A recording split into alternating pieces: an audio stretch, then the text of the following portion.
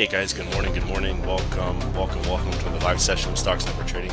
My name is Dave, guys, my partner is Ron. Let's get down to business here, guys. In on US 30, sell, okay? I'm jumping in. Guys, that's a 100 pip drop.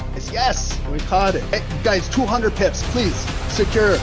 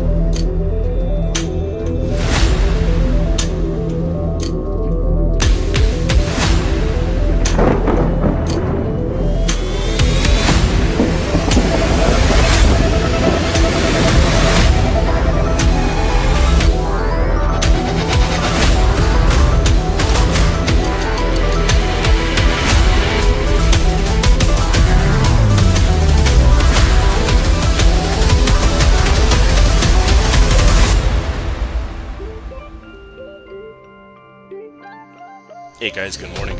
Welcome to the live session of Stocks Never Trading. My name is Dave, guys. My partner is Ron. Let's get down to business here, guys. In on US 30, sell. Okay, I'm jumping in. Guys, that's a 100 pip drop. Yes, we caught it. Hey, guys, 200 pips, please secure.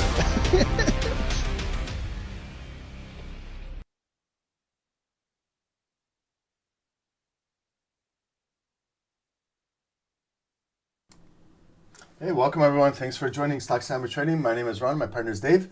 It's 6 a.m. Eastern. It is Thursday, August 28th. So thanks everyone for joining. We do appreciate everybody. And we're going to have a busy schedule today. We got a lot to do, and we do have some high impact news coming up at 8:30 a.m. Regarding the U.S., there is the preliminary GDP and our weekly unemployment claims that are released every Thursday morning. So we'll see how things are going. We did a little blog on unemployment claims, so we'll go over that to help educate.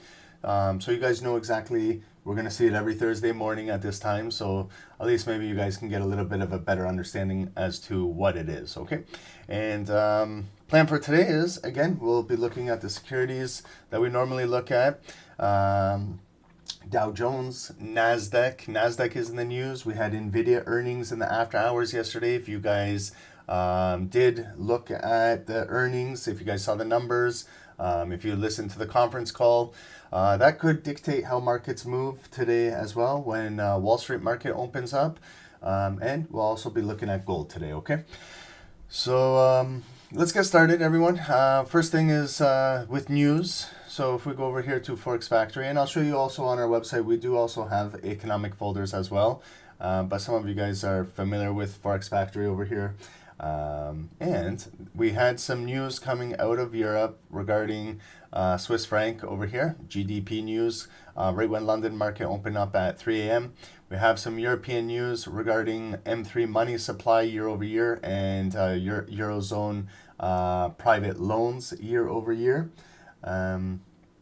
So we can see M3 money supply in Europe year over year is shrinking a little bit. From 3.3% previous year, they were looking at an increase of 3.5% year over year. And the result actually came in 0.1 above last year, but below their forecast. Let's see what else we got. Okay, so coming into 8:30 right over here, our U.S. High impact prelim GDP quarter over quarter. So our preliminary GDP is gross domestic product. If we need to read a little bit about what this is, it's an annualized change in the value of all goods and services produced by the economy. Okay, so why do we care? It's the broadest measure of economic activity and the primary gauge of the economy's health. Okay, so what we're going to see is we had a preliminary GDP quarter over quarter. The last one was 3%. They're looking for a little bit of an increase to 3.1 over here. We'll see what the actual result is, okay? And then regarding if it is actual greater than forecast, it's good for the currency, for the US dollar in particular, what we're looking at here. If we see 3% or 2.9, then we can see a preliminary gross domestic product shrinking quarter over quarter, okay, and then that would weaken the U.S. dollar if that reading came in, okay.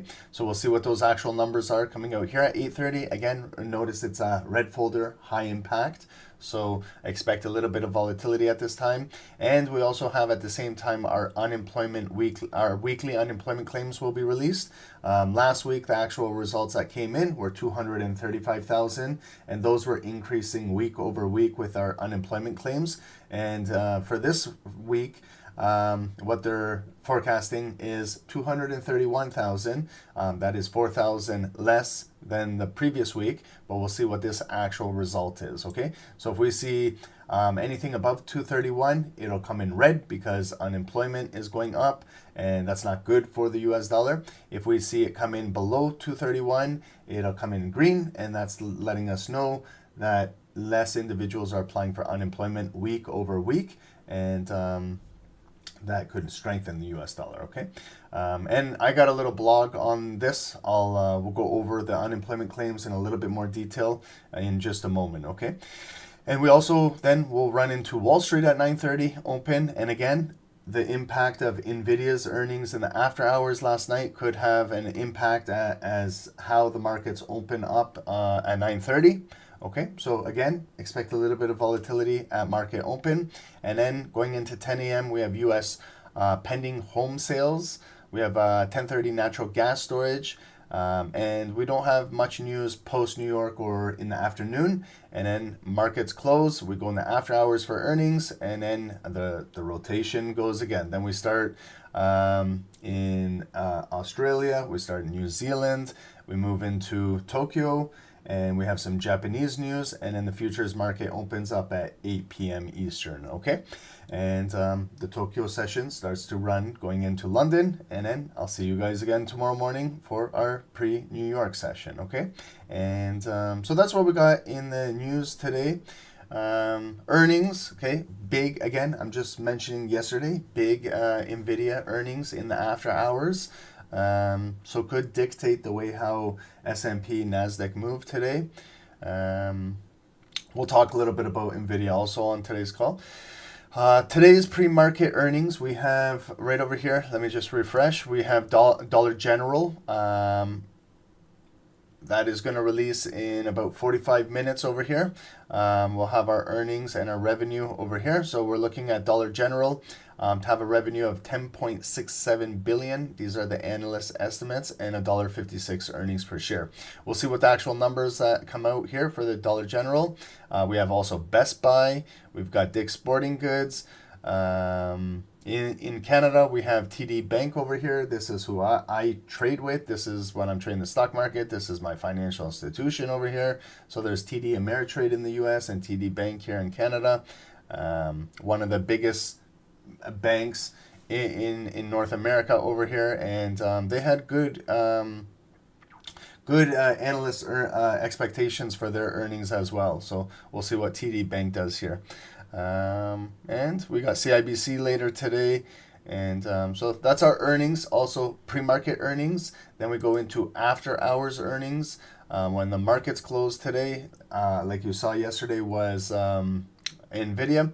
Today we've got Marvell Technology. We have Dell Technologies, Iris Energy Limited, and a few others. Okay, but you can see we don't have like a high impact name. Like Dell is big, but yesterday was Nvidia. Probably that's what the market is gonna watch for when the markets open today and see how things move. Okay, and just continue moving forward over here. Just some day-to-day news. Here's who's buying new homes in Canada's chilly housing market, and it isn't investors. So probably housing market is probably the same. It's cooling off in wherever you are from. It's cooling off over here in Canada. I'm sure it's cooling off globally due to these high interest rates. But we'll see what's happening over here. Okay. Dollarama. Okay. Here in Canada, we have Dollarama. So Dollarama beats quarterly sales estimates on robust demand. So that's Dollarama. Remember, we were talking about in the pre-market, we have Dollar General in the United States. So very similar. They're dollar stores, but this is not a dollar store anymore here in Canada. Everything is like $2, $3, $4. Some items are even $5. I don't even know why they call it a dollar store anymore. It's no longer. I remember when these things first opened up, it was actually 99 cents, like $1, everything in there. Now it's like you go in there, nothing is a buck. Everything is like $2, $3, $4, $5. They got to change the name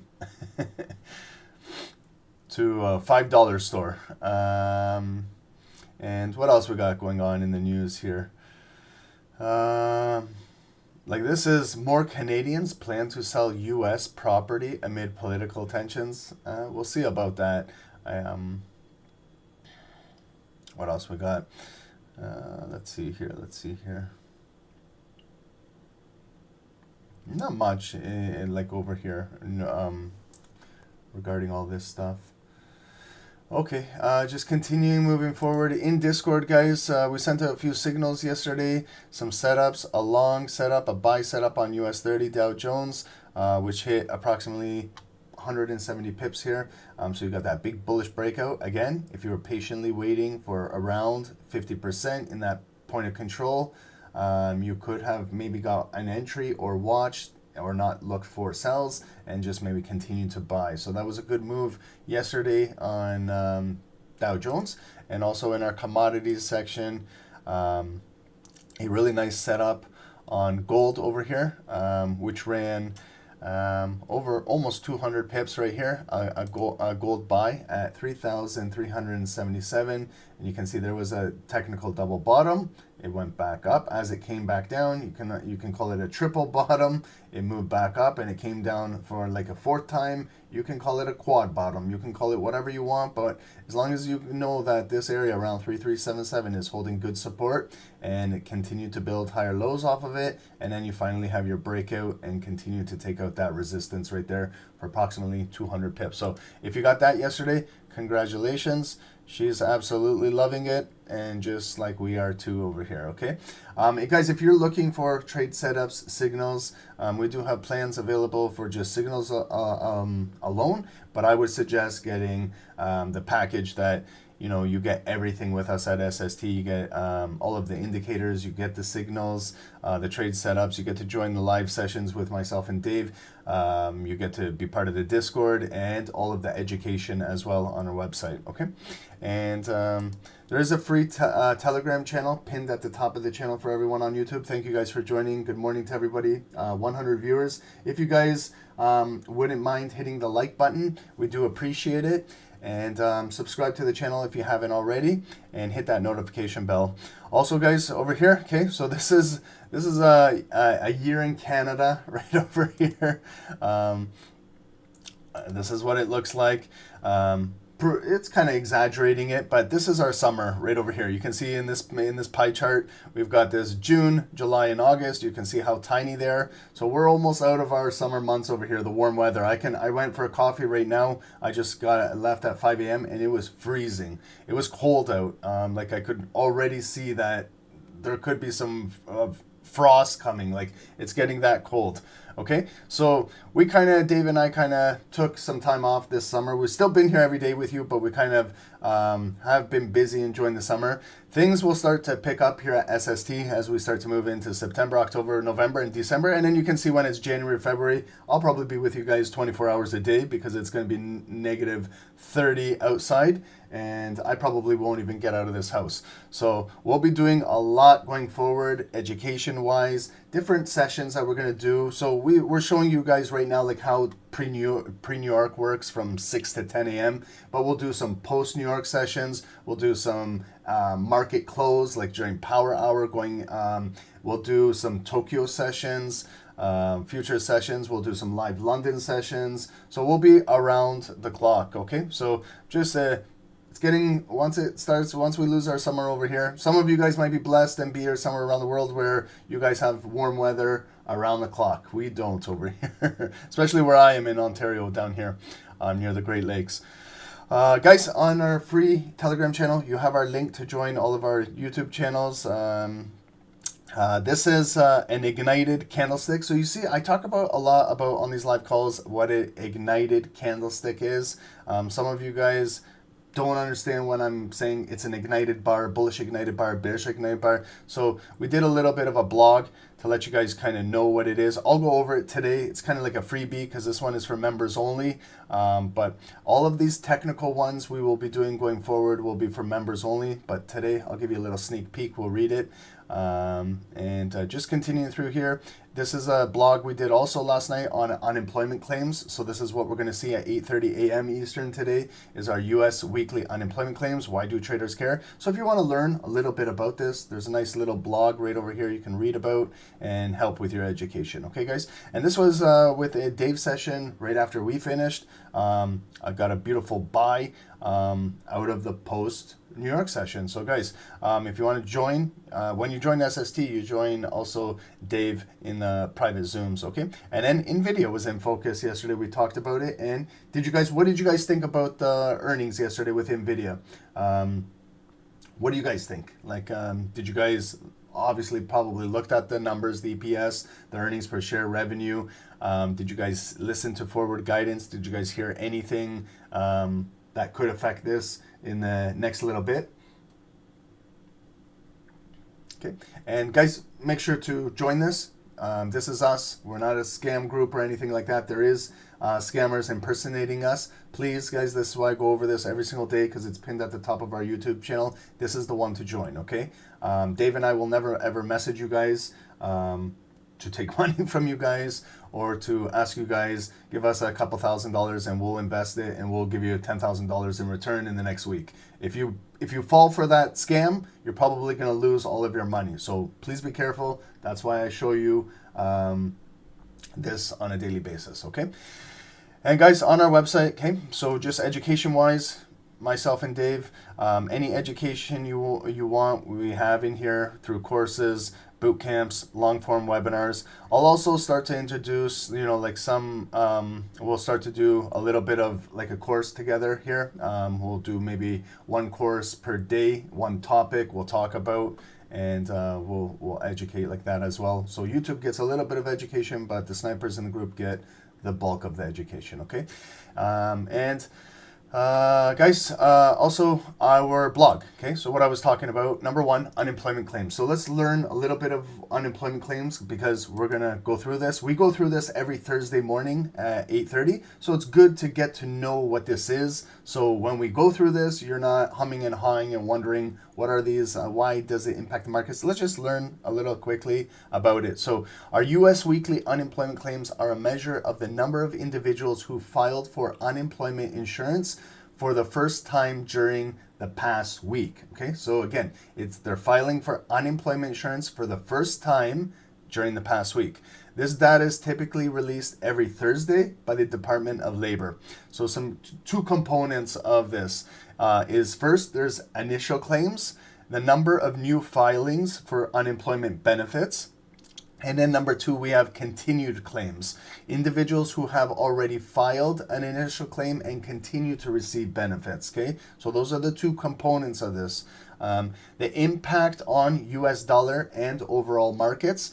Number one, it's an economic indicator. Some of you guys use technical indicators on your charts, but these data releases, these news releases are also called economic indicators. So it gives us an indication of the labor market health. High unemployment claims suggest that the labor market weakness, while low claims indicate strength in the labor market. Also, it's got to do with consumer spending. You and I are consumers. We spend our money. As employment increases or decreases, so does consumer spending, impacting economic growth. So for example, if I'm working and I get laid off, I get unemployed, I lose my job, I'm gonna file for unemployment benefits. I'm not making as much money as I used to, so my consumer spending, I will not be spending as much money as I used to spend when I was employed. So you can see how it's got like an effect, a trickle down effect, that how if I lose my job and I start applying for unemployment claims, I'm not spending as much when I go to the grocery store, when I go to Walmart, when I go to Foot Locker, all of those things. I'm not buying those items I used to, so you can see how it would slow down. So if it's me and you and our neighbor and more of us, and this is how you can see how it can have an effect on the overall economy, okay? And if unemployment increases month over month, quarter over quarter, then you can see how it will affect, and then you could probably lead into a mini recession and things like that, okay? So that's how the overall economy works. Also, it will have an impact on monetary policy. The Federal Reserve, we're gonna go through FOMC come this September, and it's a big one. Are they gonna cut these interest rates? So the Federal Reserve, Powell and the chairpersons, they closely monitor the labor market conditions to guide monetary policy decisions, including interest rates. So that's what we're going to see in the September FOMC coming up. A stronger labor market may prompt rate hikes, supporting the US dollar. whereas a weaker market might lead to cuts, weakening the US dollar, okay? And then 3, we have trader considerations. So volatility, significant deviations from expected numbers can cause immediate market reactions affecting currency exchange rates, stock prices, and bond yields. So our number today, I believe, was forecasting 231,000. So if it's like 228, it's not really deviating from that number. It won't have like a huge significant impact. But from 231, what if the actual number came out, and I'm just using a number, what happens if it was 100,000? Okay, that's a big deviation from 231. Now let's say the actual number comes out and it's a crazy 100,000. The market would react crazy to those numbers because that's a way off from the previous week or way off from their forecast. So something like that could cause a significant volatility in the markets, okay? So you have to use proper risk management at all times when they're releasing these high impact economic folders, okay? Risk sentiment, better than expected data may boost risk appetite, favoring equities and riskier assets. Worse than expected data can lead to risk aversion, okay? So this is where some traders, move. If it's bad numbers, they'll move from the US dollar and maybe invest in the euro or the pound. If they're doing currency trading, for example, sometimes they move away from the US dollar. Maybe they'll de-risk in gold or hedge it with some sort of metal. So you can see how markets can move volume around from different securities depending on what's going on with these economic folders, okay? Importance of these numbers. So number 1, previous numbers. Historical data provides context and helps establish trends in unemployment, enabling traders to anticipate market movements. Number 2, projected forecast numbers, okay? So we have our previous claims. You'll see the previous claims are from the past week. And then we'll have our projected forecast numbers, analysts' expectations based on current economic trends. Markets often price assets according to these forecasts, making deviations significant. And then we're going to actually have at 8:30, the actual numbers will come through. So the real-time data release, differences between actual and projected figures can lead to volatility as market adjusts to these expectations. And then you might also see revisions, it's called. So if we have revisions on the numbers, what these are is, because I get this question, Ron, what are these revisions? Why are they changing the numbers? The revised numbers are the initial reports can be adjusted as more information becomes available. So as more and more information is becoming available, then they make these revisions. So revisions can affect sentiment and trading decisions if they significantly alter the understanding of economic conditions. So we had these revisions done with the NFP, where they dramatically changed these numbers on the non-farm payroll.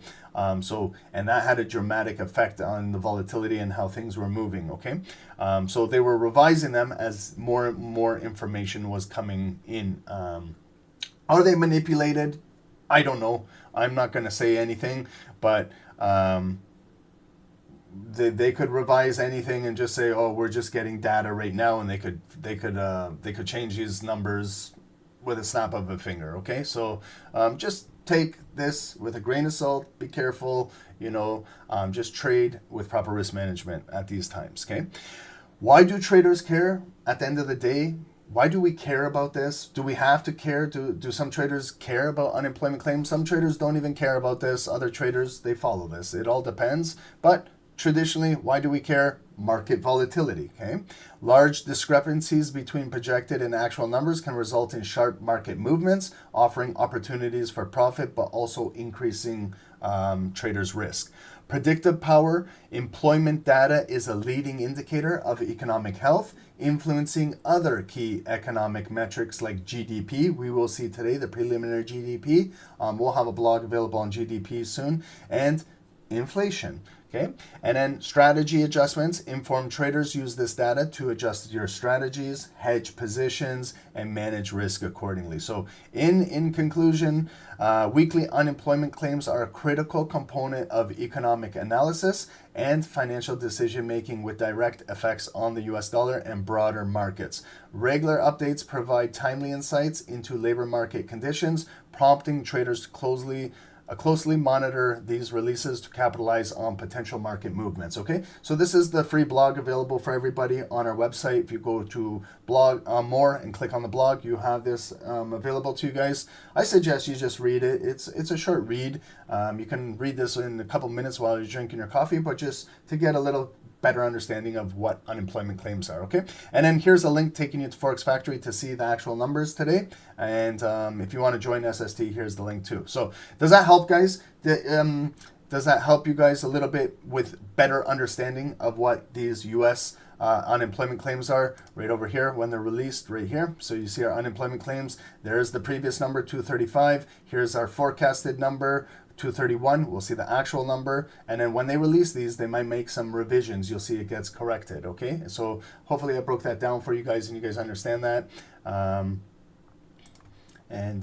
So if you go over here to our website and you click on more blog, you'll see that there's the U.S. weekly unemployment. There was the one on Nvidia, the importance of staying emotionally detached in trading. We talked about dividends, the Jackson Hole Symposium, how much should I risk? So there's a lot that here available for you guys. And then we do have a lot of technical stuff available for our members only. Okay, and then this one, the Ignited Candlestick, is a members only. I'll go over it today, kind of like a little freebie to show you guys that these are going to be more technical ones available for our members. Okay, so does anyone even, let me just ask, does anyone really read these blogs, or is it just a waste of time that we're doing these? Let me know, okay? Because we don't need to do these, but if you're actually learning from these, you know, let us know. If they're just redundant and you don't even read these, then, you know, just let us know.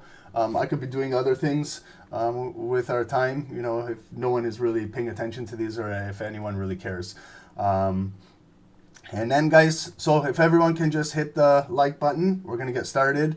We're at 83,185 subs right now. Our goal today is to get this to 250, okay? It's like an auction.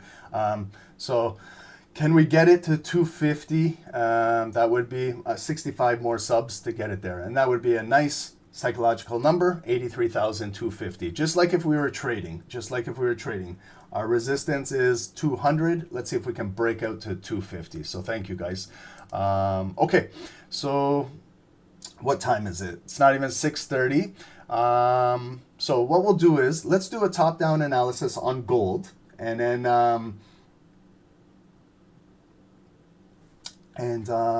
we'll get started with then we'll go into the indices. Okay, guys.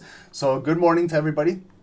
Thank you guys for joining. Everyone on Zoom, welcome. Thuzme, welcome. Mike, thank you for joining. Conrad, Samuel, good morning. Danny, welcome. I do support TD, yes, but not the Maple Leafs. You're correct. I'm a die-hard Montreal Canadiens fan. So we've had wars with Toronto Maple Leafs. The rest of my family are all Leafs fans. Myself and my father are the only Habs fans in the family. So we have wars on Saturday nights when they play each other. Trevor, good morning. Welcome. Thank you for joining. Tammy, thank you for joining. A1 everything, thank you. Reese, welcome. Good morning, guys. And everyone on YouTube, thank you guys also for joining. Welcome, guys. Pascal, thank you for joining. Welcome. Trading with Confidence, thank you for joining. Welcome. Shepo, good morning. Trading Upwards, welcome. Good morning, guys. Andre, welcome. Good morning, everyone. So thanks for joining. Okay, so let's get started with gold. Okay, gold will be affected by those unemployment claims and also GDP today because it directly affects the US dollar, and you can see that gold is correlated XAUUSD, so it is paired against the dollar. So we'll see what happens. Okay, so let's just go over a quick little analysis on the higher time frame daily. You guys are probably getting really familiar with this chart now when we're doing this daily analysis. So look at where we're trading. We're trading like right up to this resistance right now. We're at that psychological level, 3,400. And are we going to break through 3408 today and maybe fill back up to 3425, 3430? Will it get back up to these big body candles that are closing? And remember, today's Thursday, tomorrow's Friday. Are they going to bring it back up for a Friday and then weekend and then drop it again. That would be nasty if they do that. How many times have they done that already? Okay, or is this going to be an actual strong move and we're going to break out of here next week? Okay, so we got a lot going on. Remember, it's almost the last trading week of August. I believe Monday is September 1st. So let me just double check this. Yes, Monday is. So Monday morning when we're back in the markets, it's a new monthly candle. So guys, this is just some advice. Do what you want with this. Doesn't really bother me. But anytime you get a month end close, okay, and it will be this weekend.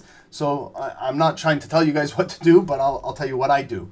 On Saturday mornings, Sunday mornings, whatever it is, on the weekend, when I get a big monthly candle close, I do monthly analysis. Like I'm going to go to the monthly chart and I start to see, because this monthly candle with all of this volume is closing in 1 day and 11 hours. So I treat this just like if it's a 5-minute candle, right? And you can see this monthly uptrend. Each one of these candlesticks is one entire month of trading. These are not 5 minutes. These are not daily candles. These are not 1 hour candles. These are monthly, okay? So you can see where we had our resistance, like same thing, guys. You could see where we had our resistance, 2020, right over here, during just when the pandemic started. Resistance, resistance, resistance. Finally, you get a bar that closes above right here. And it started that month with an ignited open. So again, we have another blog on an ignited bar. So that's why I recommend, guys, you do read those blogs, you do learn from them, because actually what's in those blogs will help you in your day-to-day trading. So look at that breakout, okay? There's another ignited month right there in March, and look how bullish it was. And then look at the pullback the next month into 50%. So where are all my investors and swing traders at? Never mind where my scalpers and intraday traders are. If you want to learn how to make money over months and years, stop focusing on 5-minute, 15-minute, and hourly candles, even 4-hour candles. Look at your monthly and your weekly. You can see if gold ever pulls back to $2,000. Remember we were trading this and we were saying, oh my God, are we going to break 2,000 for an all-time high? Look at where we're trading at right now. We're almost at 4,000. Like it's almost doubled since then. But look at the last few months. We broke for that all-time high, 3,500, got rejected, still maintained some volume. The next month, May, it came back down, came back up. No new all-time high, and closed virtually a whole monthly candle was a spin top. So it virtually closed in 30 days right where it opened with some range. The next month in June, so this is our summer months, we opened, came down, higher low, came back up, almost took out that all-time high. They rejected it back down. We virtually closed where we opened that month. Again, another month, July, we opened, small pullback, came back up. Look at the resistance up here, and they pushed it right back down. Look at this month. We're bullish ignited and we are continuing to fill these wicks, but we're getting up to this big resistance point. They'll probably push it back down, or are we actually going to close with volume above 1 or 2 of these wicks in the next few days? Like if we close above, let's say 34, 35, 34, 40, we might get our first monthly candle with some gold peeking its head up there, and not just coming up here and getting rejected, maybe physically closing above here. We might be early September, we might be building this resistance as a supporting area to continue to take us to take out that all-time high at 3,500 and keep driving up. So you can see on the monthly how bullish it is, right? These traders have been trying to short gold since April, since May, since June, since July, and they're unsuccessful because they cannot close any bear volume below this structure in order to bring it down, to switch the market. So gold is very strong on the monthly, okay? And you can figure out your zones too. You can figure out points of control, all of these things on these. So let's go to the daily now and get more focused on what's going on the daily. So we're in this big daily flag. Yes, it has a high probability of continuing to break out. We are making higher lows, higher lows, higher lows, higher low, higher low, higher low, higher low, higher low, higher low. but we're kind of struggling at this resistance point. So this is where it's going to get very interesting for gold. Okay, and we're trading right now at that nice psychological 3,400 level. Okay, so let's just continue to go over what we see here. We rallied all the way up right here to our all-time high, 3,500. Right there, 3,500. And let me just make it a little thicker here. So, okay, so 3,500, and the exact date we hit it was April 22nd. And since then, the biggest push down we had was right here, May 15th. That's our low, 3,120. I don't even have to look at the numbers anymore. I look at this stuff every single day, so it's becoming pretty automatic, pretty routine. This is our range from 3,120 to 3,500. And now you tell me, is it trending up? Is it trending down? It's basically still in a range where it's consolidating in here. There's still some great trading opportunities, but overall, we're in this massive flag pattern that's been building all the way since early April of this year, okay?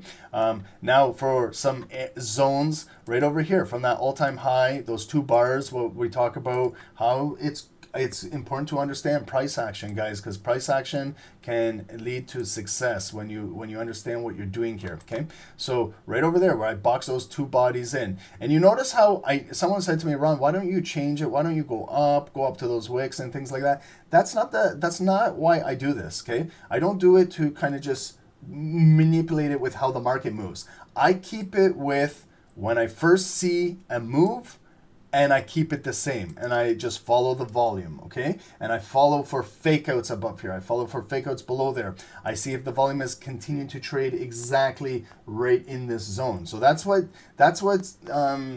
separates me from other traders, okay? And I don't know why I do this, but I've just learned over the years, I do this and it works, okay? But it takes some time to learn it. See, if right there, now I can see how it was a fake out. You see how they closed it above the zone, and then the next bar opens ignited bearish. So that's why it's important to learn what that ignited means. And then they pushed it right back down. So I can tell that that's a fake out. If I just now go and put it up like that, then to me, when I'm reviewing this later on, it doesn't look like it's a fake out. It just looks like it closed right at the top and then came right back down.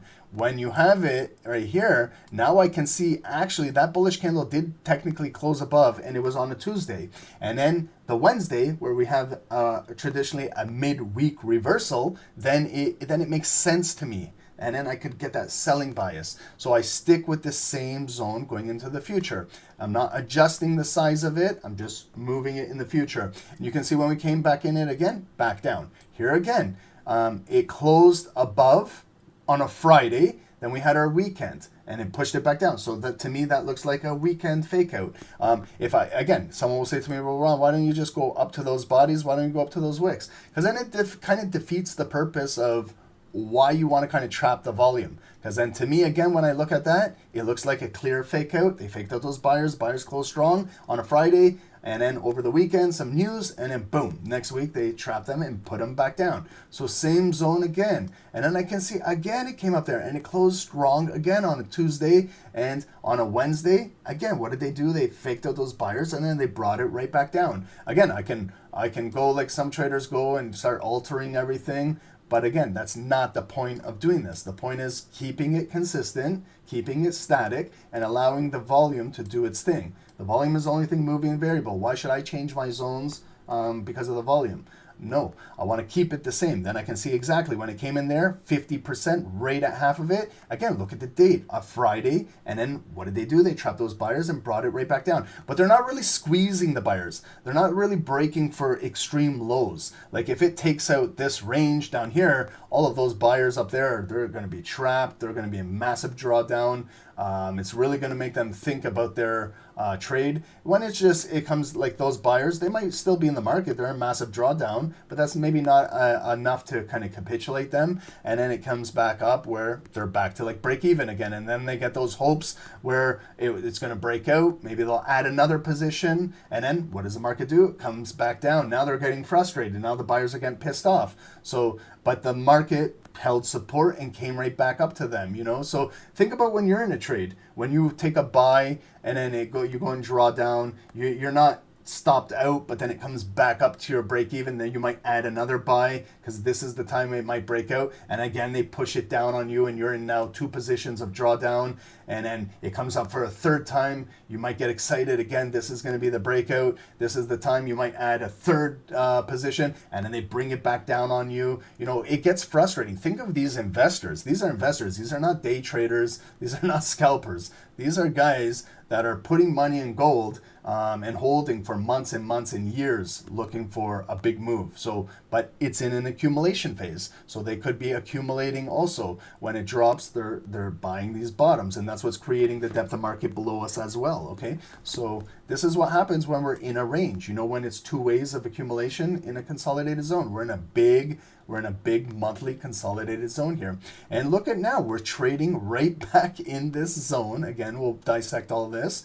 Again, leading into maybe a Friday and a weekend. So are we going to close strong above here and finally flip this zone green and start driving out of here? It could potentially happen. But when we look at the patterns, it's coming up here, back down, coming up here, back down, coming up here, back down, coming up here, back down, came in here, back down, coming in here again. Is it going to go back down? Okay. And also for support, now that we have that red zone, and again, get in the habit of stretching in the future, and we can now do the same thing for a bullish zone. So I've been going with this bullish flag right over here all the way since it happened. That took us to the all-time high. I marked it green. I didn't just do this today. You can go back and watch these YouTube videos. The dates are right there. Friday, April 11, Monday, April 14, and April 15. Go back and watch it. You be my guest. I'm sure that I trapped that at that time, and I've been stretching it into the future. You can catch that move coming in, back out.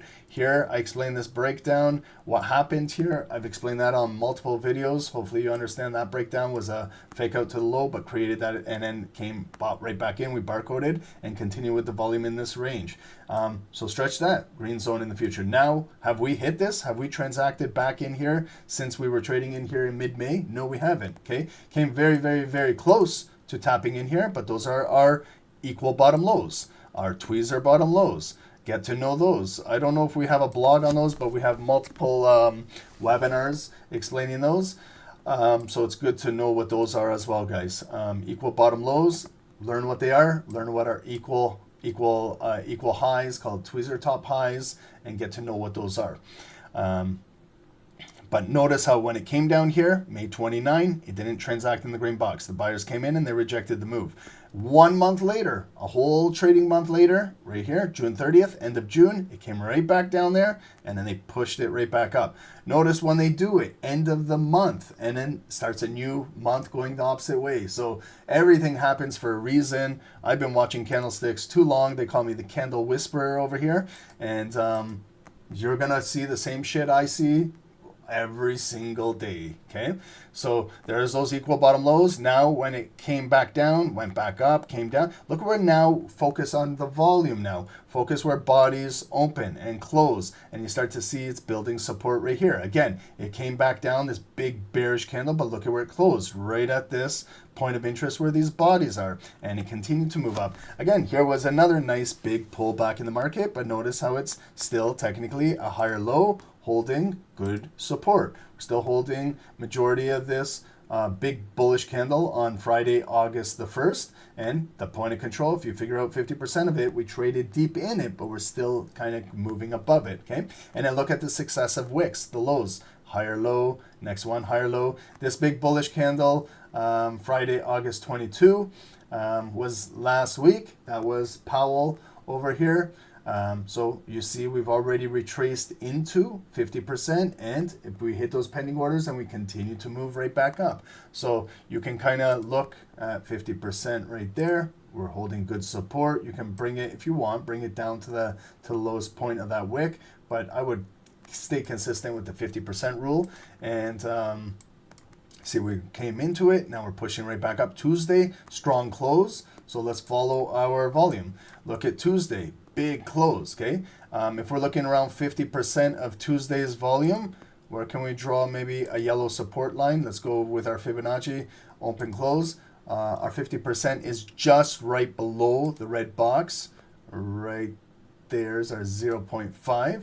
Okay, so I can get rid of my fib tool. I could draw a zone if I want, that point of control, that volume. I can see when yesterday it was bearish, bearish, bearish. Right there, just broke below the 50%, came down to the next one, either 382 or the 618 on your chart.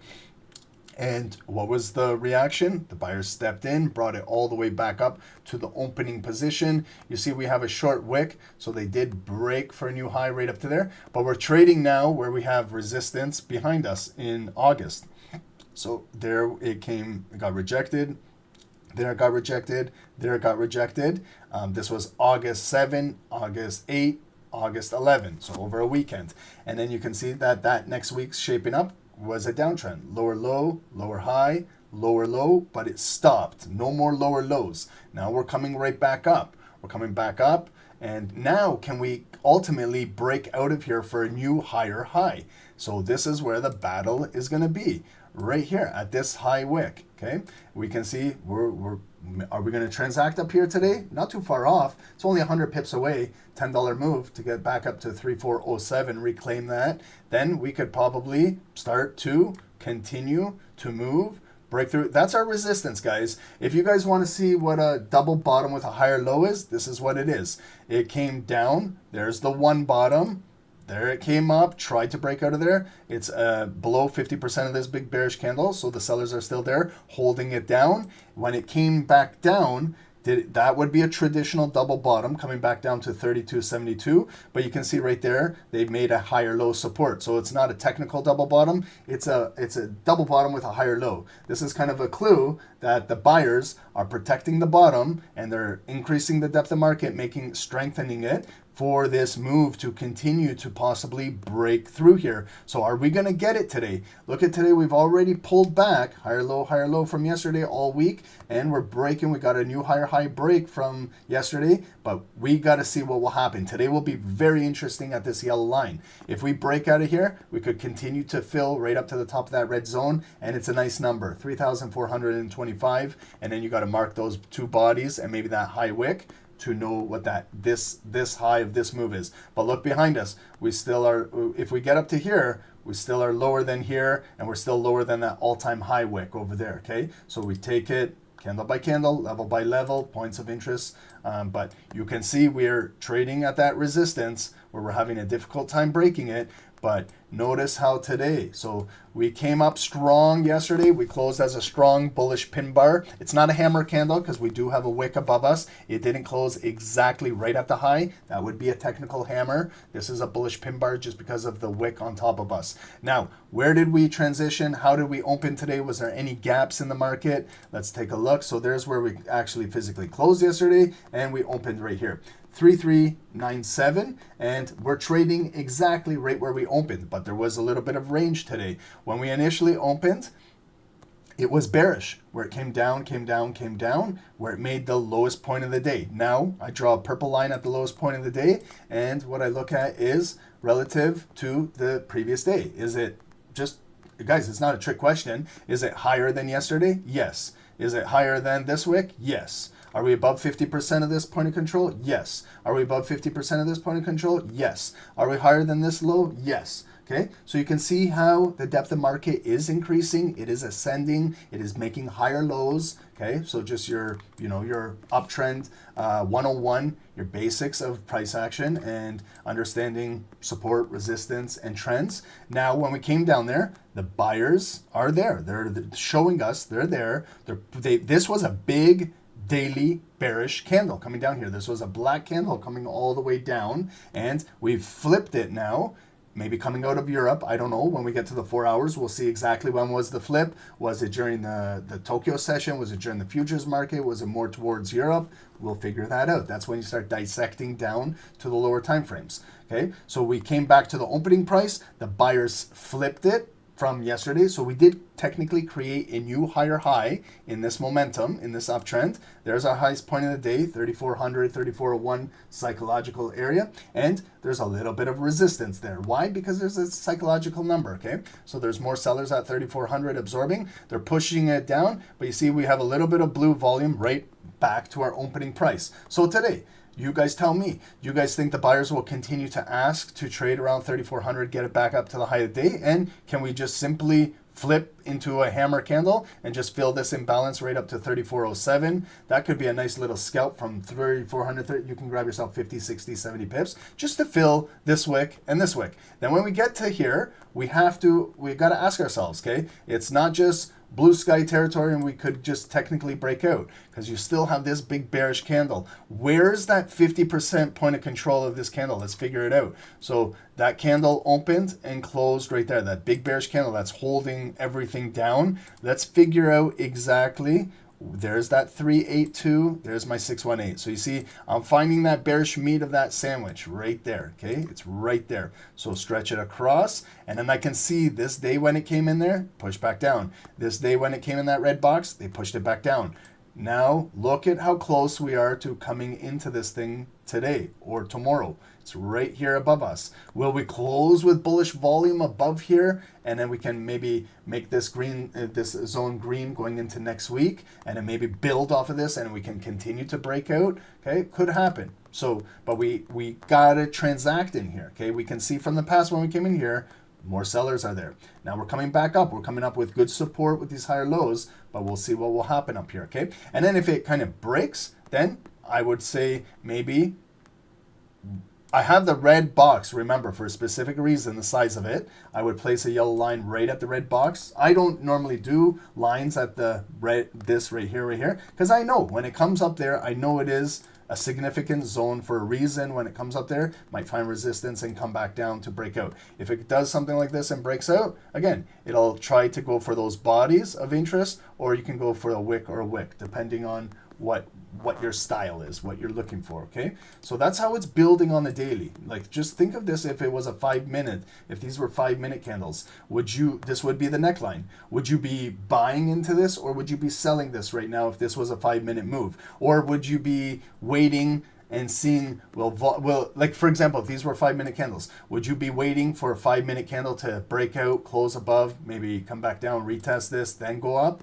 That's a possibility. So these are daily candles. Unfortunately, you got to wait an entire day for these things to develop. But there could be some sellers in this call who are bearish on gold and say, Ron, I see it come up right there, a top. I see it come back down, a support, neckline, coming right back up. That could be like a technical double top, right? An M pattern, and could come back down, right? But every time it's coming down, it's getting a higher low. It came down right there, got a higher low. So what sellers need to see is, if it comes back down bearish black, you've got to physically close it below some structure down in here, close it below there, maybe retest this, then you get your flush coming down to here, maybe down there, and then maybe go for a new lower low, okay? But right now, you know, like, we got to respect what the buyers are doing. They're still trending up. They're still making higher highs on this move right here. Higher high, higher low, higher high, higher low, higher high, higher low, and a new higher high today. So definitely can continue to move up in here, okay? So that's on the daily, guys. That's how everything is looking right now. We're still in this range, but we'll see how everything goes, okay? Let's now go into the 4 hour. So these are our 4 hour bodies. This big one was Powell, Friday, 10 a.m. Since then, look at that pullback right into 50% perfect pocket right there. Some of our snipers bought right there with pending orders. Man, it was beautiful to see that. Unbelievable. Unbelievable watching that. How some of our snipers nailed that entry with a pending order and got filled and just straight into profit with zero drawdown. It's beautiful when it happens. Does it always happen? No. But when it does and you nail it, man, it's a beautiful thing. And then just looking at these 4 hour candles, continue to move up, higher high, pull back, higher low. We had a nice big bullish candle Wednesday, push up. It pulled back. We're still moving up. If you draw like a trend line on the 4 hours, it is still ascending. You know, we're in a parallel channel. We do have some 4 hour, like if I draw it myself, like with this 4 hour parallel channel, you know, it depends where you kind of want to plot it. I like to kind of do it where I see a good support, like right there. If I'm plotting it right there, now I'm going to bring it up to where I can get some touches on the resistance. maybe like right there, okay? So you see how I get some touches right there, I get some touches right there. Are we coming back up to the top of the resistance? We're not there yet. We're trading at this dotted line. So the dotted line in a parallel channel is the psychological halfway point. It's 50%. So can we get some blue 4-hour volume, continue to close above the dotted line? Maybe we can build off of it, but we're trading in a lot of red zones here above us, okay? We got the big red zone that's coming from all the way from April, our supply zone. And then we got this red zone that's representing that one daily candle that I showed you. Okay, so buyers still got a lot of work to do to get through here. But sellers, they're accumulating as well. They could, elevator this come down. If we get some good news on the US dollar, we could see maybe gold sell off. Same thing, vice versa. If we get some negative news on the US dollar, we can see continue moving on gold, okay? So the 4-hour candle, the big bulk of the candle is coming from Europe, 2 a.m. to 6 a.m. Big, nice 4-hour blue volume. We've already retraced into, look, 50% of that European volume. If you just grab your Fibonacci, and look at, there's also a fair value gap, okay? I won't even grab my Fibonacci. What about if we just eyeball this? Look at the wick, our most recent low, and the previous wick, right there. Do you guys see what I just did there? I'll make it neutral. This is how, if you don't have access to your Fibonacci tool, do you see this 4-hour candle already came down and made a low right there and went back up. The previous candle right here came up and made a wick and pushed back down. You see this little meat of this candle right here, what I attached it to that wick and that wick.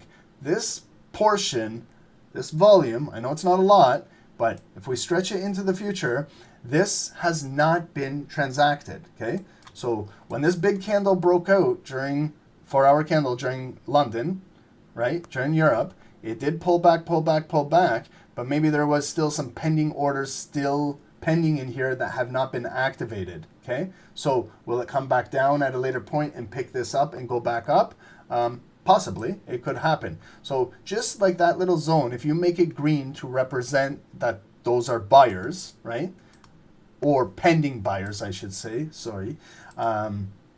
Now, when you go to a lower time frame, you'll see that green zone on your charts, and maybe you can look for confirmations on lower time frames to trade out of there, okay? But notice how this candle opened, okay? So this was an ignited bearish open, okay? So it came on the previous 4-hour candle. That's what made our high of the day up there, purple line, got rejected. This candle opened bearish ignited with a strong momentum to the downside, strong sellers right away. Guys, please read that blog that I did on the ignited candle. You might understand why I'm talking about this. So when it opened, there was no momentum to even try and fill that wick and break for a new high. So they did just bring it down right away. Ignited bearish open, so it's big bearish candle. This was a big black candle coming all the way down, and it kind of stopped right there, and it's coming right back up now. But we still have this bearish head above us. This is a hanging man candle. Will we be able to flip this candle in the next 3 hours and turn it into a hammer and continue to fill our previous wick and drive for a new daily high? So far it's holding. So that is that fair value zone right there. If we were to pinpoint 50% zone, the way how I do it is the open and the close of that candle. So I'm showing you 2 options. Option 1, option 2, you pick what option works best for you. Where's 50% now exactly? It's right there, okay? So I'm just gonna draw a white line to represent hourly for this big 4-hour candle hourly. There's 50%, so I can see we came a little lower. Right, we didn't hit exactly 50%. But I also have a bullish zone with my Fibonacci tool. There is the 618 and the 382. So if I'm going with, I know it's going to be 2 zones, and they're going to say that this guy's high, he's been smoking a lot this morning. But what I'm trying to show you is there's some traders that are just trading a fair value zone, and you would have this zone identified, this smaller green one.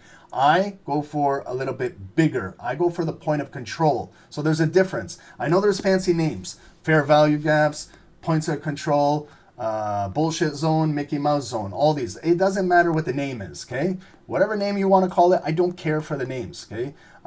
But understand what you're looking for. For these traders, they're just looking for this little fair value zone, this zone right here, okay?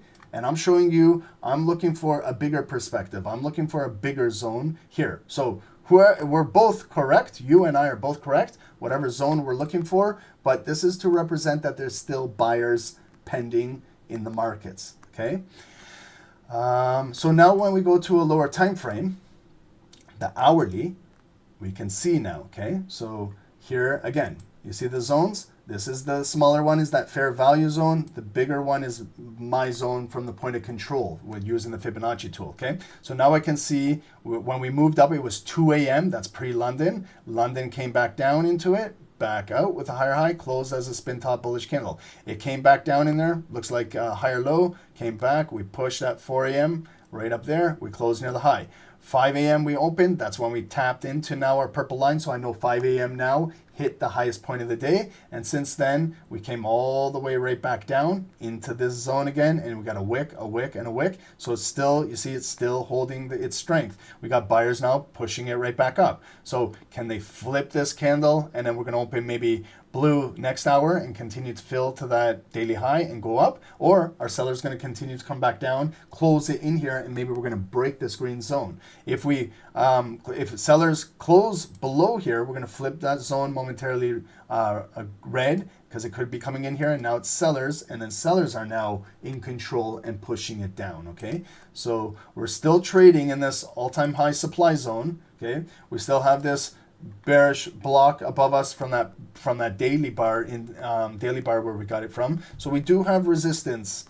We are trading in it, but it is still building pretty strong in here. Okay, those dotted lines now are from my 4-hour parallel channel. There's the trend line from that 4-hour channel. There's the resistance. There's the support. There's my dotted line. So we're trading at the psychological midpoint. We're still below it. This hourly candle just closed right now, so it's 7 a.m. So it closed as a hanging man candle. So you see where we're opening? We're opening up at that yellow daily line. So can we get some support here? Will the buyers continue to come back up? This could be developing where, you know, this could be the neckline.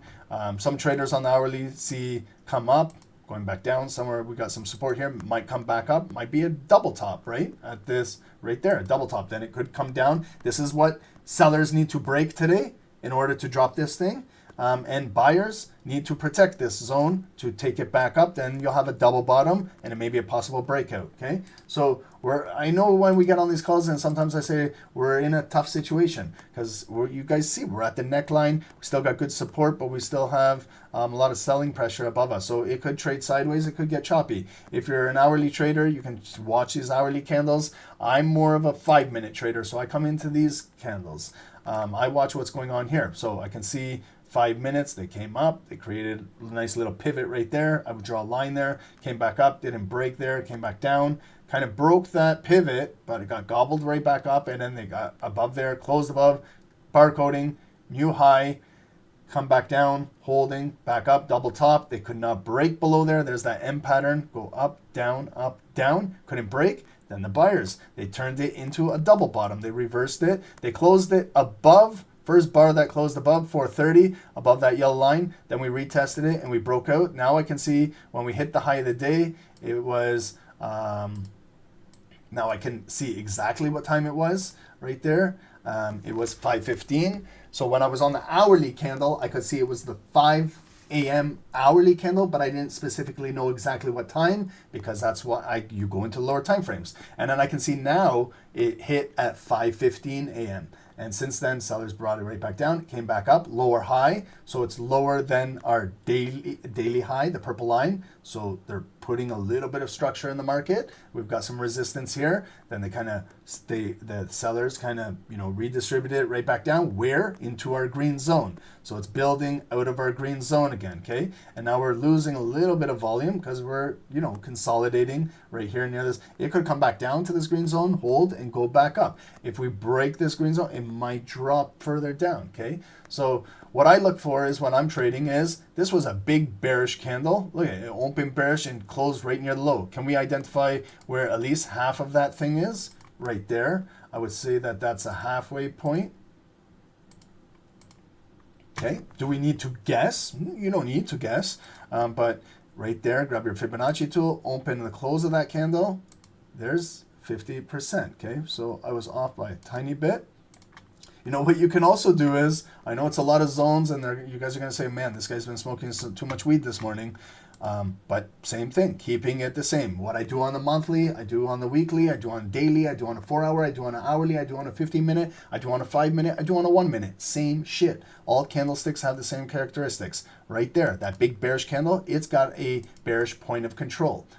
If you identify it and stretch it across, I can see we impulsively broke above there. That was a big bullish candle at 6:30, and they dropped it right back down. We came down, but look, higher low, higher low, higher low, holding support, came back in again, right into the top of that point of control. They rejected it back down. It came back down, higher low and a higher low. Now we have another big bullish bar breaking through here. It's going to close in 1 minute and 15 seconds. Will this be our first 5 minute bar that technically closes above here? Will I flip this point of control green in just a moment? Let's just watch this. Let's watch the close of this candle while we're here, okay?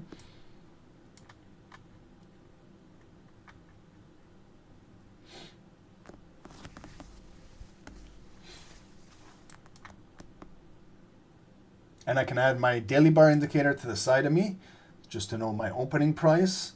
That's where we opened. It was initially bearish, what I told you, to the lowest point of the day. It's right there. Now I can see exactly we hit the lowest point of the day at 10:10, and we revisited at 10:30, and it's holding. And you can see how it's building since then. There's the higher low. We're holding this green zone. There's where we hit the high of the day, pulled back. We're still holding this. Now we're coming right back. We're right at the opening price again. So will we continue to fill the wick and get to that highest point? Our daily candle is a daily bullish pin bar with a little bit of bullish volume. We might lose this opening price and it might revisit here, but if we lose this green block, then it could revisit all the way down in here, maybe trade back down to, you know, some supporting levels right there or right there. I would go more, keep it consistent with that first pivot. That looks like a false breakout, and then it came back up and look at it, retested that red line. So I would stay with that red line as opposed to just coming down in there. That's the extreme low. I would keep it with structure. So you see, did that candle close above? No, it didn't. Physically, it did not. It came up and it closed inside the red zone. So they're opening the next candle with a bearish ignited head. Maybe to try and push it down. But now we're holding now that 50%. You see how that red line was 50%? Now it can turn into support. But it could turn into support, and this would still be an impulse break if it gets out of here. It still has not closed with any 5-minute volume above this zone, so it will be a technical impulse move if it breaks out of here. It wants to try and fill that wick and get up to maybe this point of interest, 3399, about that 3400 area, okay? So again, I can't change the zone red to green until I get physical volume telling me it's closing above there, okay?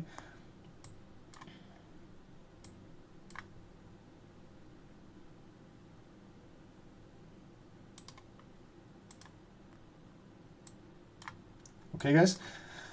So that's gold. It's 7:06 right now. We still have over an hour before we get into COMEX. Adding our 9 EMA, you can see we have volume above our 9 EMA currently. And then our 200 EMA is lower in this green zone. You see where our 200 EMA is? It's in that fair value zone. Remember, I drew 2 green boxes. The smaller one was that 4-hour fair value gap. So you can see the 200 EMA is right in there, and then the bigger green zone is off of the point of control, okay? So are we good, guys? So you see why I did not make it green, because we did not close above. So I see that impulse move, and then I see a big bearish engulfing candle coming back down. So that red block could still be holding in the market, and that point of control is still strong right there. And the sellers could close this below, and we could get one more leg coming right back down, okay? And look at the candle now, how the daily candle has flipped bearish. We lost our opening position, so now sellers can get in.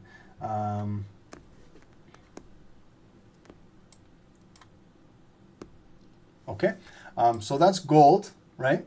Some of you guys might be in trades right now. I don't know.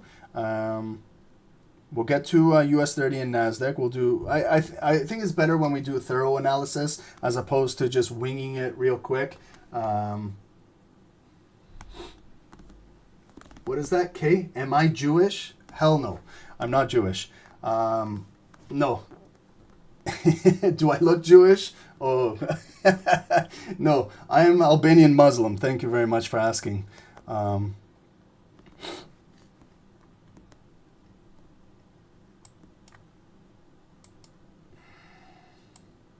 Okay, so I'm gonna watch this over here.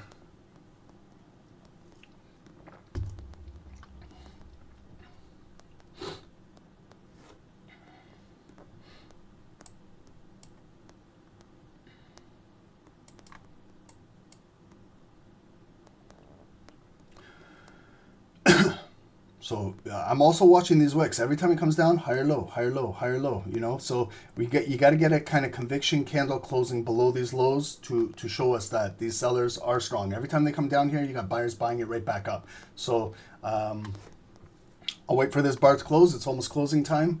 Another 1 minute.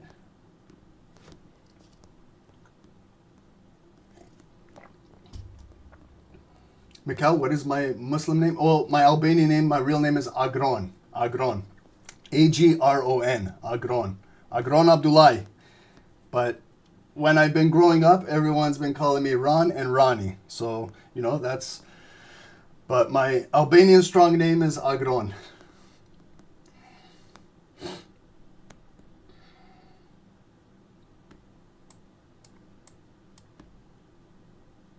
That's a powerful name my dad gave me. My dad has a big name too. my dad's name is Ramadan. It doesn't get any bigger than that. That's a pretty big name.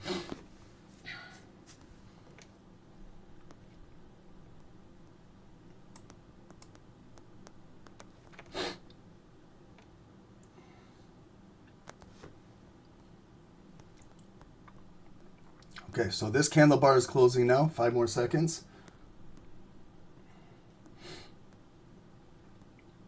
Okay, so it did close below there. Okay, so if we come up now, you know, this block, guys, do you guys understand? See why I did not make it green? Because those buyers did not prove to me that they could close above. It came right there, and look at where it closed. Closed, guys, do you guys see here? It closed inside that red zone. So that's again going on my, when I was explaining earlier, I don't manipulate the size of this zone, right? I don't change it.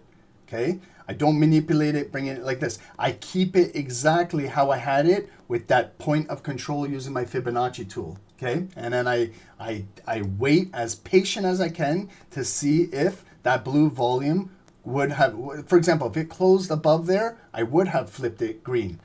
Maybe we were pulling back on the next candle right there and it got support, now it's green, and then we could have been maybe driving to fill that wick and maybe drive, like I said, to get up to that point of interest of those two bodies at 3399. But you see how it failed, okay? So the sellers came down and closed it. They engulfed that bullish bar. Next bar opening ignited bearish and can continue to push down. Can I just read our blog, guys, just because I always say ignited candles, and I want to make sure everybody understands what these are, okay? Because it makes no sense me being on these live calls and saying this ignited, and you guys are confused. Can I just do a real quick blog? I know it's for members only, but this will be kind of like a freebie for everybody, just to show you what I'm going to do more of these technical ones, but see how it says members only. I'm a member here at SST. Hopefully I'm a member so I can unlock this. Okay, over here, ignited candlestick, price action 101. Okay, so you know when you go to school, I took my son yesterday, we went to his orientation for grade 9. We were figuring out where his locker is, where his homeroom is, and all of this stuff. So you know, just the basics. He's learning the basics of grade 9. I'm teaching you guys now the basics of price action. Okay, so let's now just read what this is. An ignited candlestick. Okay, and I'm gonna say this live in front of the world. This ignited candlestick, I named this, okay, because I used to play with firecrackers when I was a kid. And if you have a firecracker, if it's got a small wick on it and you light it with a match or a lighter, it blows up the smaller the wick. I learned that at a very young age. It blew up in my face and in my hand. And then I started to learn with the candlesticks that have, or the firecrackers that have longer wicks, you can light it and it takes a while for that wick to burn before it explodes. So I learned that at a very young age by playing with firecrackers. Okay, so then when I started understanding candlesticks in trading, I started to use in my mind that wick as a firecracker. Then when the wicks have when candlesticks have smaller wicks, if you ignite it, you light it, like the opening, it can explode and go higher or lower depending if it's bullish or bearish, okay? So an ignited candlestick is a term used in technical analysis to describe a candlestick that opens at its low for a bullish candle or a high for a bearish candle that moves directly in the intended direction without any pullback from the open, okay? This is very important, guys. Whether you learn this or not, I don't care. But when you come here and you want to learn price action, I feel like it's my obligation to teach this. This means there is no lower wick in a bullish ignited candle, nor an upper wick in a bearish ignited candle. Such candles are characterized by their momentum, okay, we always talk about momentum, and decisiveness, and can be significant indicators in price action analysis, okay? So what are the characteristics of an ignited candle? Number one, no drawdown, okay? And let me clarify this. Like if we're looking at a 5-minute candle, when an ignited bullish candle opens, it opens ignited bullish and might go up for the first 1 or 2 or 3 minutes, and it might come back down. We saw that yesterday. Remember what I also said? It's like a rocket where it refuels and then it continues to go up. We were in that buy on US 30 right at market open, and it was an ignited bar that came down and continued to hold its ignited open and refuel and continue to go up. However, it could cause, if the candle flips and comes back down and loses that ignited open and has a little bit of wick, it is no longer technically an ignited open. You've lost that ignited open. So when I say no drawdown, when it opens, there's no drawdown. If it comes into drawdown during that 5-minute time frame, if you're looking at a 5-minute candle, then it's technically no longer an ignited open. You've lost that strong opening move. That you lost those buyers that initially jumped in and protected it from dropping, okay? So no drawdown. The candle opens at its extreme and immediately starts moving in the opposite direction. For a bullish ignited candle, it opens at the lowest point. That's the opening, is the lowest point, and they hold that low and they continue to move it up. And for a bearish one, it opens at its highest point and they hold it down. Sellers are strong to keep the momentum down. Okay, again, number 2, strong momentum. The candle moves in one direction throughout its duration, indicating strong buying pressure in a bullish scenario or selling pressure in a bearish scenario. So if you guys remember yesterday's Dow buy, we bought that bullish ignited candle and it continued to hold its ignited open. And someone's going to say to me, Ron, if I just trade these candles, I'm going to be a millionaire. No, you have to understand that this is good to know, but it's not always going to happen, okay? But it's got a high probability where it opens, how the structure is, the preceding candles, the story, and everything where it builds. And you can put the pieces of the puzzle and understand why they're doing this, okay? And then we also have 3, closing near extreme. It often closes near its high in a bullish. So it might hold its ignited open and close near, when I always say it closes 90, 95, 99% to the high, then you can see how strong that buying volume because of that ignited open. Okay, so it closes near its high for a bullish scenario or closes near its low for a bearish scenario, showing a lack of opposition to the prevailing trend during this period. Importance in price action analysis. So some of you guys want to learn price action. I'm a price action trader. I'm not any of these other style of traders that you guys might hear about, or God bless them, however they trade. I don't trade like that. I trade price action. Decisiveness is, you got to understand the importance of decisiveness in trading. Ignited candlesticks reflect strong market sentiment and conviction, suggesting that traders are unified in driving the price in one direction. This can indicate a potential continuation of the trend. Okay. Number 2, you can see it as a momentum indicator because they occur without pullbacks. Ignited candles signal strong momentum that can forecast further movement in the same direction. Traders see this as a cue for rapid entries or exits. I'm a scalper, so I have to be on top of my game watching for bullish or bearish ignited candles and know what they mean, because I could be looking to trade that candle for 1 minute, 2 minutes, get my 20, 30 pips and get out of the market with minimal to zero drawdown, because I understand how the momentum is moving. So also volume confirmation too. Often these candles are accompanied by high volume, adding weight to the directional move suggesting by the candle. Psychological impact. These candles can trigger emotional reactions among traders, such as fear of missing out, FOMO, in bullish scenarios, or panic in bearish ones, leading to increased market activity. 5, a scalping advantage. For scalpers, I'm talking for myself, for scalpers operating on low time frames, 1 minute, 2 minute, 3 minute, 5 minute, ignited candlesticks can offer quick entry and exit opportunities. Their predictability and short-term commitment to a direction allows scalpers to capitalize on small, rapid price movements with reduced risk of immediate reversals. So that's where you can trade with a tighter stop loss. Okay, if you learn to know what you're looking for, a lot of times when you trade these, you might get minimal to zero drawdown and go straight into profit. This is a benefit for scalpers. Scalpers are not looking for 50 pips, 100 pips, 200 pips. We're looking for 10, 15, 20 pips. And if we can get it with an ignited bar, maybe we've incurred zero drawdown because we're buying at the opening position and creating that strong momentum, get our money, get out, okay? Trend identification. In conjunction with other technical indicators and chart patterns, ignited candles help in confirming the beginning or continuation of a trend, making them valuable for strategic planning in both short and long-term trading. So finally, ignited candlesticks are important tools for traders. It's another tool to learn how to know about these candlesticks, how they form, especially scalpers, due to their clear indication of strength and directional bias within a short time frame. They add quickly in identifying and acting on emerging trends or market sentiment shifts. Make sure to check out price action tutorials and webinars and detailed breakdowns that we have available on our site. So just real quickly, can you guys see this picture? Is it clear? This is a bullish candle. It opens, there's no wick, okay? That's a first telling clue. When there's no wick to the downside, there's no drawdown in this bar. And it's opening ignited strong, and it continued with that momentum and closed right at the high.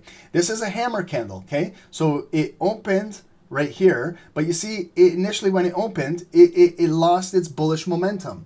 It lost its ignited open because this was a bearish candle that came down. It picked up support and it came all the way back up near the close, back to the opening and closed at the high. That's a hammer candle. Technically, it's not an ignited open because it has a wick. It lost its ignited open. This is a normal bullish candle right here. It opened, and you see even that little tiny wick where it opened and it just dropped a little bit, but it came back up and it made a high and closed strong. Yes, it's a bullish candle, but it's not an ignited candle. Why? Because there's a wick. It lost its ignited open. There was some drawdown in that candle. Those initial buyers got squeezed at that open, so it's technically not an ignited open. Here's a spin top candle you guys are familiar with. It opened, it came down, it went back up, it closed right there. This is not an ignited candle because it lost its bullish open. This is an inverted hammer bar. Now let's follow how it moves. It opened.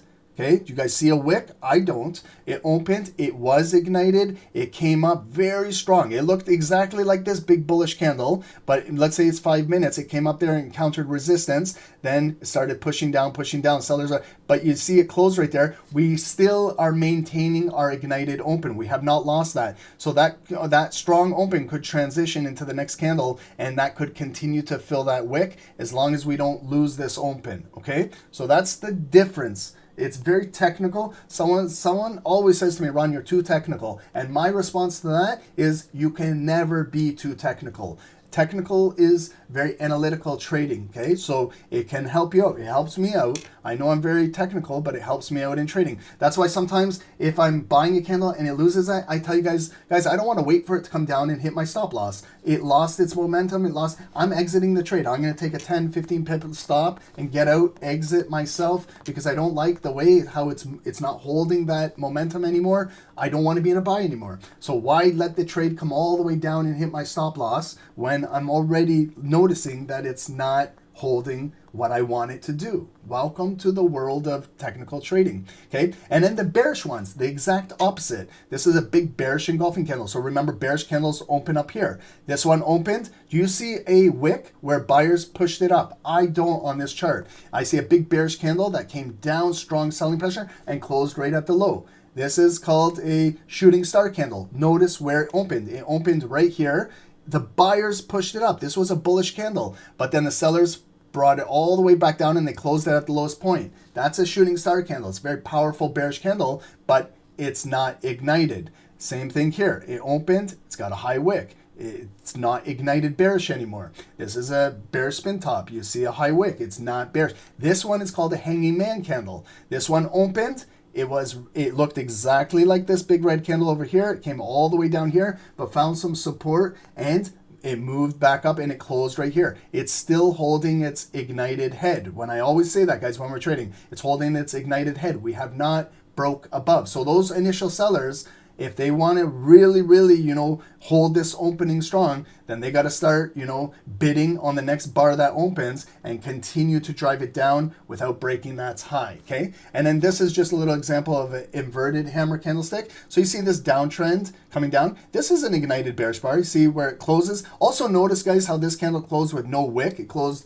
100% right at the lowest point. So you see the momentum just carries forward. It's ignited and there's no wick, so that's that firecracker, and just pops and drops down there. Notice now, the next bar opens, ignited, bullish. It was very bullish. It came all the way up here, and then they rejected it back down. This is an inverted hammer candle close right here, but we're still holding our ignited open, okay? Next bar is a little inside bar consolidation. I know there's gaps in these. It's not a good example to use on this chart, but I want you guys to focus on the bottom, more importantly. So you see when it came, they gapped it down. Again, that ignited open, did it break that? No, it came up and closed strong. Look at the next bar. It came bearish, bearish, bearish, bearish, bearish, right back down there. So you can see how the supporting line is holding right there, that ignited open. Supporting line is holding that ignited open. The retest is holding there, and then you get that nice big hammer candle. I would be looking for confirmation to buy this candle right now, and I would be placing my stop loss below the support right there, okay? So learn these right there, what I say.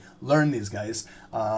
It could really, really help you guys out. So that blog is available. I just kind of did it for everybody. This is for members only. So you're going to see a lot of technical blogs coming out very, very soon, talking about a lot about price action, but those will be available for members. Okay, guys, all of these other news ones and other things available for everybody. But we want to give back to our members as well, okay? So let's just go back. Sorry, guys. Wow, gold. Okay, so it came down bearish. Again, if you sold, remember what I was telling you, higher lows, higher lows. It came back up, looking out, closed above that block. There, guys, is all like a firecracker candle right there. Okay, so technically, see how it opened? It's got that tiny, tiny wick. And so it's not an ignited bar, almost, but notice the size of the wick on the previous bar. So you light it, pretend this is a firecracker, and you light it, and that's it. Now you get that explosion, okay? So that's where it's just breaking above. So, guys, sorry, for gold, shit, we missed something.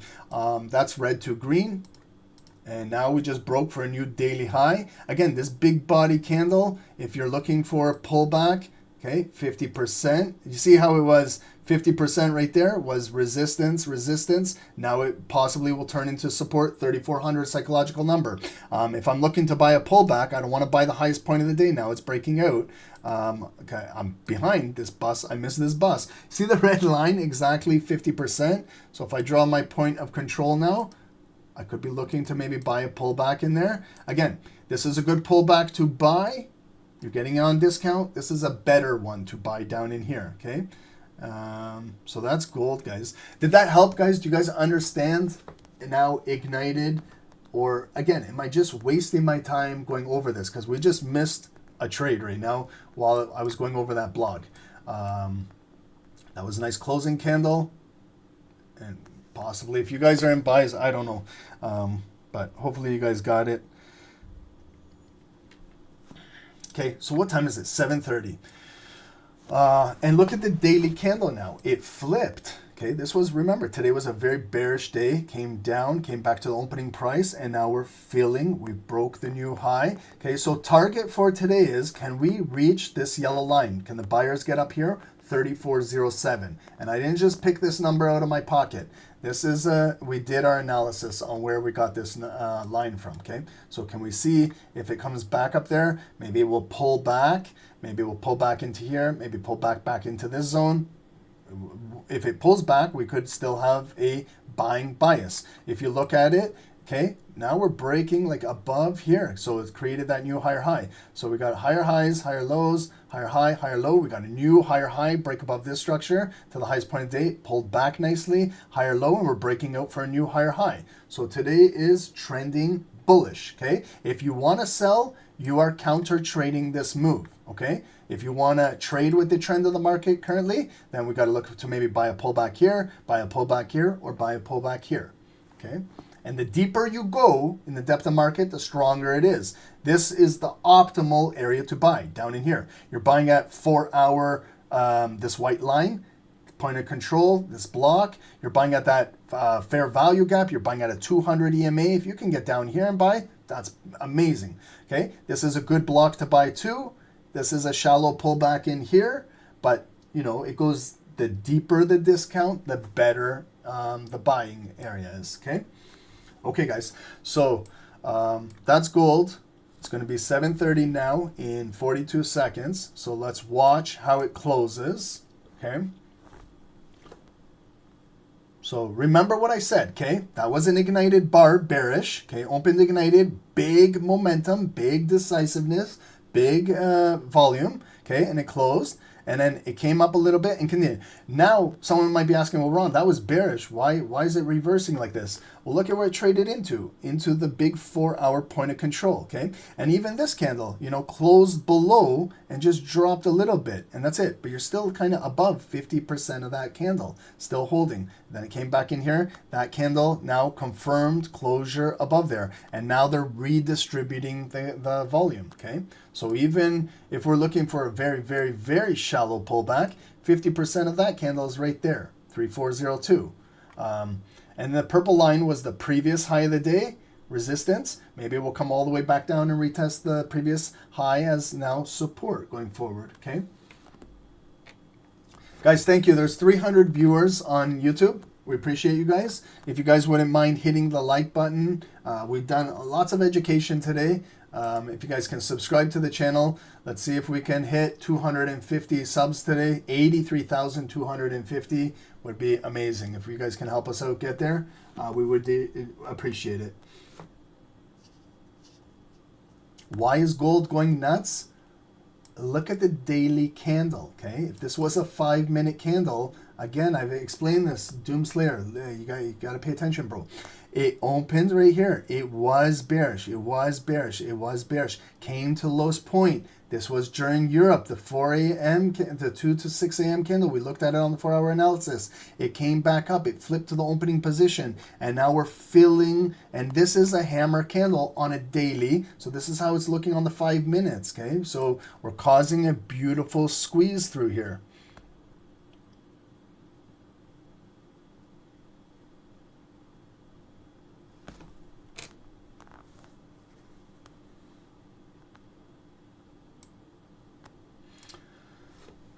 Guys, I hope we're learning through price action, okay? I hope we're learning, okay? That's why I teach these things on the lower time frames, okay? If you know what a hammer candle is when I teach it on a 5-minute, then you should know how powerful a hammer candle is on a daily, okay? You got to understand these things. You know, it's I personally taught myself how to learn these things. Nobody taught me price action. Honestly, I can say that. I've been studying candlesticks for over 20 years. I started when I was 16 watching these on charts. I'm 43. You do the math. I've been watching these for a while, okay? And no one held my hand and taught me how to do these things. It was trial and error. It was losing money. It was studying these things on weekends. You know, like when all of my friends and family were partying and having good times, I was down here staring at these candlesticks. okay? Because I know how important this education is. It could honestly financially change your life if you guys take this serious. I take it very serious. Okay, and you can see it's continuing. Guys, the firecracker analogy, were we kids? Do you guys understand what firecrackers are? Like, I live in Canada. They were illegal. My dad, leave him alone, okay? When we were crossing the border, we were going to Michigan. We were buying some firecrackers. I got a good dad. He would go there and buy me my firecrackers. I would go with my cousins. We would kind of bring them over the border. We weren't allowed to, but we were kids, okay? We were kids. Leave us alone. And I learned my lesson right there. Imagine this was a firecracker in your hand, okay? And it's got this type of wick. Would you light this with a match? Tell me the honest truth. If you guys understand, we can Google what are firecrackers. Not fireworks, I'm talking firecrackers. Those little black cats, okay? You know that wick right there? Would you light that with a match? What would happen if you lit that right there? If this was a firecracker, it would probably blow up in your hand or your face, okay? And you would probably have a problem. So when this candle opened, again, it's basically an ignited open. I know technically, Ron, we just went over a blog. You told us that, it can't have, but just, okay, you got to use now like a little bit of common sense too. So when it opened, it just flashed a little bit and then broke out of there and just popped right there. Okay, so like if we're talking technicals, no, it's not a bullish ignited open. But then you got to use my other analogy, the low wick firecracker. They lit it and this is the results of it. Now you fire right through here. You're cutting right through all of that resistance, okay? You're getting this. Why? Because we're closing near the highs of every one of these candles. Look, this one, closed near the high, small pullback, pop, closed 99% near the high. Look at this one. Basically, technically, 99% of an ignited bar. Continue that momentum. Pop that wick. Drive. Close near the high. Again, you see there's no pullbacks. It just continues to go. Again, right up there. And look at what we just tagged into. 3407. Did I not just say, just 5-10 minutes earlier, rewind this shit, and just listen. Did I not just say, are we going to get up to 3407? Again, I didn't pick that yellow line. I told you guys, I didn't just pick this yellow line out of my pocket. We did a top-down analysis. That's a perfect move, guys. If you're in a buy from that yellow tape to that yellow tape, congratulations. That's a daily goal, okay? I wish I was in that. That's a 100-pip move from yellow line 3397 to 3407. $10 move, 100 pips. If you guys got it, great, okay? That's how I trade. I trade tape to tape following candlesticks. Sorry, today was more of like an education class, but we got to get back to trading these candles, okay? But beautiful move on gold, okay? So do you guys understand this? Okay, please let me just know that you guys understand a firecracker. Let me show you a black cat firecracker. I'll show you the ones I used to play with when I was a kid. Maybe I should get these for my kids and teach my son to play with these things. Yeah, anyone remember these packs right here? You guys remember these things? I used to light the whole pack. I used to pull one out, one wick, and I used to light it, and it would light all of the candles, and I would throw them at my friends. Okay, and then let's look at, do they have like an individual one? Oh, they're all packs here, but yeah, here they are. Okay, so you can see some have long wicks, some have short wicks. Okay, these things are fun. Okay, so use this analogy, what your uncle's teaching you here, to how to use them towards making money in the real world over here. Okay, so how do we do it? You follow these things. Okay, now look at the size of this wick. Okay, so now we have a different context to the story. Is this a short wick or is this a long wick? This is a rather long wick. So think of this as a firecracker. For us to light that, it's got, you got a long way before it explodes. So this candle opened bullish and came up. It was bullish, but it's not a short wick and just driving. It's got to open, go blue, get up to the highest point. By the time it gets up there, you're not going to maybe have an explosion to the upside because it's already exerted its energy filling that wick. and then you're not going to have that big explosion, okay? So buyers are buying, but now you see it's a lower high, so they're getting exhausted. Maybe now you're going to start to see some consolidation, or sellers pushing it down, buyers bringing it back up. But this move already just physically broke out due to that firecracker analogy. So if that helps you guys, great. For some of you guys that understand that, fantastic. Others will maybe go right over their head, but maybe you got to go over this video again later today, and then it will maybe make sense to you, okay? Trevor, you call them bangers? Oh, I never heard that.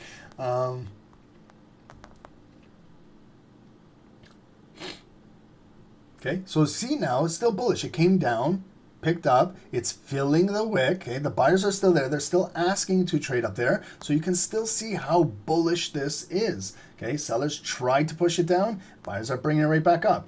Will it close above that yield line? Will it be a lower high? Will they push it back down? But a good... Great, guys. Okay, so it's 7:40. I'm going to start now doing NASDAQ and US 30 so we can get them out of the way. We can come back and look at gold prior to COMEX, and then we can get ready for Wall Street. We'll have everything done because we've got some high-impact news at 8:30 today, guys, okay? So we went over a lot. I hope you guys learned something. That's why we do these calls too. We hope you guys learned something.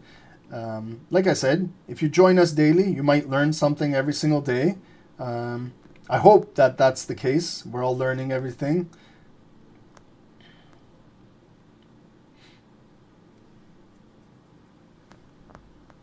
And just showing you guys, if you're following our signals over here, trade ideas, over here, 7:30, 6:30, you can see we were looking for buys on gold. So 3,400 to 3,407, okay? Made $145 with a 0.2 lot. So congrats if you guys got those.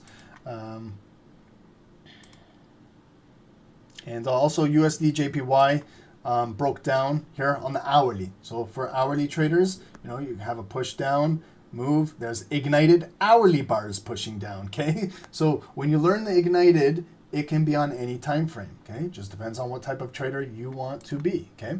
I'm a fast and furious trader. Can I slow the markets down? Absolutely, I can, but I slow them down for bigger trades like holds of good sound securities.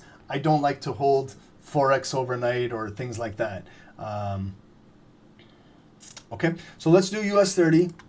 If you guys are still in gold, continue to pay attention to your charts. I'm going to do a top down on US 30 and a top down on NASDAQ. We have to. Remember, we had big earnings yesterday. Nvidia had earnings, okay?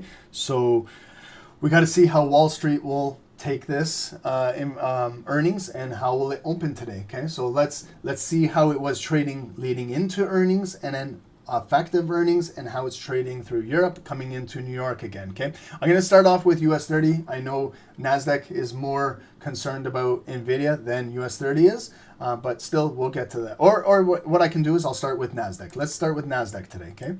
I normally start with Dow. Let's start with NASDAQ today since we're talking about Nvidia, okay? This is how it's trading on the 5 minutes, like there's ignited bars on NASDAQ right there. That's an ignited open. It came up and it closed. And then you get kind of a continuation, okay? You're going to see ignited bars all day now, okay? You're going to say, Ron, oh, there's an ignited bearish bar. And look at it. Tell me everything that I told you in that blog. Is it true? Did it come down with momentum? Did it come down with decisiveness? Did it come down with volume? Yes, yes, yes. Okay, it's also important to understand where these things are created too. So when you start to understand support and resistance and supply and demand, then you put all of these pieces of puzzle together, and then you're going to start to say, this is starting to make a little bit of sense now. I'm starting to understand the stuff. This is not too difficult, okay? Remember, this is not difficult. If you're making price action difficult for yourself, I'm telling you, you don't need to. Tell me, ask me. Tell me what you're having issues with. I'm probably the one that can help you guys with this because I understand price action, okay? I'll try my best. I'm not a guru on this, but I know a little bit about it. If you're having difficulty, tell me what the difficulty you're having with on Zoom or YouTube. And I can do webinars, I can do blogs, I can do courses, I can do anything for you guys. You guys tell me what you need help with. I don't know what everybody needs help with. I assume everyone knows this stuff, right? But I don't know that you guys know this. If there's something that you're not understanding, in the comments, in the chat, write it down what you need help with regarding price action, and I can help you with that, no problem. Okay, we can do like a boot camp if you guys want, limited to a amount of people. Okay, and so I can focus on you guys and help you guys out. Okay, we can have like workshops. You know, my son signed up in a design and technology workshop at school, so he's excited about that. So, you know, we can have workshops together, right? Guys, we can help each other out. You help me and I'll help you. We work as a team here, okay? Otherwise, I assume you guys know this stuff, okay? Now, on the 5 minutes, it got pinned up here in NASDAQ. We're making a lower low, a lower high, new lower low, a lower high, new lower low, and a lower high. So we are trending down currently, but we overall are bullish, right? If we start to look from all the way down here, higher low, higher high, higher low, that's a higher high, but it's coming down. This could be a bigger higher low and go back up, okay? So, but we don't have any zones. We don't have any points of interest. We have no idea what's going on in 5 minutes. That's why it's not just important to just jump in the 5 minutes and start trading. It's always important. Start on a higher time frame. You can start as high on the monthly, weekly, daily. I normally start on the daily and I work my way down, okay? So we've been talking about NASDAQ for some time. Hopefully you guys understand that this was a previous all-time high supply zone. You can see it now. That's the beauty about price action, is we can go back, we can look 5 years from now how it was trading, we can look 10 years from how it was trading, okay? I guarantee you structure is the same shit. If you look at how NASDAQ was trading in 2008, 2015, 2018, 2020, 2025, you're going to see some structure. You'll see resistance in those years turn to support with volume closing above, and you'll be like, man, why didn't I learn how to trade back in those early 2000s? It's never too late, guys. It's never too late. Today, we're going to get a trader come on YouTube and say, today's my first day trading, you know. You're never too late to learn this, okay? You're never too late. If it's your first day today, strap in, put your seatbelt on, and stay focused and continue to learn, okay? Because it could help you financially, guys. I'm not going to say it's going to help everybody. There's going to be traders that struggle because they're not, maybe they know technicals. Maybe they're good at identifying a bullish engulfing candle, but they're struggling with risk management. They're struggling with emotions. They're struggling with closing out a trade that's not going in their direction. They're struggling with revenge trading. They're struggling with having multiple days a losing streak in a slump. How do you recover that, okay? Those are probably issues that they could be having, okay? So it's got nothing to do with price action now. Now you got to learn the other parts of trading, the psychology, the emotions about it. Okay, so did you guys see right there what I did? I normally talk and can chart, but I need you guys to follow me. You see how I just made that red, and then I can see a bar closed above right there on June 24, so I flipped it green and I flipped it into the future. Have we traded back in here? No. So, but I can see we pulled back, and I can see each successive pullback right there is a higher low. Again, I'm looking for points of interest. I like to stay where the bodies are. I can see those wicks came down, but they're higher, low, holding this. So I can see this big bullish candle was Friday, last Friday. That was Powell's speech. You know, you can kind of cut it in half. Okay, when the price is getting too high, you need to cut it, right? So we cut it in half right there. Price is getting too high, we need to cut it, okay? Listen to that song in the background when you're doing your charting or your trading, okay? That's OT Genesis and Young Dolph. When price is getting too high, you need to cut it, okay? When price is going down, you still need to cut it, okay? We got to cut this, okay? So just listen to that song in the background. If you don't know what I'm saying, download it, and believe me, your charting will become that much better, okay? We came to all-time high up here. Orange, Donald Trump's face. There's his makeup. 23,985. We're just shy of 24K. Okay, so they're holding it down. We can see we came down. We've been building higher lows, coming back up. You can see now we're barcoding on NASDAQ. Why? Because we were going into Nvidia's earnings. So there's some indecision. There's sellers, buyers. Are we going to continue to break out bullish, or is it going to start to come down?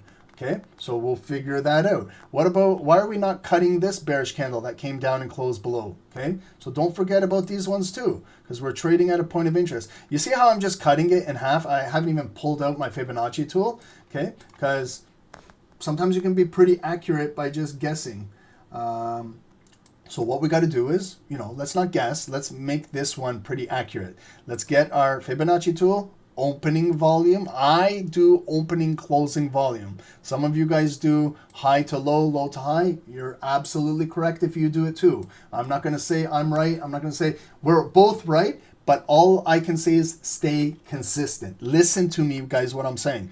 If you place your Fibonacci from the highest wick to the lowest wick on the daily, make sure you do the same on the 4-hour, highest wick to the lowest wick. Make sure you do it on the hourly, highest wick to lowest wick. Make sure you do it on the 15-minute, highest wick to lowest wick. Make sure you do it on the 5-minute, highest wick, lowest wick. I do it body to body. I do it opening price, closing price. So I stick with that from when I do it on the daily, 4-hour, hourly, 15-minute, 5-minute, 1-minute, okay? You guys understand?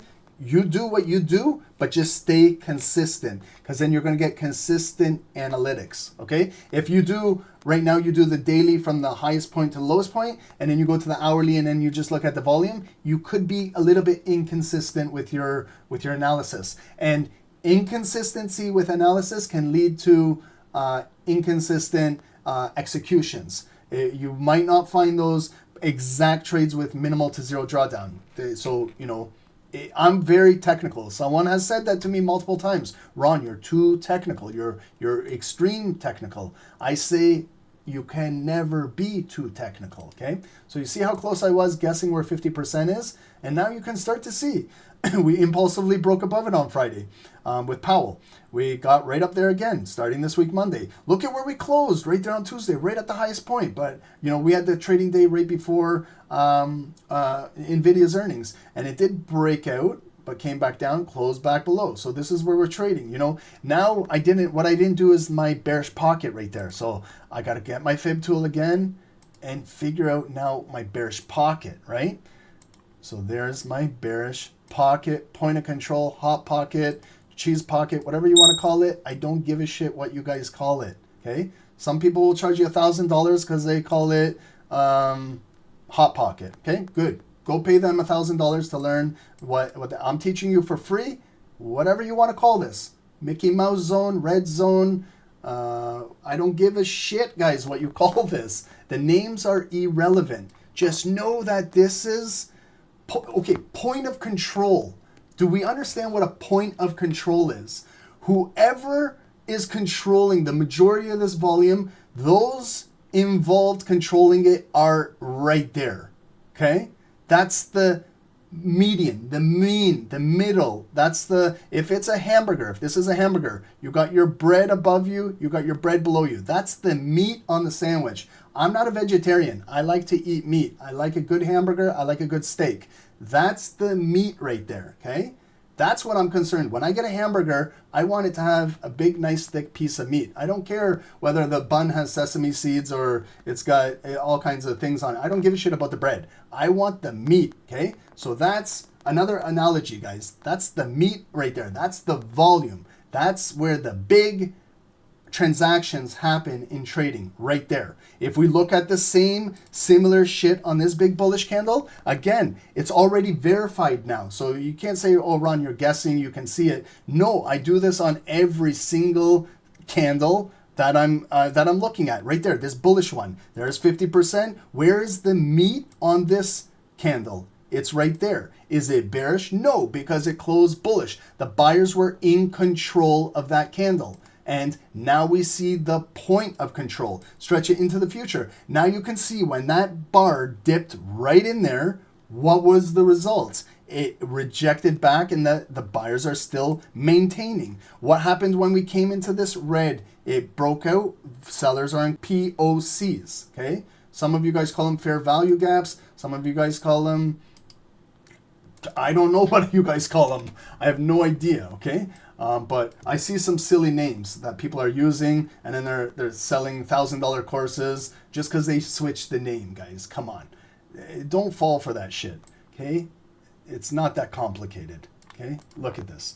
Now, have we, like if this was 5-minute candles, I know we're on a daily. If this was a 5-minute bar that came in right there, it impulsively broke out, came back down, closed bearish. This is another maybe 5-minute candle coming in here, has not created a new high, still trading in here. Will this, I always say, guys, let's wait for a 5-minute candle to close above here. Otherwise, we're taking impulse trades. So same with this. This could be an impulse daily candle breaking out, get rejected, back down.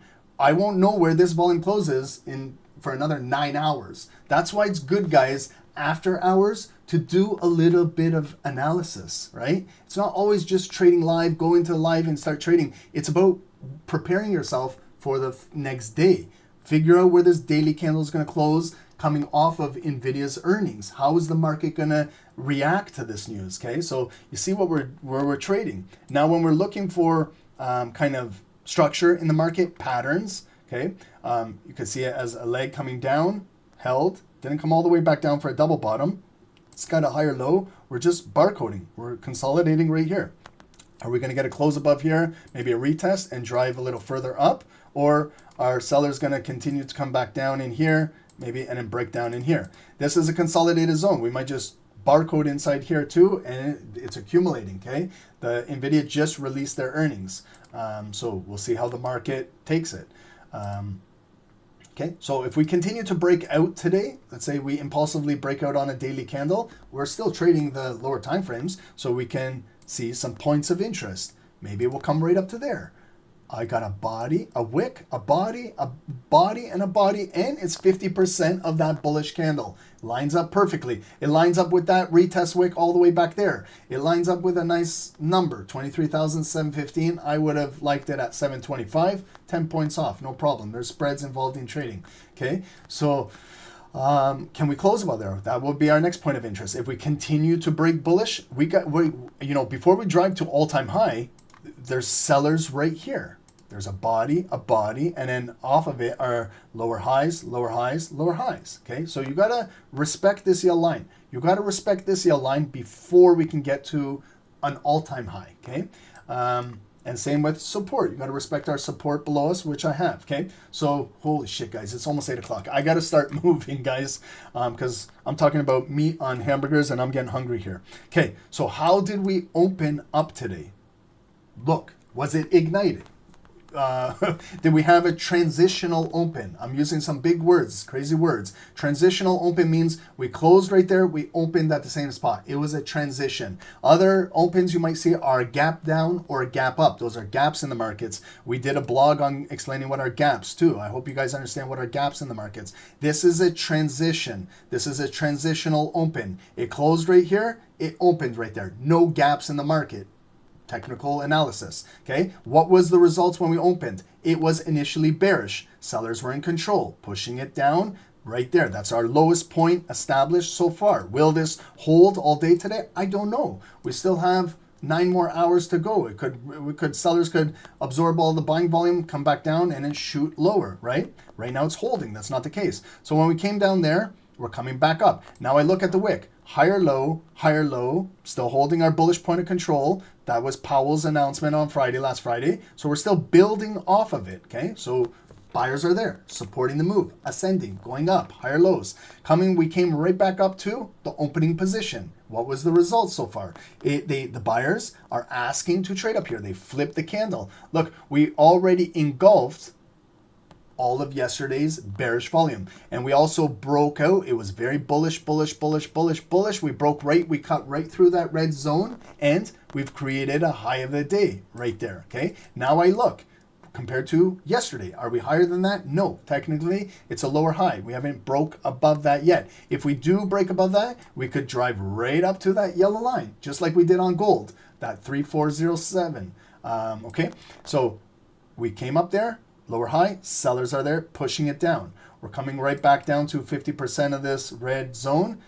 Are they going to absorb everything, come back down to the opening and flip the candle? I don't know. But when I look overall, what we're doing this week, is it a bull flag coming off of Powell, and then we're just barcoding, creating this flag? Are we going to continue to move to the upside, or are they going to elevate this shit then coming down? Okay, so that's what we got to understand, because if this is just one leg down, holding, we're trading at the neckline right now. So they could bring it back down. We test our point of control. We've already tested it. If the selling pressure is coming down, it'll probably break it and come down here, or maybe test a little lower right there. That might be a technical double bottom, and then we're building back up. And this is still, this point of control is still that neckline. You got to get closing volume, just like if this was a 5-minute pattern, and then close, retest this, then you're driving. Maybe we don't need to come down all the way down there to grab all of that volume, because they're building off of this higher low, higher low, higher low, which is need a strong close, invert this, and maybe we're continuing to drive. Okay, but we haven't pulled back yet to test again in here or down in here. So it's bullish, bearish, bullish, bearish, bullish, barcoding. Let's go on the 4-hour and check out things, how they're moving from Europe. Okay, there was Powell's big announcement. If you were waiting patiently for that pullback, you had to wait, but when it came in there, you got paid. There's nothing wrong with waiting to get paid. I don't know about you guys, but I'll wait all day. I'll wait all week. I'll wait all month to get paid. Okay? That's you got to learn patience and discipline in trading. Once you learn that, combined with technical skills, combined with fundamental skills, combined with risk management skills, you're on your way to be a successful trader. It just takes time. It's a slow process, but once you get it going, you're going to say, oh shit, why didn't I learn this shit years ago? Why did I not learn this years ago? I ask myself that too every day. I'm like, I started learning this really early, but I didn't learn the real aspects of trading. I got sold on that get rich quick trading, and it destroyed me. So I don't want you guys to go through that. Listen to your uncle when he's speaking, guys. I'm trying to help you guys, believe me. I know the shit I went through, and I don't want you guys to go through that, okay? It was years and years of struggles before I figured this game out. And once you figure it out, hit your daily goal and get out of these markets. Believe me, it's for your mind. You just get out of here. You're going to get sick of staring at candles every day. Once you know exactly what you're looking for, okay? So our 4-hour candles, remember, okay? So building into Nvidia's earnings right there. Going into the earnings, you can see big volume spikes. Now building post earnings, we're coming in. Here's the candle that I like to look at, this one. 2 to 6 a.m. That represents all of European volume, okay? So it's showing us how we're moving into New York right now. So again, it opened, holding strong. It's holding the yellow daily point of interest, came back up. We hit the highest point of the day in Europe, coming back down. We almost engulfed over all of this structure. Our new 4-hour candle, look, it came all the way down. Guys, I'm not going to say anything. You guys think it was around 50% of that bullish candle, the pullback so far? You guys let me know. There it is. It came, there's the 50%, but if you have your zone, you're setting yourself up for success. It's not always going to come exactly at 50%. If you got your zone, then you see how it traded right in there, okay? If you placed an alert in there and you went to your 15-minute, 5-minute candles, I guarantee you probably would have seen a nice setup that you could have bought out of there, okay? That's just me talking. So that's still holding. We're holding our 4-hour point of control coming from Europe right now. It's already came in there, respected it, coming back up, but notice the size of the wick, right? If this was a short wick, just like a firecracker, maybe we'll pop and continue to drive. But it doesn't have that ignited strong open. It already was bearish, pulled back, got in there. Now we got to continue to fill this wick. When we get up there, that's our high of the day. And then all we have today is right there, 23,630. Okay, so normally I don't place a yellow line right there because it's so close, but we have to acknowledge that. That is the resistance if we can break today's high. And then if you want to look above the yellow line, you got it right there. Yellow to yellow tape, 50% is right there. Remember we did this yesterday? And we caught that move on US 30 exactly. So I'm doing the same shit. Yellow to yellow. Where's 50%? It is right there. And it's cutting that candle in half. Okay? You guys are going to become surgeons. You're not going to become traders. When someone tells you, hey, what do you guys do? Don't tell them you trade, okay? Because everyone thinks trading is, it gets a negative name. And whenever I tell people I'm a trader, I'm tired of saying that to people. They're like, oh, you lose all your money. Okay, so I've heard that. It's a stereotype of traders. I don't even tell them I'm a trader anymore. I used to tell them I'm a risk manager. That was a risk manager. That was good for a while. They took me serious when I said that. But now you know what I tell people when they ask me what do I do for a living? I tell them I'm a surgeon. I'm a surgeon. That's what I do. I dissect candles for a living. I'm a surgeon. I don't work with humans. I work with candles. I dissect these things. So when people ask me, what do you do? I tell them I'm a surgeon. And they're like, oh shit, did you go to school for it? No, self-taught. I learned it in my basement. And then they're looking at me like, you're operating on people and you just learned it. No. Then I tell them I dissect candles. But I have fun with people, because they don't take you serious if you tell them you're a trader. So I don't even care to tell them I'm a trader anymore. I don't want them to know like this what I do, because it takes a while to teach people this shit. So, but telling them I'm a surgeon, so you guys do that too. And when you go to have a dinner party with your family and friends, when they ask you what are you doing these days, just tell them I'm learning to be a surgeon, I'm dissecting candles. Yeah, recluse surgery has always remained a hobby for me. Yeah, just keep it like that. Okay, so look at this 4-hour candle. We're flipping, turning into a bullish pin bar, possible hammer, maybe fill these wicks. Do we have some 4-hour point of resistance, like point of interest? Right here, we got a body, a wick. So I know it's going to be a lot of lines, but I just want you guys to see what I'm looking at. So I place a white line for anytime I want a 4H, 2H, or 1H, I use a white line. You can see when we came right up here, at that white line, it got rejected. Came up again, closed right there, went back down. We hit that white line, it went back down. This was Nvidia's earnings, and it spiked right through there, so it impulsively broke through there, creating that high, back down. We today broke through there, our highest point, lower high, push back down. So now we're getting again right at that white line. If you're watching on the lower time frames, 15 minutes, 5 minutes, tell me if 5-minute volume is essentially closing above this white line or still below it, okay? Because that could dictate if this white line will turn into 4-hour support going forward, because right now it's resistance still in the market, okay? So, and it's that nice number, 23,575, okay? So we have a beautiful hammer candle now forming on a 4-hour. So let's see if we can start to break and fill some of these wicks behind us. Let's go to the 1 hour and watch this, okay? So 1 hour, there was that crazy move from Nvidia, okay? So they took out the highs, they took out the lows, closed with bearish volume, we rotated back down, but since then, it's been building back up to this block, 50% of that candle, okay? There it is. Man, just move your shit backwards. When you draw a zone, go backwards, and you won't believe it. You're gonna be like, oh my God, is this guy serious? That's exactly 50% of this bearish candle then turns to 50% of this bullish candle when the volume closes above and you get your retest. Yeah, it is, guys, it's gonna blow your mind when you start learning this stuff. So right there, you can see we hit the high of the day. Now I can see what time, 4 a.m. Now I know specifically what hour we hit the high of the day. I'll get even more technical when we go into the 5 minutes. So I know we hit the high of the day at 4 a.m. I know we hit the low of the day at futures market. 2000 military time is 8 p.m. Eastern when the futures market opens, okay? So we already established our low. We got a high established. Now it came rotated right back down right there, hit that zone. We got a good spike out of there, and now we're pushing back up. So can we start to get some volume? Remember that white line was that 4-hour resistance. Can we start to get some hourly, 15-minute, 5-minute lower time frame volume closing above this white line? Will the white line start to turn into support? So the support our move so we can get back up to the highest point of the day and maybe break out? Or we're still trading in this red zone. Sellers could easily bring this back down. If we lose this green zone, unfortunately, NASDAQ might sell off today, okay?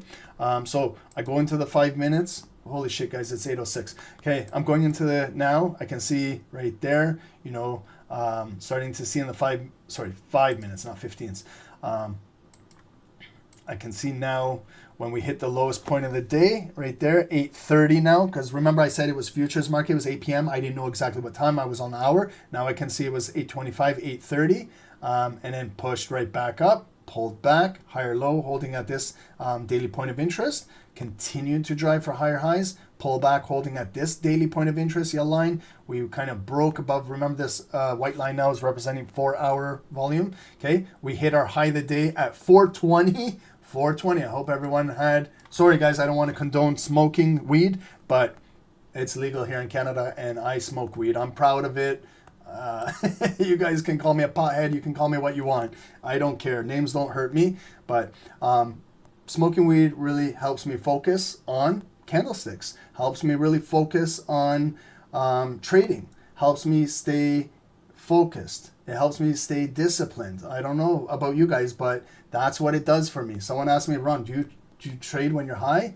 And I'm not gonna lie to you guys. I could be a person and say, no, I don't, and I do. Yes, I do. I do trade when I smoke. You'll probably see me smoking in this room and trading with you guys. Okay, we'll probably get some unsubscribers. I don't really care. It helps me stay focused, right? When you do sessions, 6 hours, 8 hours, 12-hour sessions, smoking helps me, guys. Helps me stay focused. That's just me personally. For me, I know other people that smoke and they get anxiety and cause them to do other things. I don't smoke like indica. I smoke more sativa when I'm trading. Indica is more when I'm going to sleep and things like that. But that's just me, guys. I don't condone it. Guys, I'm not saying it to be cool or anything like that. I'm just letting you guys know it does help me for my trading. And I've been doing it for over 20 years. So I didn't just start last week trading, okay? So just get that out of there. You can judge me. I don't really care. But I'm not saying for you guys to go and smoke right now.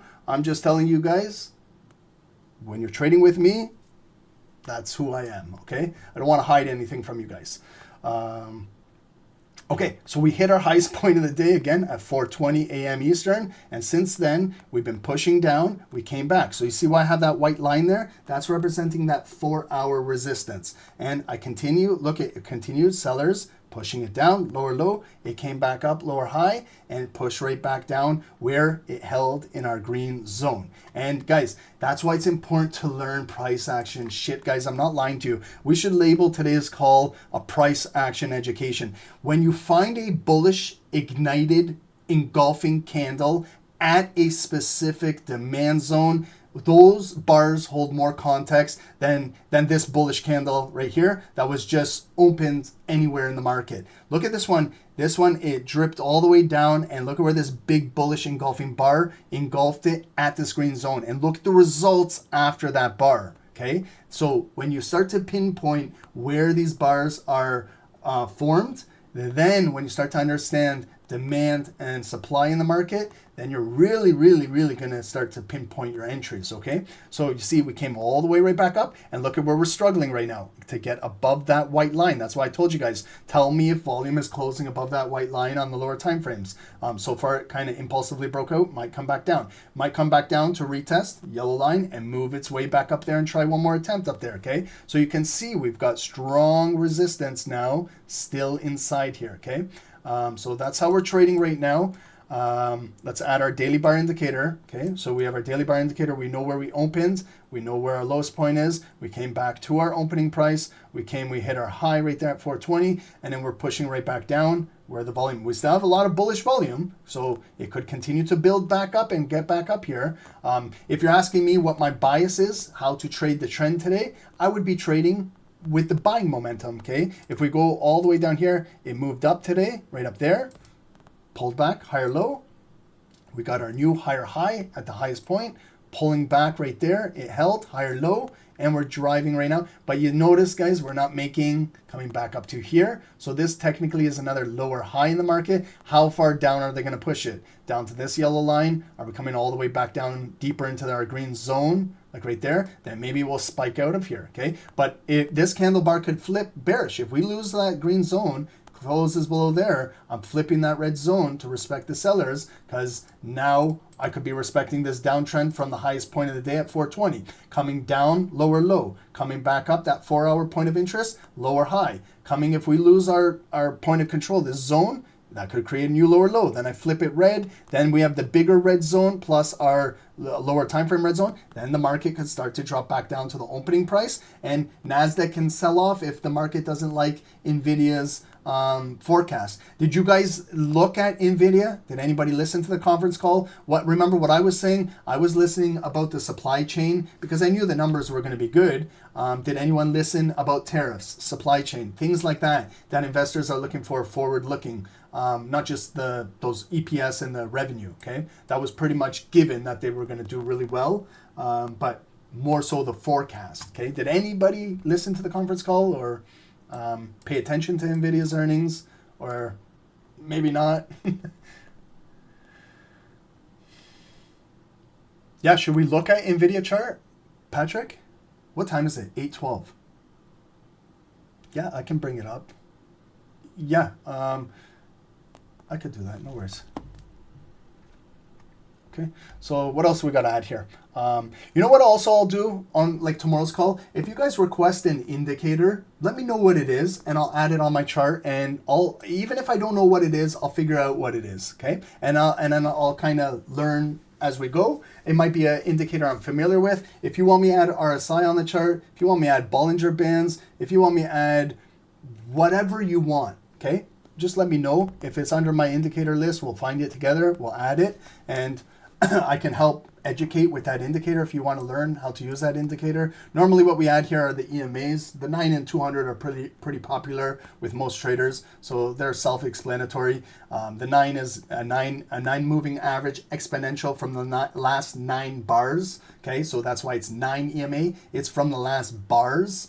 So it's the last 9 bars. That's why it's shorter time frame. The purple line is a 200 EMA. It's showing like a smooth average of the last 200 bars. Okay, so it's a little different. The purple line 200 holds more weight than just the 9. Okay, but that's what we got going on. So let's just do this because we got to get ready. Sorry for COMEX, and we got some news coming. So we did NASDAQ right over here. I'll get to Dow in a moment, okay? And then we'll also, right prior to Wall Street, we'll do Nvidia analysis. Good. Who brought that up? Was it Patrick? Was it you? Yeah, okay, Patrick. Patrick, if you can remind me like around 9:15 to just throw up that Nvidia chart, we'll get it. Sometimes I forget. I told you guys I smoke a little bit, so just remind me, okay? Let's look at gold now. Okay, so gold. Remember we broke out, came there, pulled back, still holding. Wow. So we got a back above. There's, guys, a bullish ignited. So today's theme is learning all about ignited bars. That bar, short wick, ignited.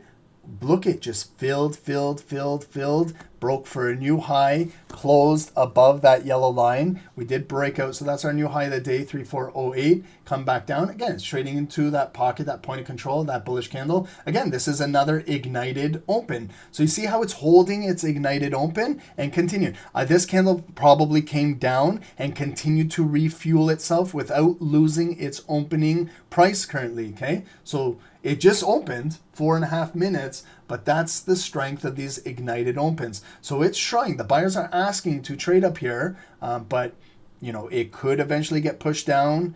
If we lose the open, then it's looking to take out that wick and drop further. But see now how it's coming down? Okay, will it continue to hold its ignited open where my cursor is? Okay, can it continue to hold and hold and hold? And that volume is continuing to build and build and build. And that momentum of those buyers could still be there. But if they keep getting exhausted and sellers keep coming in, then they're going to test that opening position. Okay, so this bar is still technically ignited, still holding for the first minute and a half. Will it continue to hold? Possibly.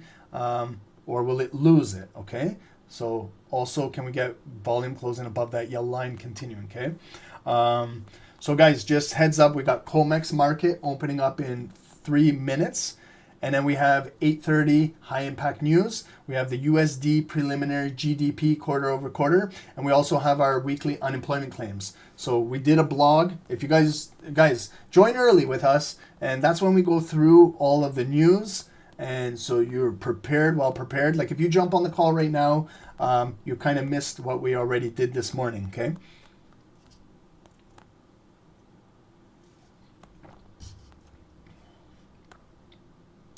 How is our knowledge now on ignited bars. Are we getting better? That was an ignited bar, bullish. This is an ignited bar currently we're on. Okay. Guys, I'm telling you, it's a game changer. It's a game changer. But I just want to make it clear that they're not always, just because it's ignited, meaning it's always 100% guaranteed to hold and continue to go up. No, okay? That's why you got to stick with the volume. You got to continue to watch it. You got to stay with it. I'm staying with this bar right now, okay? It's still, technically, still ignited and still holding. It's just having a difficult time up here at the highest point of the day to break out for a new higher high, okay? But you can't fault the buyers. They're still in the bar. They're still holding the opening price. They're still holding that strong open. Mickey, you got it. Omar, Trev, amazing. Good job. Borix, welcome. Good morning. Thank you, brother, for joining. How you doing, sir? Shout outs to Borix, everybody in our Zoom community.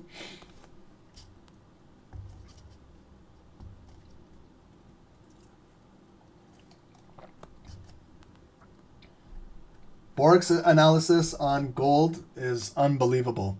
Borix, you go from the monthly, weekly, and then you keep your levels throughout the week.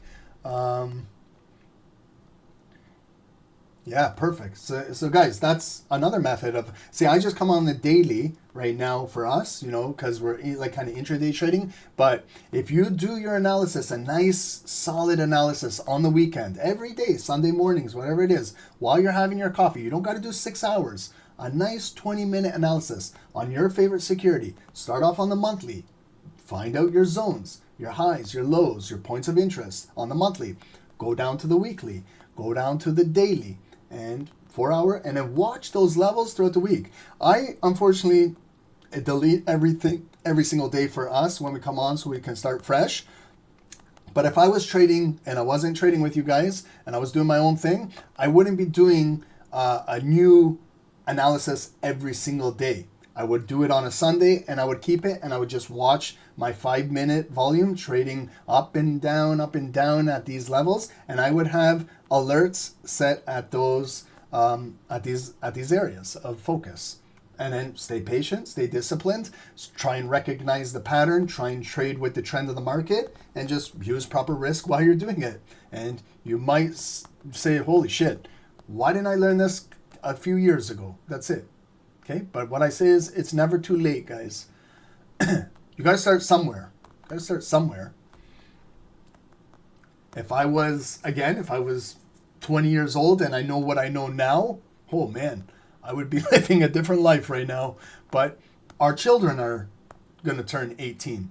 Our children are our future. So don't be scared to teach them how to trade. I know when I tell some parents I'm teaching my kids about trading, they're already, that stereotype, oh, don't do that. You're going to ruin your kids and this and that.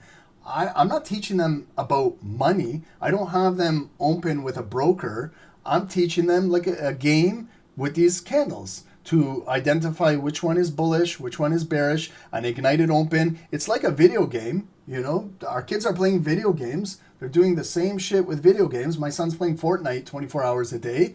So he's learning about how to play a video game. This can be considered a video game. Did this black candle break this blue one? No. So he gets a point for seeing that. Okay. If he can identify that it's a higher low, it's higher than this one, he gets another point. So he's learning about higher lows. I'm not teaching him anything about money or that aspect. That's later on when he gets older. He can decide on that. I'm teaching him, can he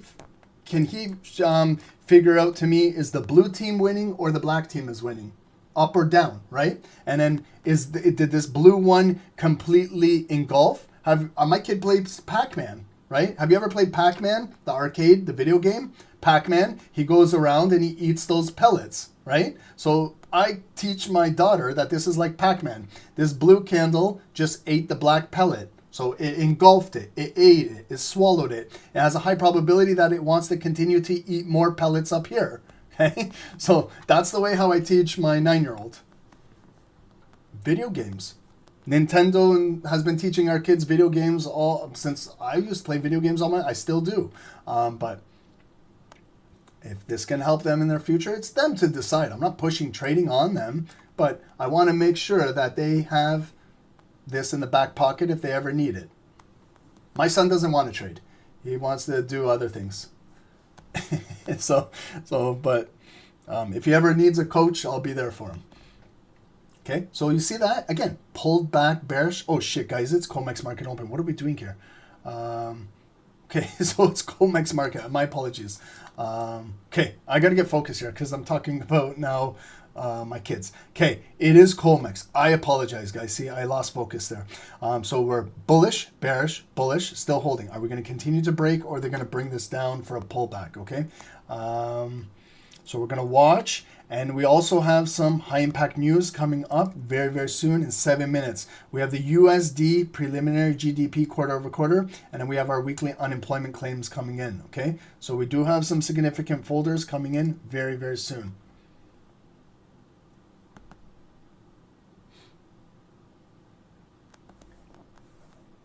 Mr. Matt Gaming. Why don't you relax on the spamming right now? Is it bad or good news? The news has not been released. You got to wait 7 more minutes, my man. You got to be patient, okay? Stop spamming the chat. You're ruining it for others on there. Okay, first thing, guys, before is it good news or bad news? We got to wait till they release the news, okay? That's a start. We'll get to US 30, Dylan. We'll get to US 30, okay? We'll get to it in a moment. Let's just see how gold trades during COMEX and with news coming in.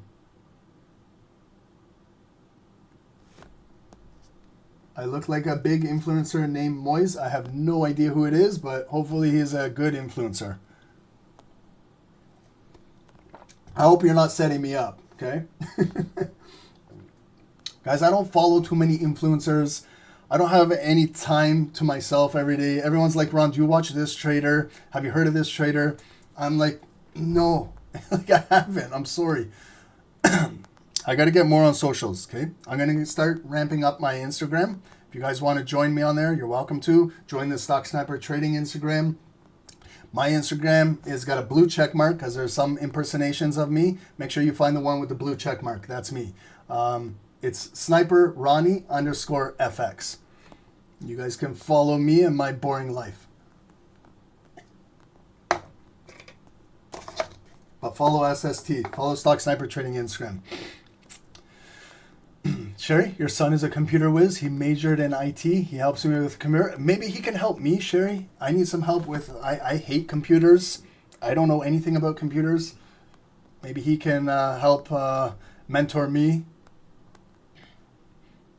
I would love that.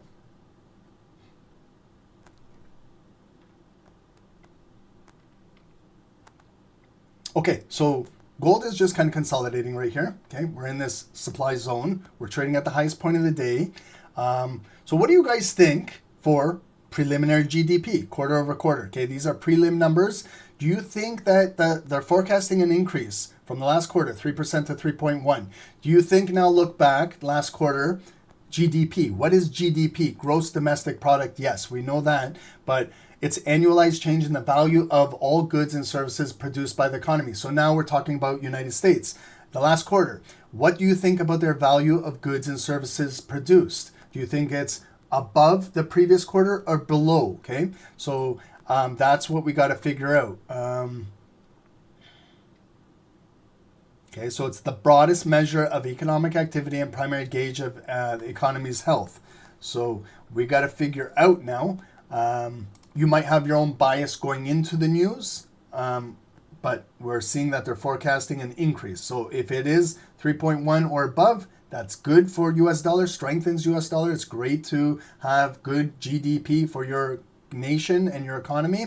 Then that could see rise in the strength in US dollar, and we could see potentially sell in gold. Okay, we also have our unemployment claims. If they're right around these same numbers, again, we were talking about that in the blog, it's not like deviating from these numbers, we won't have too much volatility. But if this is like a off number, like where we're expecting 231 and it comes in at 190, that's a big difference. Okay, so that will affect the US dollar and things like that. Okay, so let's see what happens here, guys. Okay, we know that gold is trading at the highest point of the day.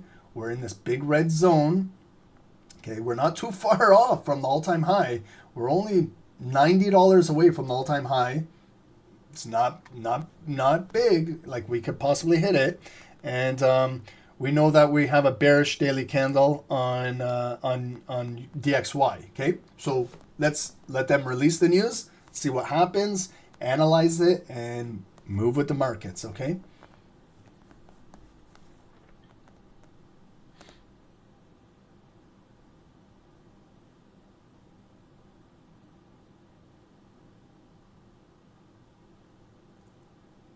Jimmy, when it hits 8:30, you are be late to enter trades because the big dogs already know what is happening before it happens to the market. Yeah, you can say that for everything. Did the big dogs know all about the earnings announcement for Nvidia? If you got in there with the big dogs, you would have been liquidated on that spike where they spiked the high and they spiked the low. Good luck. So if you want, go one-sided with the big dogs and see what happens. If you think trading before the news is better than trading after the news, try it. Tell me the results of it and tell me if you're consistent with it. Do it. And you tell me, okay? I'm not going to trade like that. I'll wait for after the news releases. I'll wait for after the dust to settle, and then I'll start trading. Call me crazy, but maybe your approach is much better.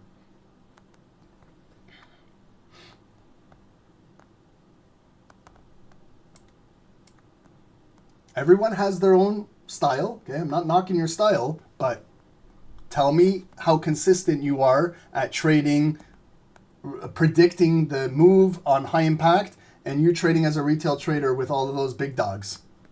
Okay, and you trading with a tight stop loss in here. Your choice, not my account, not my money. I'm not your financial advisor. I'm just an uncle here that gets high in the basement. That's all I'm here, okay?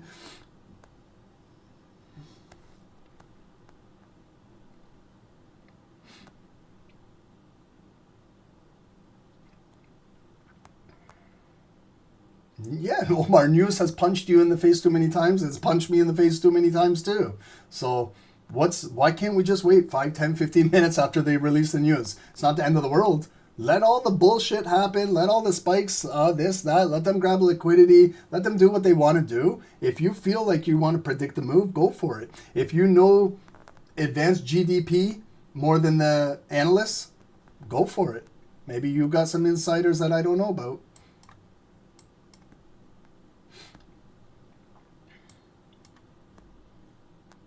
Okay, so here we go. Get ready for the release. So it's moving down bearish, could drop, could go up. Okay, so it's ignited. We've been talking about ignited opens. So it came down. Will it continue to hold that ignited open? Okay, will it continue? It's holding its ignited open. It's only the first 10 seconds. Will it continue to push down? Okay, let's see now what the actual results are. 3.3. Holy shit. Good number. Strong US dollar. Okay, we're still waiting on these unemployment claims. 229, irrelevant. The big one is the prelim GDP. Okay, so we could look for sells on gold. Okay, maybe it needs to come back up for a double top and test back up here. But or you can go in if you like that ignited bearish bar with this news. Okay, maybe we got to catch a pullback. Okay, so GDP 3.3, above 3.1, analysts above 3.3% from the previous quarter. That's good across the board. You don't have to be biased about the U.S. economy or anything. Just numbers, analytics. That's fantastic. That is good, strong strength for the U.S. dollar. Okay, so we have a bearish ignited open continuing to drop. If you get this bar and you went in, remember what I told you about learning about bearish ignited bars. If you got it, great. For some of us, maybe we got to wait for it to pull back in. We got to figure where the point of control of this first 5-minute bar is. Maybe we'll get a double top coming back up in this red zone at the highest point of the day, like this. Maybe it might not come up there. So we got to continue to follow the volume. Remember this block representing 50% of this candle? What will happen when it gets in there? Okay. Right now we're trading at the purple line. This was our previous daily high. So you can see how high it broke out. And now it's retracing right back down. So will it hold support? Will it come back up? We still have 3 more minutes to go. So let's maybe continue to wait on this. NASDAQ is wild. Yeah, moving up bullish. Good, strong US dollar, strong stock market, gold selling. Okay. So now we got to maybe wait for a potential pullback, selling a pullback. We want to sell at a premium. Unless you want to go in and sell at the lowest point, that's up to you. Guys, wow, 500 viewers on today's call. Thank you guys so much. Holy shit, I didn't even look at that. Thank you guys so much. 500 viewers. We haven't had 500 viewers in a long, long time. Thank you guys. I know I don't want, it's not a good time to hit the like or subscribe right now because we're watching, but at some point today, if you do have a moment, if you can hit the like button, Uncle Ronnie really appreciates that. And I'll pay it back to you guys. I'll pay it forward to you guys. Okay, look at now. Remember, ignited open. Is it going to hold it? Is it going to flip? Here it is. Here's our test. Here's the test that we talked about. So you see how it came back down to our purple line? That was our previous highest point. And now it's acting as support. So it came back. Now we got to watch where this volume will close. Okay. So just going over, did they revise anything? Let's see if there's any revisions. Prelim GDP, 3.1, 3.3. The weekly unemployment claims, you know, irrelevant, not a deviated number, 229. We still see that's good, less unemployment numbers. That's great, but no real big move. Wow. Okay. Let's see here. Okay. Where is this bar going to finally close? Will it close below this red zone? Will it close back inside here? See how it's still holding its ignited head. Okay. That's important. It came very close to flipping it, but those sellers who opened this bar right on the news are still strong. Okay. Ignited candlestick 101.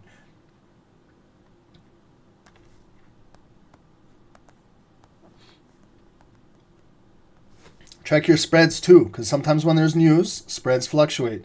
I'm trading my spread right now 1 pip. I normally like when it's about half a pip, so there is a little bit of volatility. Now it's coming right back up again. So is this going to close as a hanging man candle? What are we going to get with this? Are we going to be able to cut some of the volume, figure out where 50% of this thing is?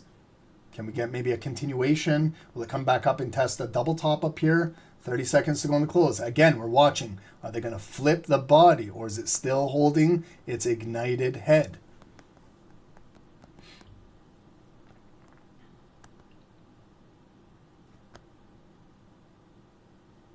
Dylan, can you be my nephew? Absolutely. I got 2 nephews and 2 nieces. I could use a 3rd nephew. No worries. The more the merrier. Okay, so look at how we closed.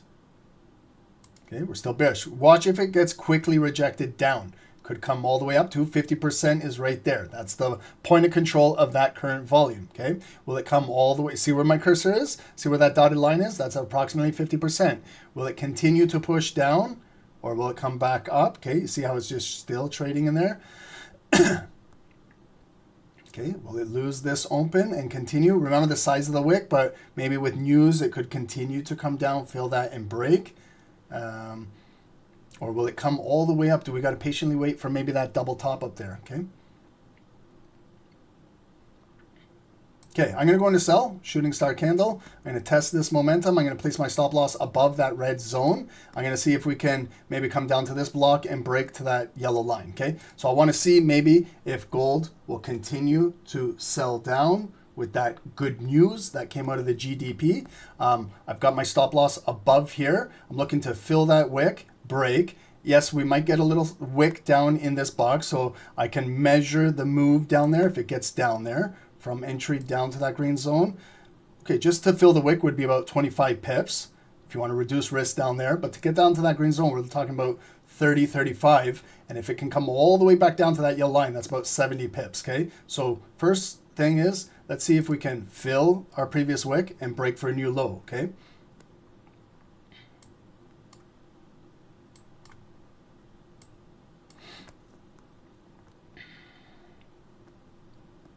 And if it comes back up, yes, I'm going to go and draw down. I understand that. Might need to retest, again, that opening point of interest right there where we had that ignited open. Still might be resistance in the market going forward. We do not have a body closing below this red zone yet. Will this be our first body to close below there? And maybe we can get a continuation push to the downside with another maybe ignited open if we close below here. Okay, so let's see. We have a lot of time on this bar. 3 minutes is a lot. Okay.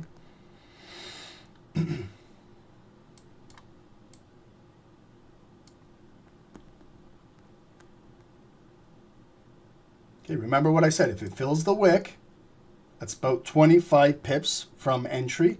Okay, but maybe we want to fill the wick and create a new low to get it down there, about 35 pips if we can get down there. But more so, I'm looking for volume to close below this red zone because we haven't had a bearish bar close below there as of yet.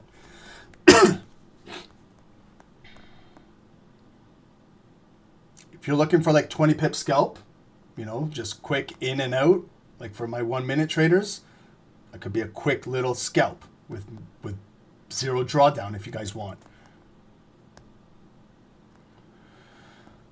2 more minutes to go, so we got to watch. You know, we came down, we couldn't take out that low, so technically higher low, buyers are buying it right back up. So we got to see, will the sellers continue to absorb them and bring it back down? Will the buyers come back up, flip it up? Then maybe we got to pull back into here. Hopefully maybe sellers can continue coming down. That was fantastic GDP news coming out of the US. Good for strength for the US dollar. So maybe gold needs to retrace back a little bit. It could technically come right back up, you know, to the double top. Absolutely it could. And then bigger sellers are probably up here, okay? I'm just watching this bar coming down, okay? So here we come down. Can we take out, let me just adjust the purple line just to that wick right there.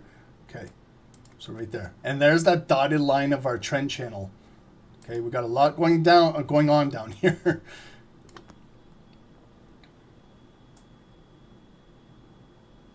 And we got our close in 60 seconds, okay? So, you know, there's a few pips there, guys. There's, you know, almost 20, okay? Easy 20 with zero drawdown. If you want, you can reduce your risk if you like, but you could get stopped out if it curls back up to break even, okay? So I'm letting this thing ride. I want to see where it will officially close. Normally I pip and dip, but we're going to ride this thing out and see what happens here.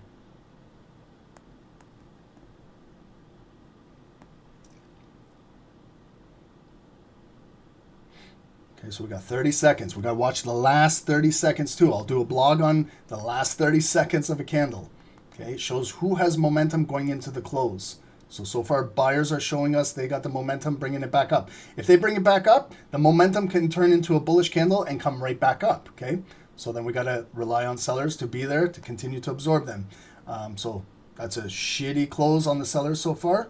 The buyers are bringing it right back up, but the candle will officially close in 3, 2, 1. Shows the sellers brought it right back down. Okay, so we got a blue ignited bar, okay? So it's ignited, it's strong. Remember our blog, it's strong. Do we have 50% of that bearish candle? Can we figure out the point of control of that candle? Right there, that's about 50%, but also if we retest the zone, our bigger red block, okay? So it's still holding ignited. Can we get the sellers to absorb quickly, those early buyers, and get them out of this candle and then come for that low? See the ignited bar? Holding strong, coming back up. This is a retest candle now, okay? So it went above 50%, but this is our actual retest zone.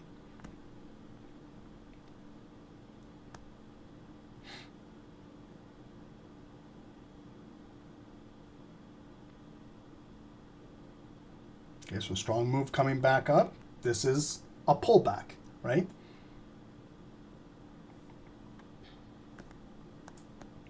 So I didn't lock in any profits. I haven't reduced my risk. It might come back and bite me in the ass. Oh shit, we had breaking news. I didn't even see this, guys. Why didn't someone tell me? Nvidia in talks with US to sell Blackwell AI chips to China. Nvidia's CEO Huang tells me he's in talks with Trump administration about selling his better Blackwell AI chip to China and is willing to give the US government a cut of those sales. Plus he wants US tech to be like the US dollar, the global standard. Holy shit, guys. Are you guys reading that, what I just read? This is just breaking news, just came in right now. Wow. Okay, so that could definitely affect the US dollar regardless of the GDP now. Okay, this is big news here. and we're in a trade while they're releasing this shit. Hey, Borks, did you see that? I just saw this come in right now. Nvidia talks with US to sell the Blackwell AI chip to China. This is huge. Holy shit. The CEO Huang, he didn't say this on the conference call last night. Tells me he's in talk with Trump administration about selling his better Blackwell AI chip to China and is willing to give the US government a cut of those sales. Wow. Like, this is the first time I'm reading this shit. Wow. Plus, he wants US tech to be like the US dollar. Amazing. Okay, guys. So, back to the trade. We retested right up here. The sellers are there. Absorbed. Pushing it down. We lost that ignited open. Remember, it was ignited. We came back down to that purple line. Okay, so that's a significant purple line. That was our previous daily high. It was resistance. Now it's still holding that support. Can we get volume close below that purple line and maybe one more significant push to the downside? Maybe we can continue to break there. But if you guys wanted to grab 25 pips from there, you could. You could reduce your risk, or we got to continue to see where this bar will close. Okay, it's a pin bar candle. Can we make it a shooting star and push down? We've got less than 2 more minutes to go. Wow.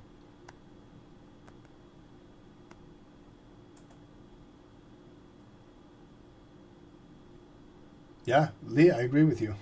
Huang, understand. Maybe I'm not pronouncing his name right. I'm not Chinese, but I'm trying my best. Huang understands how Trump works, and they have such big margins, so he can give US a cut, no problem. Yeah, DXY is dropping, guys. Like, this is unbelievable. Okay, so we're having a difficulty breaking our purple line. It's a very strong line. Have you got out? I understand. Yeah, you see that the US dollar is dropping. I understand. Yeah, I was reading that news when it was coming down there. Shit. It's okay.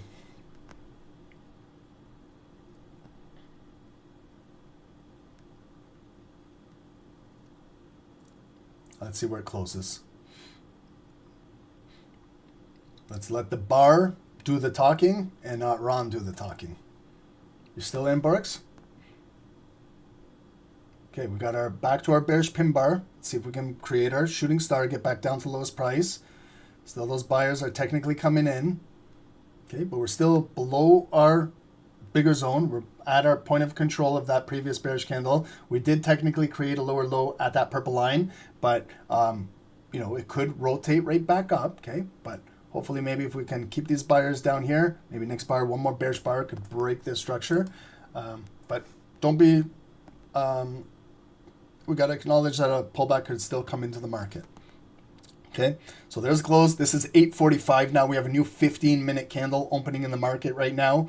So you can take a look at your 15-minute structure. So we had that bearish ignited 15-minute bar come down to the purple low and close. So if we're trading now on 15-minute candles, if you're looking at higher time frame 15-minute, find the point of control right up there of your 15-minute bar. And if it still continues to hold, maybe we can come down with 15-minute volume, fill that wick, and then travel back down into here and maybe continue drop. And this is where it gets kind of where the bigger buyers are down in here. Okay, so we got a nice 15-minute open. Let's see if we can come down with this. Okay, so if we're staying below this red line still, we're below 50% of that bearish candle. Can we continue to hold this, maybe consolidate, flag here, and then continue to drop down with this? Okay, so this is our, our barcoding flag. If you want to kind of trap from this red line to the purple line right here, that's where a flag could form.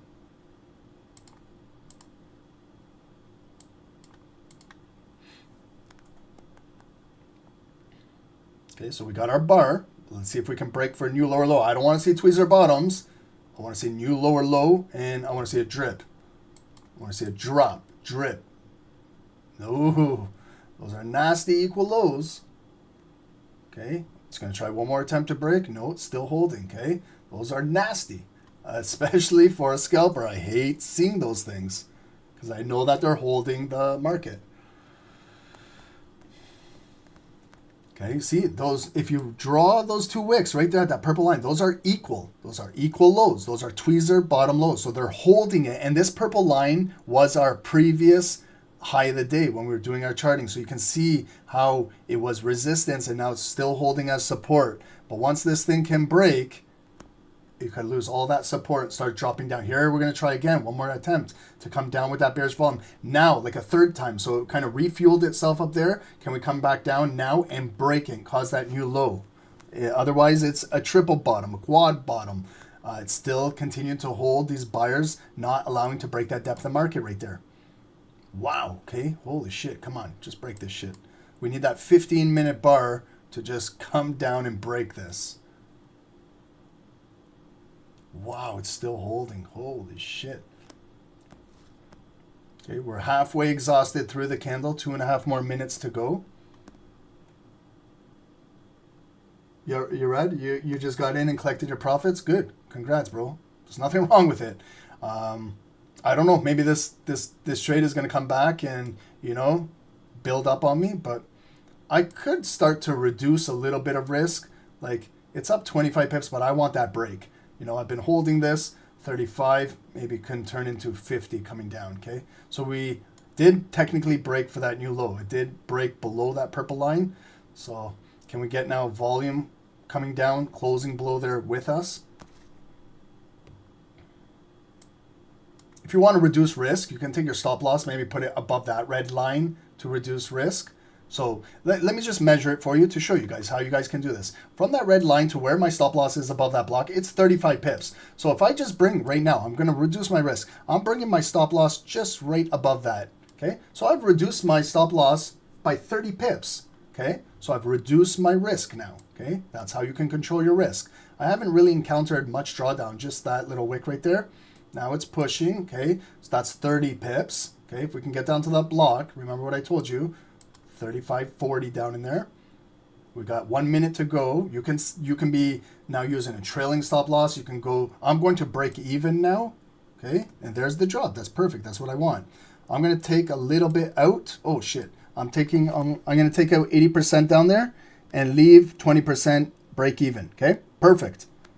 That's perfect for me. I'm just saying for me, for my style of trading. That's perfect. That's what I was looking for. Just to break that block, reduce all risk to break even, and I got 20% running. God bless. Let the runner run and continue go, but I want to secure a little bit of money, right? I'm hungry. I got to eat hamburger. Okay. Now that's 50 pip total. Perfect. Okay. So we traded after the news. We saw the news. We traded it. Perfect. We encountered how much unrealized drawdown? 9 pips, 9 to make 40, 50. That's a good R&R. Guys, hit the likes in YouTube if you guys can, please. Help support the channel here. So hopefully I broke that trade down for you guys. It's 8.50. We still got to do Dow Jones. But I got 20% running at break even, so it's easier to manage a trade when I have no capital at risk. I've already scaled out a little bit of profit. Yes, it could continue to go back down. Notice how I haven't changed that green block. We did pierce through it, 50 pips, and came right back and closed in it. So I don't have a bearish bar closing below there to flip that zone. But you see how kind of that inside bar bear flag continued to break down. We had those tweezer bottoms, triple bottoms, that held and held and held, and finally it continued to break down. Why? Because our 15-minute higher time frame candle continued with volume to break that point. Okay, so we're kind of following this trend right now. Guys, awesome. 511 viewers. We appreciate you guys. If every one of you guys can hit the like button, subscribe to the channel if you learned something on that. Here's our, yes, we got 250. Perfect. That was our goal today. That was our target, 83,250. If you guys can help us get up to 300 today, man, you made Ronnie's day today. So subscribe if you haven't and join us on a daily basis. Learn and earn with us.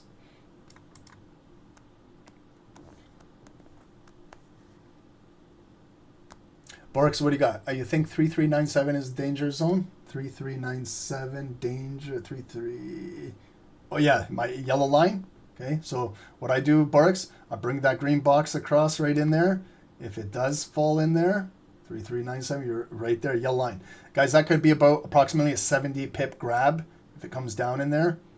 But that's a bigger block down in there, okay? This is the big one down in here. Remember that fair value zone coming from the 4 hours? If it comes in there, big buyers could be waiting to buy the dip on gold in there. So if we're selling, right, we've got to exchange the bag to them, right? I want to realize, you know, when you realize profit in a sell, you sell high, you got to close your position. You got to buy it back at a lower point. You got to buy where the buyers are. You're exchanging it. They'll gladly take it off of you. That's how you realize your profit, okay? You got to make a handshake down there. When it was coming down here, I did a handshake at this block and I took 80% out. Now to realize my last 20%, maybe I want to do a handshake down in here. Gladly give this to the buyers. I realize my profit. They can have it and maybe it will come curl back up. Okay, here we come down. Breaking a new low.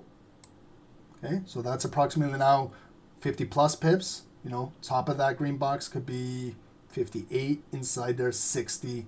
Down at that yellow line, you're looking at approximately 70. So if this bar continues to close below, we're going to flip this, invert this zone back to red. And if it pulls back, this could be resistance and continue pushing down, okay? So guys, do what you want, please. You know, I'm not your financial advisor here. I told you guys I'm just an uncle that smokes weed in the basement here with great hair. And you guys do your thing, okay?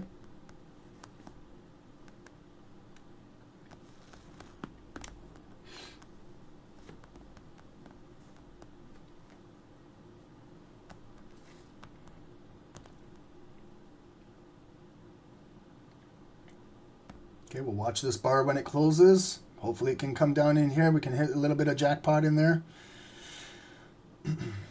I don't know if you guys verbally need me to say, like, I'm closing out the rest of the trade. Sometimes you guys need me to say that, but please, guys, you guys can manage your profit. I don't know what size you're trading with. I have no idea. I don't know if some of you guys are learning, but don't leave money on the table, please.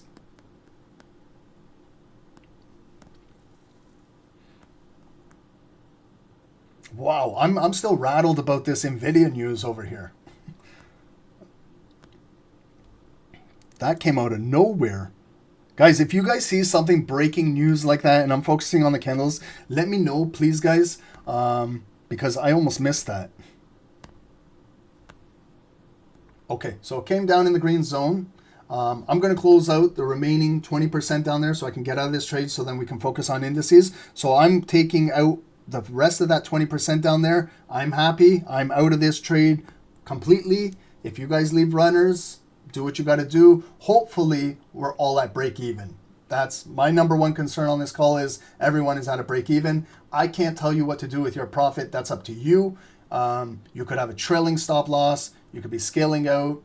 You got to figure that out, okay? That's your style of trading, not mine, okay? But I'll just continue doing the technicals. Did it close below that green zone? Yes. Go green to red. Don't change the size of it. Change the color of it. So what this is going to illustrate is if it comes back up, maybe this will be where it catches a wick, or the sellers now, the depth of market is repositioning itself with offers down here. They're lowering the offers, okay? Do we have to come back in and test here? No, it could be a lower high and continue to drop. But if it does curl back up, let's see what type of engagement will be in this red zone. If the buyers close it above this, then I'll flip it back to green, could build off of that, then we're coming right back up to, you know, kind of where we initiated the trade, and then that's when it comes all the way back up there. It could come all the way back up and come back up there and tag you out and then drop right back down.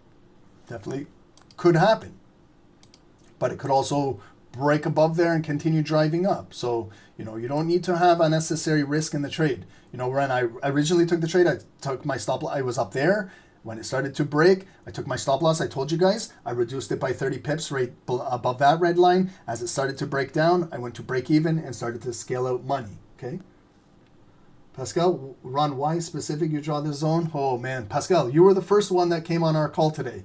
I remember you, Pascal. You were the first one. You even wrote, I'm the first one here. And I said, hello, Pascal, good morning to you.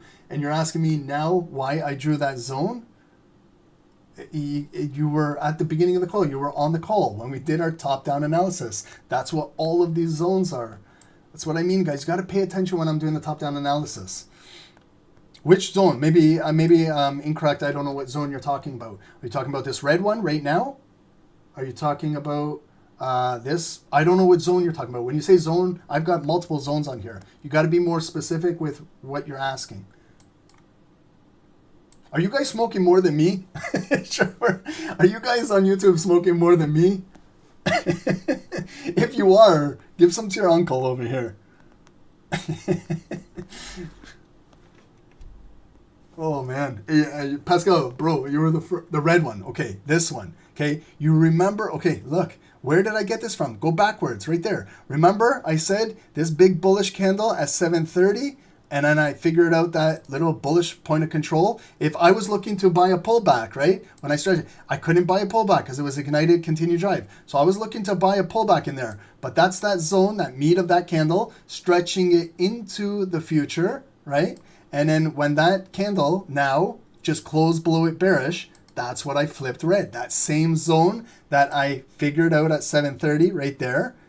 And you can go backwards. That's even what I said, guys. Go backwards and you can see how it was resistance right there. Continue to push down. That bar closed above. That's when I flipped it green. I was looking to buy a pullback off that candle right there. If it was a pullback in there, I was going to buy that. But the market moved away from me into that news, 820 COMEX, 830 news.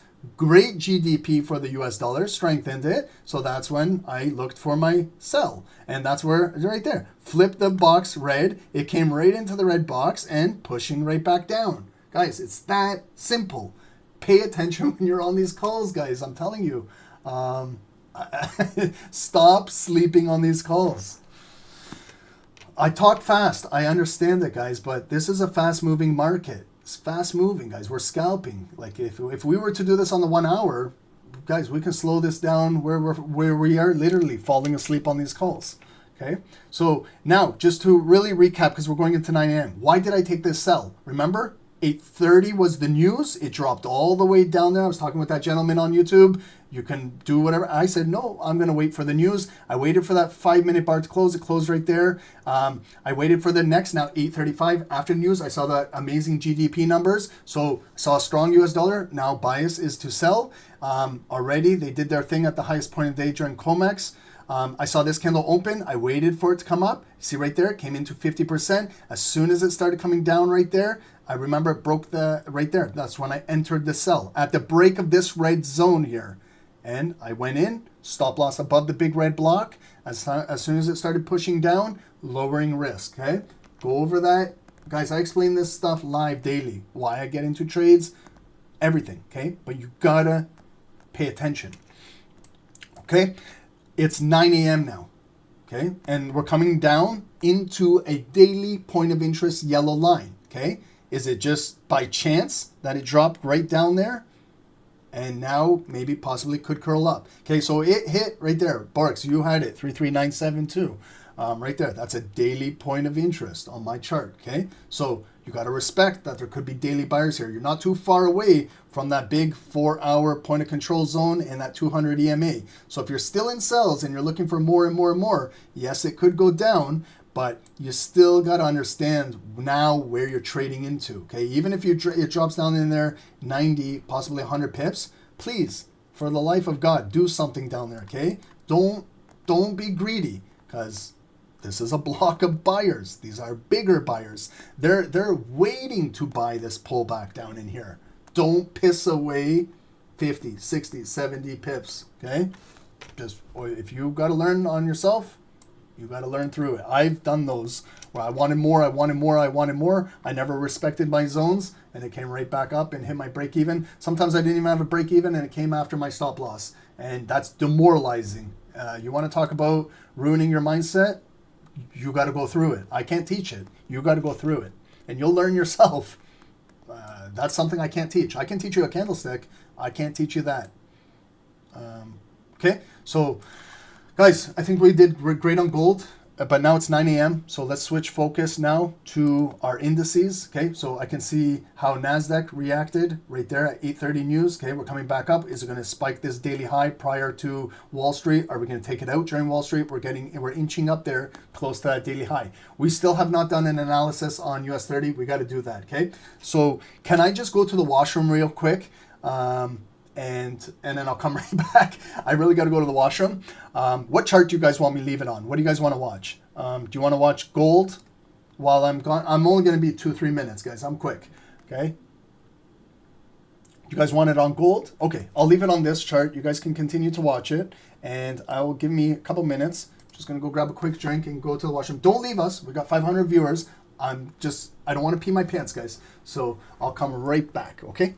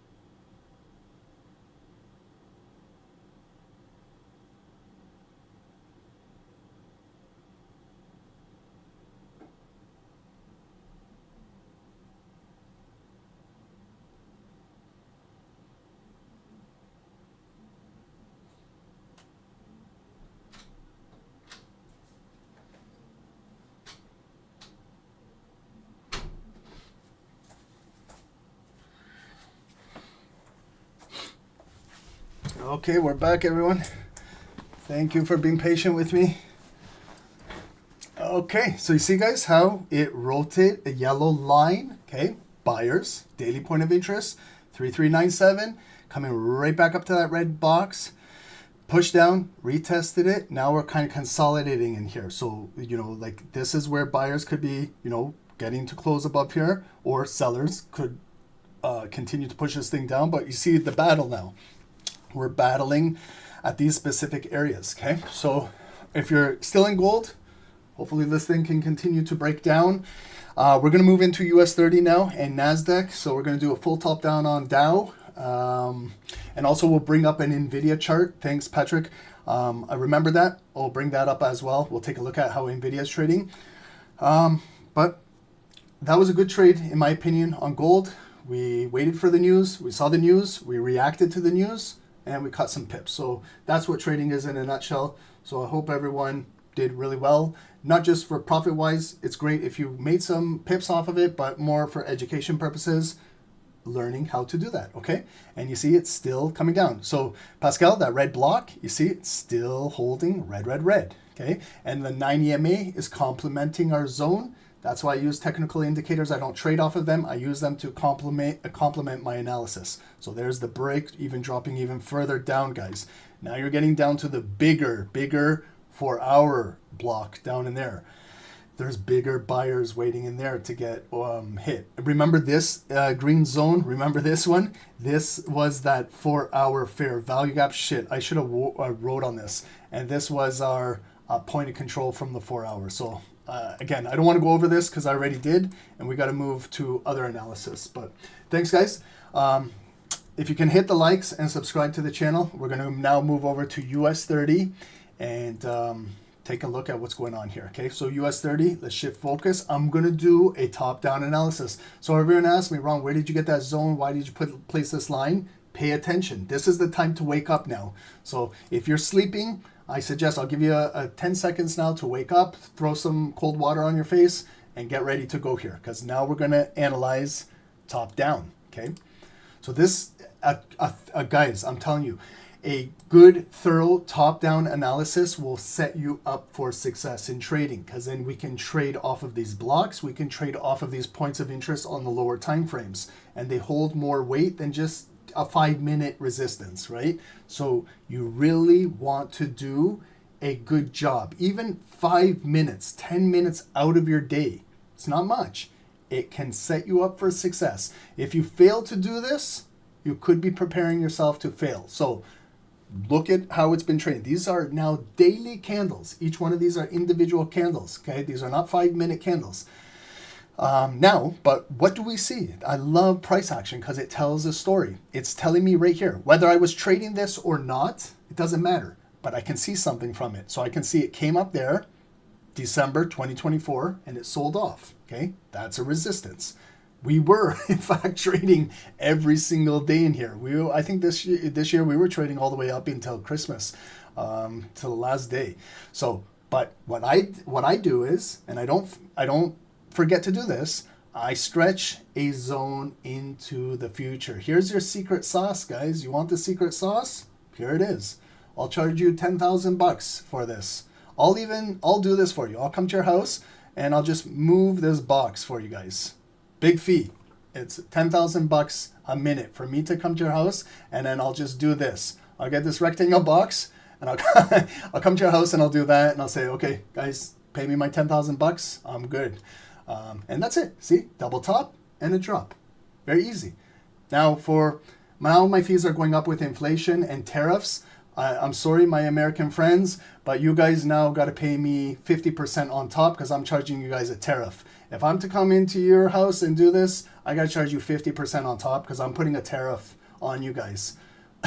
I'm just joking. No tariff wars. Okay. This is all for free. This is free trade. Okay. This is what actual real free trade is. Okay. So you see how I'm not being mean to anybody around the world? Free trade is free trade. If you're on YouTube, we're getting free trade. Just hit the likes. Actually, a like does cost something. So, but you see, a third time we came in there. What were the results? Back down. Fourth time we came in here. Back down. In here, look how we were trading last week. And in this big bullish candle, you guys remember that. What was that? That was Powell at the Jackson Hole Symposium, day 2, last Friday. Okay, we did a blog on it. We got you prepared on why it's important. Hopefully you guys understood that. Okay, so now you see that block? Powell's volume closed above. Volume closed above, make it green. Stretch it into the future. Okay? And now we can see the most recent pullback where it came in. We have not transacted in that block. We're continuing to move up. Okay? Now, is there any points of interest below us? Yeah, you can find another block real easy. I can find multiple blocks. I can sit here all day and find blocks. Right here was a block. Resistance. Resistance. Close above, turn to support. There's a block below us. Okay, I can find now points of interest on pullbacks, pivots. Okay, when the market pivoted right there, look, it Draw a yellow line there, yellow for daily. We'll have a legend here telling what these lines mean. Okay, so it came down, pivot, back up. Came down there, broke, new pivot right down there. Body to body. Sometimes you don't always got to look at the wicks, you look at the bodies of volume right there. Okay, and then look at when it came up. Again, now this yellow line was support. There it broke, and then when that body closed above, look at it acted the yellow line, support, support, support, support, and then we continue to move back up. So we've got now most recent pullback was like down here. I don't need to worry about this stuff right now, okay? Because we're all the way up here. We need to worry about our hot all-time high. Look at us. We're just a few points away from hitting a new all-time high. Are we going to break out new all-time high today? Possibly. We've got a higher low, higher low, higher low pullback. Okay, now with Powell's candle, let's get a little bit more fancy. Let's figure out exactly where 50% is and cut it, and also find where our point of control is. Open, close. When price gets too high, we need to cut it. Right here, we're cutting it. 50% is where I cut it. I cut it always, right in half. So there's no debate. Why are you cutting it here, there? 50-50. 50-50. Cut it right in the middle, and then you get your zone. One ratio above, one ratio. Look at now. Did we not just transact on Tuesday in there? Some of our snipers bought right out of there during the futures market and nailed that trade, guys. It was one of the happiest days of my life, watching that, to see you guys do that. And it made me so happy, because all of this hard work that we do here is now we can see it paying off for you guys. So it came in there. Perfect. Did it come in the bigger zone? No, it came into the point of control from Powell's speech, and since then, look, it closed near the high. It pulled back into 50% of that volume. See, you can also look at, obviously a bigger body candle is more accurate, but any candle volume. See there, if I cut it 50%, it pulled back, push up, no wick. There's your pop, your explosion. Continue to drive near the high. Look at this pullback the previous day. Today, look at our lowest point. It's right there. I'm going to draw a purple line there when I get to that. And you can see it's relative 50% from yesterday's point of control. So you can still see higher, low, block holding. We continue to come up. We created a new high. We're breaking out. Look at our highest point today. Okay. So this is our all-time high. Orange line right up here. Right there. 45,760. Miss Jones is right. Look at, if I draw a purple line at today's high, look how we're not, man, we're so close to breaking a new all-time high, but technically it is still a lower high. We did not reach that orange line yet, and they're pushing it right back down. Here I've got a body and a body. So if I draw another daily point of interest somewhere here, and I can see that they gap these candles here. So I can see right there. See where this closed, where this opened, we had that push down. Now we came up there. Look at where we are. We're right back at that yellow line. If we lose this, we're going to come back down to here, 587 today. Why do I say that? Because there's a body that closed yesterday and today's opening price. That's a point of interest, 45,580. If we lose today's opening price, we could maybe fill our bottom wick and come back down here and break a little lower. If we break today's low right there, there's a purple line, today's low, then where do you think the market's going to go? Yeah, it might just drop, but we got to test this point of interest. There's buyers waiting right here.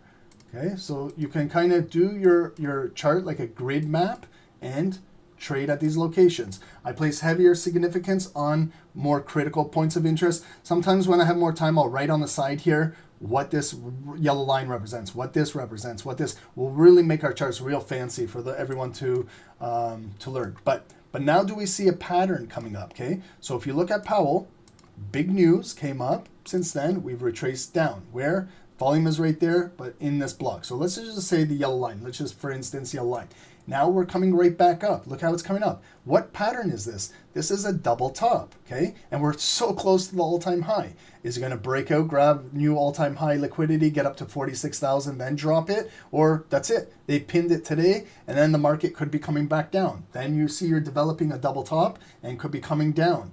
But you're going against this uptrend this week, so you got to really bring it back down, maybe to physically close below there, then you can have that big drop. But right now we are not concerned about that because it's still got a higher low, higher low, higher low, higher high, higher high. But we're getting right up to that all-time high. So is it going to continue to come up during Wall Street and break out of here, or is it going to come down? That's what we got to figure out, okay? So this daily candle, that's our range. I'm going to go into the 1 hour quickly because it's 9:15. There's how the 1 hour looks, guys. There was Powell's move. You know what I said? Patience and discipline gets paid. Yes, if you figured out where about 50% was or that location, it did eventually come back in there, and you could have bought out of there, right? And continue, get up. So look at the hourly. Okay, this could be a huge, move, one top, all-time high. There's the big hourly neckline, that block. We're coming up right there. There's a double top. It's already trying to come back down, okay? They could bring it down to that daily low, purple line, break it even further. But what happens if that's the pullback and we're going to now drive back up during Wall Street and see if we can break this high and get back for a new higher high? Possibly squeeze more sellers, okay? Because there's probably a lot of sellers trying to pile in and sell US 30 at the all-time high. But, it could continue. That was maybe a pullback. When did it happen? It happened at 4 a.m. There's London right there, closed at the high, 3 a.m. 4 a.m. bearish engulfing, brought it right back down. We've been pushing down. Now we had good news coming out of the GDP in the U.S. Unemployment claims really didn't matter this week. No big significant change in numbers. So if you look at an hourly trend line, if you draw a parallel channel real quick, just grab your parallel channel, start it from down here. Connect the dots as much as you can, okay? So I'm connecting it there. That's where I decided to connect it, bring it right back up. I'll tell you why, okay? So I came down, I grabbed that wick, I grabbed that wick. So I'm staying consistent with the wicks. I could bring it down to this wick where that started it, but then I'm not getting more multiple touches. If I keep it at now those 2 wicks right there, at least I get 1 and 2 touches. 2 touches is better than 1. If I get 3 touches, it's better, okay?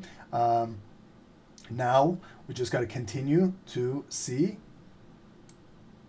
Sorry, guys. Let me just do this again because I altered it. Let me just do it one more time, okay? So, it's just this parallel channel tool, okay?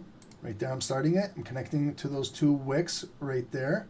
And I'm bringing it up to, I'm going to stick right there. Got that first one, continuing to come up, okay? So, this is our parallel uptrend channel. You can see we're making a higher high, higher low, higher high, higher low, new higher high. This could be another higher low, continue to drive back up. We are below the dotted line on the hourly, so we're technically below the dotted line. We're at resistance here on the daily, so it could continue to push down during market open and continue to break this trend and drop down a little bit. But hourly is pushing up. We just got to acknowledge our hourly double top. You can go to that orange line all-time high, and I bring it down to those bodies. So I encapture those 3 wicks right there. I get a lot of questions about why I do this. So here, guys, if you pay attention, I'm taking it right to the orange line. I know that's my all-time high, and then I see hourly push down, right there, body to body. So you see, that's the size of my zone, and I keep the same zone. I stretch it into the future. Now I can see how London came right in there 3 a.m. and then they knocked it right back down in there. So that zone is still in a block in the market. So if we gotta buy today and show bullish strength to get above for a new all-time high, we gotta break through this red block, close above there, and retest this and continue to drive. It's not easy to do that, okay? So that block is established in the market. It's there. I'm showing you it's there. So let's go to the 5 minutes real quick.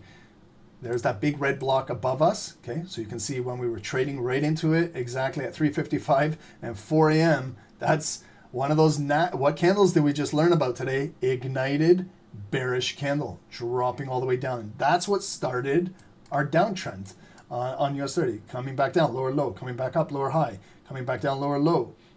Lower high, lower low. Now you see how we're using our daily point of interest yellow line, coming back down, going back up. It broke right there, coming back up. So do we have a good maybe 5 minute supporting area building in the market for right here? So I go from that pivot to right there and capture all of that. I can see it now. It's easy when you can see it. Okay, but the hardest part is doing this, stretching it into the future. The easy part is spotting it. This is the hardest part. This. When you spot it, it's doing this right there, putting it in the future. Because if it revisits this, look, if it revisits right here, we're revisiting our hourly trend line. Support, we got hourly bias. We're just right above our daily point of interest. Maybe they protect it. That would be a good pullback buy down in here, right? It would be better to buy the yellow line, but sometimes it won't come down to the yellow line. It stops right there, okay? So, and then the way how I back test this zone is go backwards and see right there kind of closed above, that's when you flipped it green at that time, and then you can see the first pullback came back up. First pullback deep down inside, keep going up. And then you can see over here where it was red at that point. It was resistance, resistance, resistance. I see that as a fake out above there, and then the market dropped.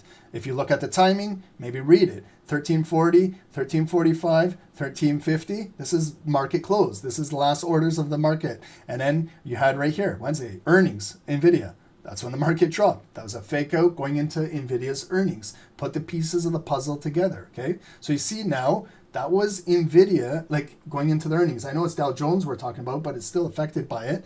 But you can see how it was resistance over there, and then it kind of dipped all the way back down. It built its way back up, and it just retested that same block right now at 8:30 when we had that GDP news, and it's still holding, okay? So now we're kind of just struggling right here to see if we're going to continue to break to the upside a little bit, or are they going to dump it right back down into here, okay? So let's add our daily bar indicator to keep us, we opened, we made our low of the day, we made our high of the day, came back down, we're still holding this volume right at our price right here, okay? So EMA's 9, we're right above it, EMA 200 right below here, okay?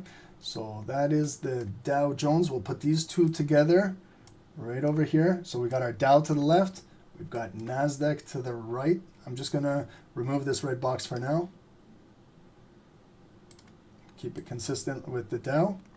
Sorry guys, you wanted me to do a real quick analysis on Nvidia. Let's just take a look. I'm just gonna bring up a brand new chart here real quick. Guys, there's a flash sale. If you guys are looking for TradingView, 3 more days, up to 70% off.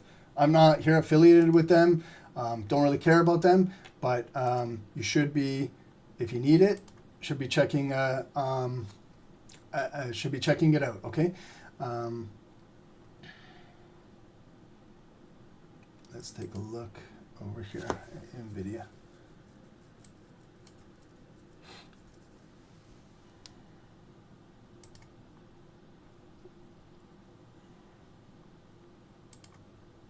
Okay, so this is Nvidia. Just going to do a quick little snapshot analysis of it. Okay, we still have about 6 more minutes to market open. Okay, so we can look at, I'll do a quick one, daily of Nvidia. Okay, so I know it trades really choppy when you're looking at the stock market. There's all these gaps and things like that, but you can still see with the naked eye, you can still see right there is resistance, resistance, bring it across, turning into support. Okay, this is where now we're breaking out higher high, higher lows, higher highs. Do we have a resistance point? Yeah, or like right up here, go to your top wicks, bring it down to your bodies, right there. That's what we're trying to break, all-time highs today. Right after their earnings. Okay, you can see if it pulls back, nice zone for pullback buys. If you're looking for pullbacks, right in there, I would have that 169 level. You know, if I'm trading the options, these are strike prices I'm looking for. Down in there, it's still holding. Okay, so we kind of have this uptrend bull flag. It came up, back down, came up, back down. What type of, I know it looks funky, but you can see it came up, back down, came up, back down, it's coming back up. Will it break out of here? All-time high, price discovery, where could it go? High is 185, okay? What is your next kind of psychological number? 190, 190, just place a line there at 190, okay, if it can get up there. And again, go 195, 200, very psychological number.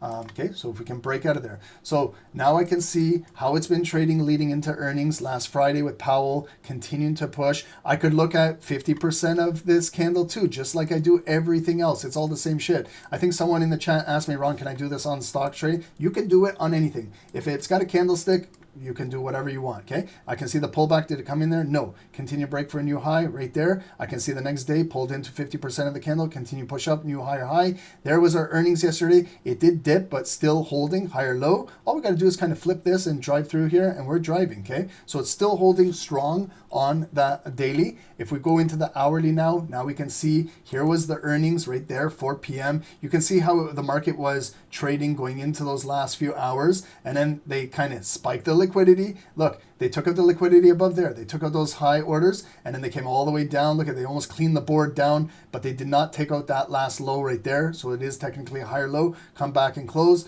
We then kind of cooled off in the market. There's the futures when it gapped it up, continuing to hold. If I'm looking for hourly support, you can see body, body, body. That gap imbalance was filled and still holding. Draw a white line on hourly. That's what I do. So I can see 177.85 is still holding, where I can see 50% of that volume of the earnings. Same shit, guys.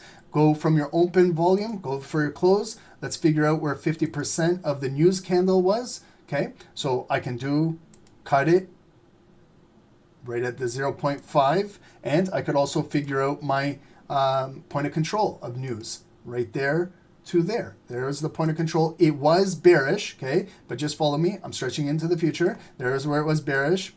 We closed above it just now at 8 a.m. So that's a green block. There's our 209 EMA and the 50%. If it comes back down in here, maybe 179, it'll dip back up and come back up. But if we lose this point of control, you can see Nvidia might sell off today, okay? And it could come lower. Then that might drag NASDAQ down with it and tech sectors, okay? So right now, if I'm kind of like looking to scalp, there's a big body candle, 50%. We're trading right at it right now, right there. I'm just guessing that that's about 50%, $180, psychological number. So it's lower high, lower high, lower high. They're pushing it down, okay? We're going to go into Wall Street in a little bit. This candle is going to close in 30 minutes. I can scalp Nvidia if I like. I can do it on the option chain, okay? Same thing when you're trading. There's a bar that closed above. It broke out, coming back down. When it gets in the block, if a 179 holds, if I was trading options, I could look for the 180, 181, 182 right there. I think 181 is a good strike price. Even if it just moves up just a little bit, depending on my expiration date, today's Thursday, I could look for tomorrow, Friday's expirations. I could scalp the shit out of Nvidia. The option chain is real cheap because they're expiring tomorrow. Or I could look at next week's prices. Trade those options, okay? You could do monthlies if you want. But that's basically it. We'll go more into scalping these securities, okay? But you still see it's holding, continue. There was the big 5-minute news candle. It was crazy, but we're retracing right back up to it. We'll see if it will drop or continue to break out of here. Okay, so let's go back to, guys, gold. I'm sorry, guys. You know, gold, Borex, we had it, you know, coming down in here. If you guys don't do anything, I told you, unfortunately, look, it can come back and that's it. You've lost, you just gave away all of that profit right there, okay? So that's what I mean, guys. Do not get greedy. Respect your zones. If you don't respect these zones, I don't know what else to tell you, okay? So all of these things now, volume close above, you got to continue go red to green, continue go through this process. But we got to focus over here, guys. US 30, what's 1 more minute to market open? Okay, let's get focused. Let's get on our charts over here. Let's look at spreads, okay? Everyone, please focus. It's Wall Street market open coming off of Nvidia's earnings, okay? Could be volatile. Again, have rules. Are you trading right away? Are you going to wait for 5 minutes? I'm going to do what I did yesterday. I said I'm going to wait for 5-minute candles no matter what. It's resisting that temptation to take. I know the market could just dump, right? If you want to go with it, go with it. But maybe we'll wait for the 5-minute candle bar to close and see how it closes and base our analysis off of that, okay? Oh, amazing. Guys, Red Clues just put in the chat. If we hit 400 likes today, you get to vote on a custom symbol for a quick top-down analysis. Amazing. Amazing. Great suggestion. Okay, let's try and get to 400 likes if we can today. Okay, and we're right now, guys, market open. Okay, so Dow is selling off. Okay, right into that block. Pushing down. Is this going to be an impulse push down, come back up with a wick, or are they really breaking structure? So it came down to our, where did I get that line from? That trend line, that was the hourly. So I see it held support, came back up, broke. Our daily yellow line holds more weight than just an hourly trend line, pushing back up. NASDAQ came right back up. Look, trying to break the daily high. Okay, so let's see if we break for a new high. Let's see how high it can go. What type of body candle it is. Can we find a point of control? All of these things we talk about, okay? But this is the first 30 seconds. So I know there's some buyers that already bought and said, guys, I bought it. Great. Okay, that's fantastic for you guys. But Other traders are waiting for the first 5 minutes to close. So, you know, unfortunately, we're the ones sitting back and watching this, okay? So Dow is selling off. NASDAQ is pumping today. Why is NASDAQ pumping? Why is Dow selling off? Dow has not much to do with Nvidia and tech. NASDAQ has a lot to do with tech.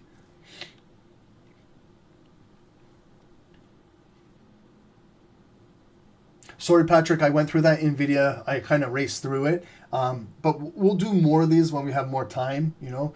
I apologize, I ran through that one really fast. But if you look at Nvidia, Nvidia is pushing right through here, okay? New all-time highs, okay? It hit how much? Almost 185, okay? You can follow that body of that volume on Nvidia as well, okay?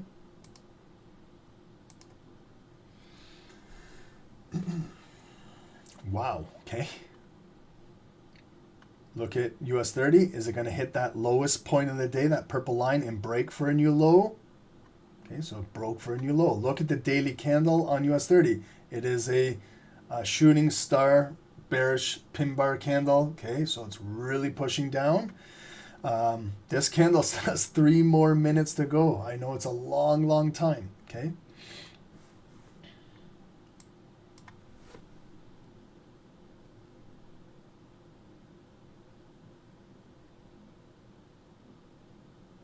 Okay, it looks like tech sector is holding, you know, like with Nvidia riding their coattails.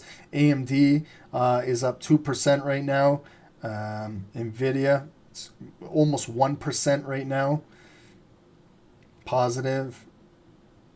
SMCI, 1%.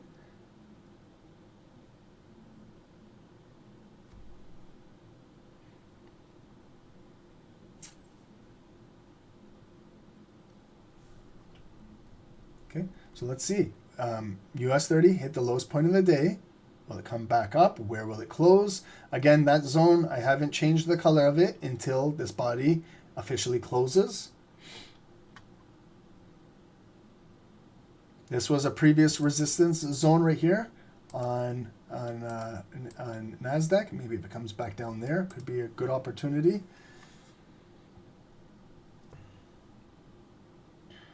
Oh, I didn't add my EMAs. Thanks for telling me, Lukeman.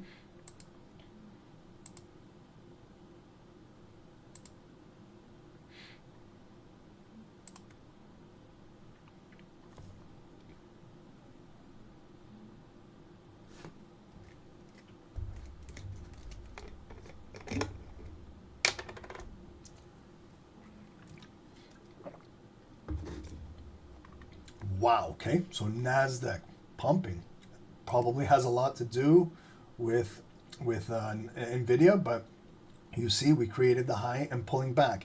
NASDAQ is still going because NASDAQ is not just Nvidia, you know, there's other securities as well in there. S&P 500 all-time high? Yeah, probably. S&P 500 is like the Magnificent Seven, you know, it's Nvidia, Tesla, Apple, Amazon, Microsoft, Google. Basically, those 7 names control the entire index. They bully those other 493 securities in there. Okay, so we're getting close to a 5-minute close. If you guys sold the open of Dow, great. If you guys bought the open of NASDAQ, fantastic. Okay, we're 5-minute traders now. We're waiting for the close. Guys, you guys have got to be quick too to go through this. I'm going to assume Dow is closing below there. I'm going green to red right there. Okay, you see the yellow line? It's already representing 50% point of control. That's why. So if it comes up there, maybe could look to sell that point down there. Okay, same with NASDAQ. It's where did it get? It opened there to there. Can I figure out where 50% or a point of control if I want to maybe buy a pullback on NASDAQ? Okay, so 50% is, you see the yellow line? I'm just going to tad move it right up to there, and then I'll find my zone right there. So that could represent 50% of the first 5 minutes of NASDAQ, and see now how it's coming bearish right in here, okay? So what's going to happen? Is it going to hold in here? Is it going to come in right in there, 50%, come down here? Will it hold? Will it catch a wick and go back up? So now we're retesting this. Okay, we haven't retested the yellow line or this block yet. It came up lower high, could push down and go for a continuation low. Or are we going to say, guys, we're going to wait patient for a pullback here? You got to kind of decide or pull your trigger. You got to figure out what you're going to do.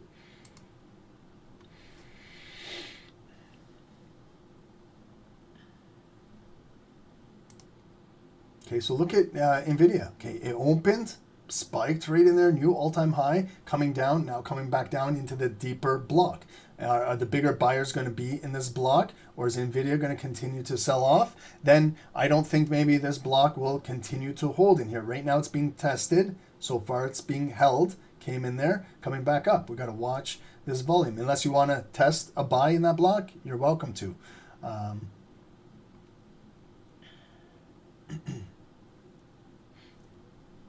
Okay, so I had it first, it came in there and got a wick coming back up. So what I'm thinking is if Nvidia gets good support down in here, you know, could turn around and then we could see NASDAQ maybe flipping back up and taking up here. But I'm waiting for this body to close. I'm also waiting for this body to close because we're getting so close to this low of the day. Sometimes, you know, you take a sell, it'll drop a little bit, then it will reverse back up when you spike that low of the day. So we're at a very, very critical location on US 30.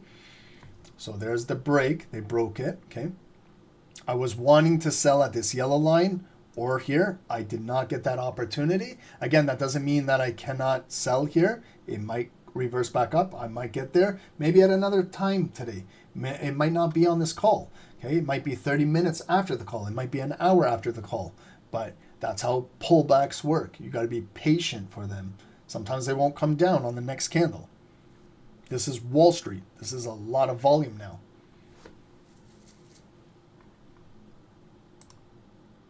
Okay, so Nvidia is still holding that block.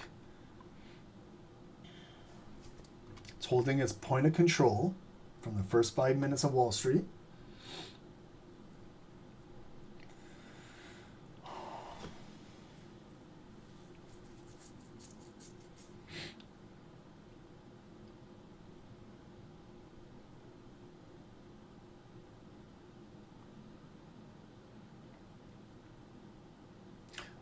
Wayne, 4 hours looking like a nice M on Dow.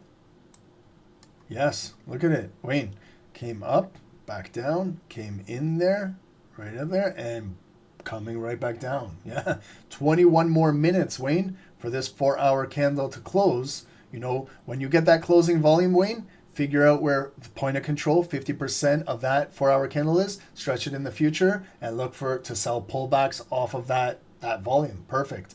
Look at the 4-hour coming down daily shooting star. Wow. Okay, so it's continuing to break down. Holy shit. Okay, so big drop here. That's why, guys, sometimes it's important to follow your higher time frames. So NASDAQ came right in there. Okay, so anyone that had a pending order in there, you got filled nicely. But let's see if the body, it hasn't flipped yet. It hasn't really flipped. Let's see where it will close in 20 seconds. And then if you look at the Nvidia chart, we came in that deeper block. Okay, so it's still holding support up there. That's how you can intertwine securities when you're trading. You compare US 30 with United Health. United Health is the big one, consists of about 10%. That one security, the 1/10 of the entire weight of US 30. You can put those side by side. You can put like NASDAQ side by side with Nvidia and see how they move in tandem. Sometimes they don't always, but it's good for like correlations. It's like when you're trading gold, you got DXY next to you for correlations and things like that. If things are adding up, this block with that block, then it gives you a better bias to how to trade. Okay, so again, guys, just got to go through my rules here. 50% of that candle is right there. Will I get a pullback to sell up there? Will I get a better pullback to come in here? Will I get another entry maybe to look for a buy in here? Or that's it, I got to start to buy now on NASDAQ. Okay, Nvidia is still holding nicely.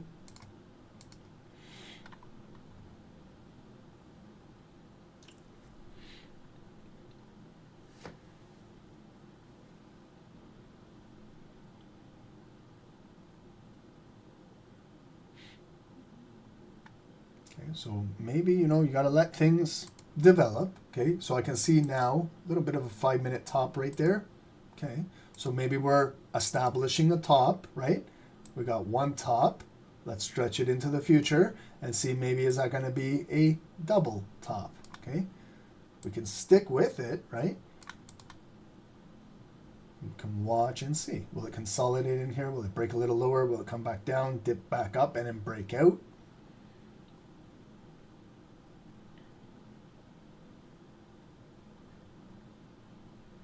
And if US 30 drops all the way down to our yellow line down here, 45,455, 450, that's daily point of interest.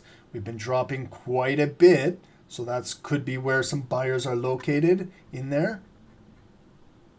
Okay. Okay, so it didn't. It's coming back down. Let's see if it will retest this zone, make a higher low. We've got some consolidated volume. Do we have any 9:45, 10 a.m. news? Let's just make sure we got all the news out of the way. 10 a.m. we've got U.S. Pending home sales coming up, and then 10:30 natural gas storage. So we don't have critical news coming up, so we're in the clear for news-wise.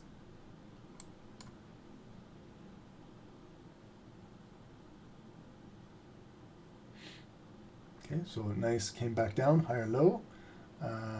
Could continue. Okay, this could be an impulse breakout for a continuation high, or you can physically wait for the 2-minute candle to officially close. Okay, we finally found our spin top. Okay, so it's good.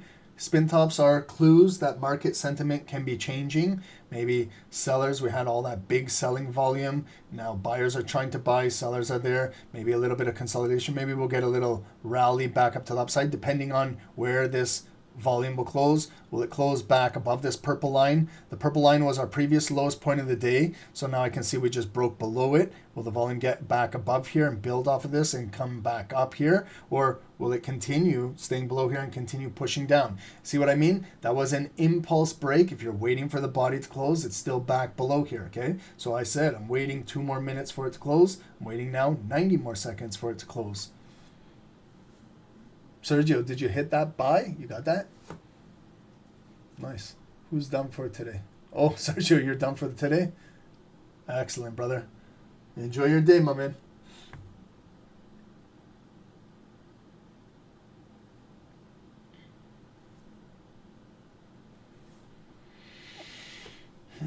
And if you want to clean up all the noise from these 5 minutes, we have a new 15-minute candle opening up in 1 minute here. So you can see the big 15-minute candle dropped, broke our low, lowest point, daily low. Will the 15-minute volume close below there and push down? Or will that 15-minute volume close above that purple line and buyers might come back up? Then also determine 50% of that 15-minute candle. Same with the first 15 minutes of NASDAQ, depending on what type of trader, what time frame you trade on. Okay, so it's coming right back down now. Okay, so it's back in this block. Here's the close in 15 seconds on both of these securities. Okay, so we've established one top on the 5 minutes. Came up, Wall Street, coming back down. Will it come up a second time and go back down? Or will it continue higher lows and break through here and continue squeezing sellers? Okay, so there's the close.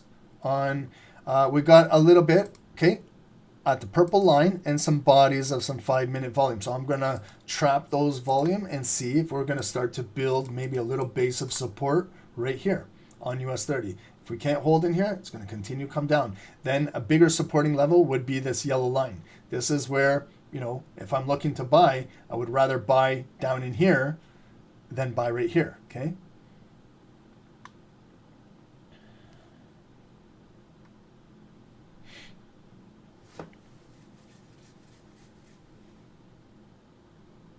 Gold.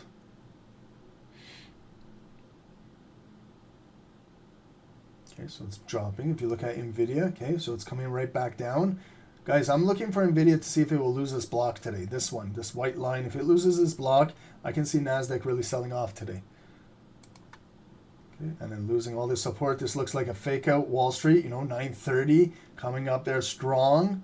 And they could be coming right back down. A second top up here could be the bigger drop. Okay, so just stay with me, guys. Be patient.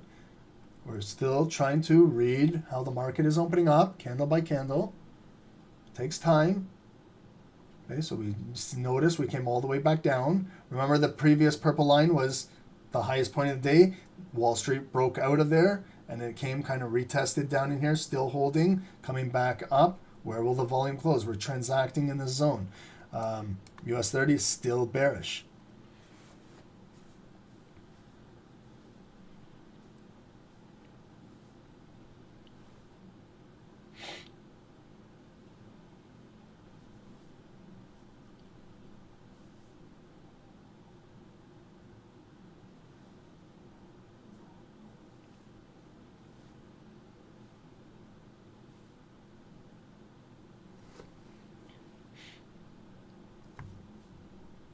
Okay, so it's coming back down, close to that daily position down here.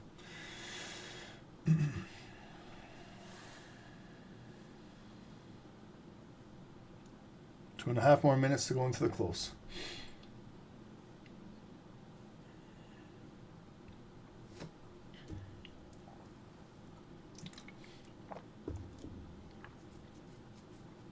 Sometimes I'm trading a little cautious now because we had a good trade on gold. Kind of don't want to get in the habit of giving back to the markets. So let's see when it will officially bleed out here.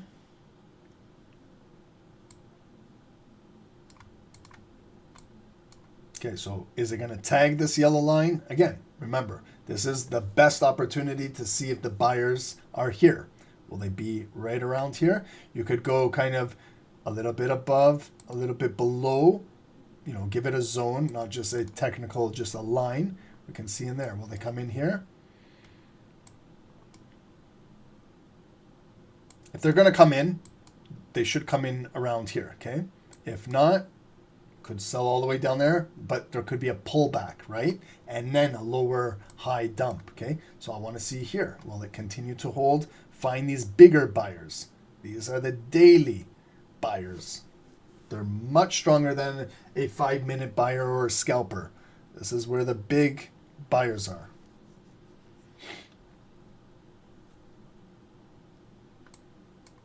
Okay, it's going to close in 60 seconds. Where will we close? So it came down, didn't tag the yellow line exactly, coming back up.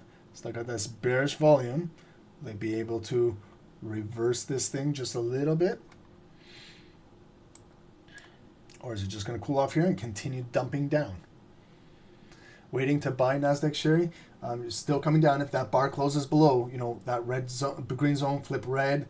Nvidia is coming down in here too. So just careful. Watch what's going on here.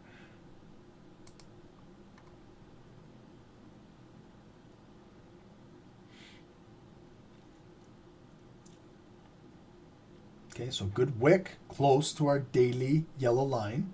Buyers are present, but we are still trending down.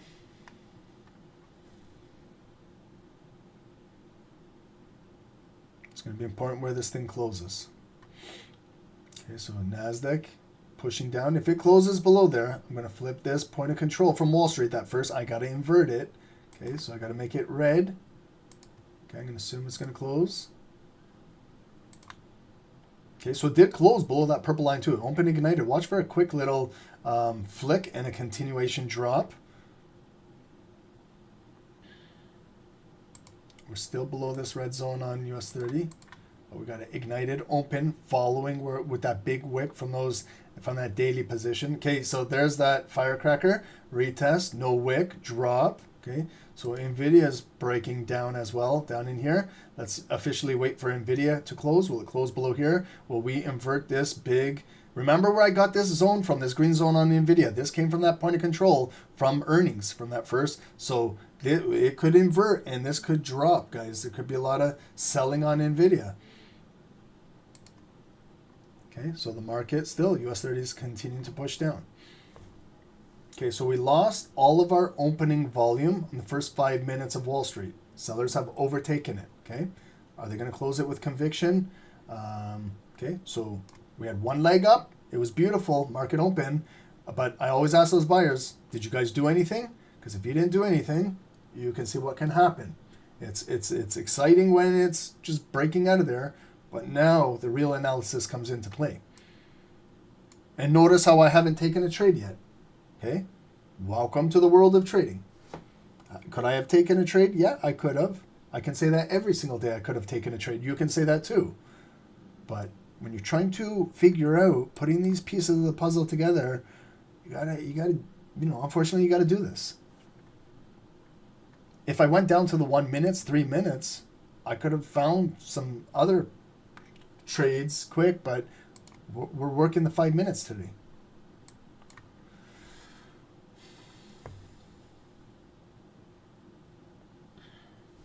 Do you guys have any questions about anything? Is anything confusing to you guys? Like, are you guys confused about anything? See, we've lost that point of control now right here. So we got to figure out where Nvidia's bar will close. Again, same shit. Flip that green zone red. That might be inverted block and continue drop. See this gap right here? Look at, there's a gap in the market. Can you guys see this? Right there to there. You see that gap imbalance? Right there. I'll make it neutral so you guys can see. Maybe it needs to come down and fill this gap, then go up, okay? For those NASDAQ buyers and Nvidia buyers, you see that little gap imbalance in the market right there? There was no transactions in here. There's no trading in here. So maybe it needs to come down, fill inside here, and then potentially go back up, okay? Gold is flying. Yep. The US dollar is selling off again. What goes down can go up. What goes up can go down, okay? Okay, so now we're coming back up. Let's see in 2 minutes, can we get a closing bar? Maybe push off of this. Maybe sentiment in the market could rotate back up for a little bit. Again, buys are against the trend, but just to fill some little bit of imbalance to here to there, maybe, grab some pips and dip out of the market. However, could continue selling down with this. Lower high, lower high, lower high. Could continue selling down with this.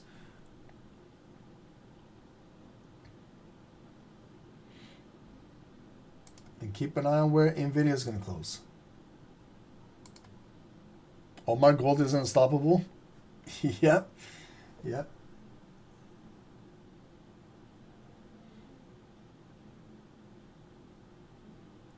Solomon, you're a newbie and you're learning a lot. Good for you, bro. Good. Continue learning, man. We welcome newbies, okay? I was a newbie too. We were all newbies. I still consider myself to be a newbie. It's all good, but just learning is important, guys. Education is powerful. You can learn every single day. You can be a student to the game every day. Doesn't matter if you have 5, 10, 20 years experience. You're learning everything new every day. There's news, incoming news every single day that's new. Okay, so we got last 30 seconds going into the close.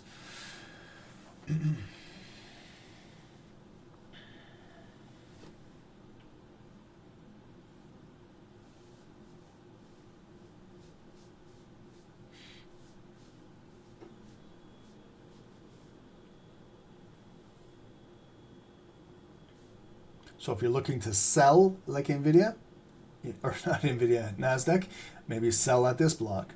Sell at the highest block. You sell at a premium up there. This is a premium. If you're looking to buy, we've got to kind of buy at discount levels down here. But again, we're still closing below here, okay? So buyers are here. They could bring it back up, could go back down. Conviction will be closing above here. We have 5 more minutes, and then we're going into 10 a.m. So I've waited now 5, 10, 15 minutes. I might as well wait it out 5 more minutes to see what 10 a.m. brings in. Again, remember, there was just a little bit of news, not much, just pending home sales. But maybe we'll see what happens at 10 a.m. Could be a shift in the market. If you're looking at the hourly candle, stay patient. what did this hourly candle do? Look, it could be a big, huge head and shoulder pattern. Your left shoulder, the head spiked out right there at 4 a.m. They dropped it, coming all the way right back down to that daily position. We do have buyers interested right now. We can see on the 5 minutes. But if this hourly candle closes back near the low, the next 10 a.m. could open and take out these lows and continue dropping. If we close good, strong on this last 5 minutes on this hourly, maybe we might have a bullish hourly open to just retrace back up. And again, we're still selling, we're still buying against the trend. So even if it comes up, rotates a little bit, you got to understand that you're buying into selling pressure. Okay, NASDAQ on the hourly, still choppy. Okay, broke for that new all-time high up there. And look at now coming back down. Look at the volume, up, down, up, down. It's an M pattern on the hourly. If it closes below the CL line, you could see the next hour continue to sell off, guys. Okay, so we're at critical stages here in the markets.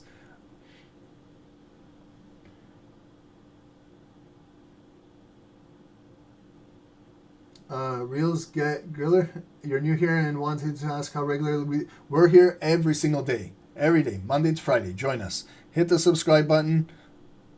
Join us on a daily basis. Okay.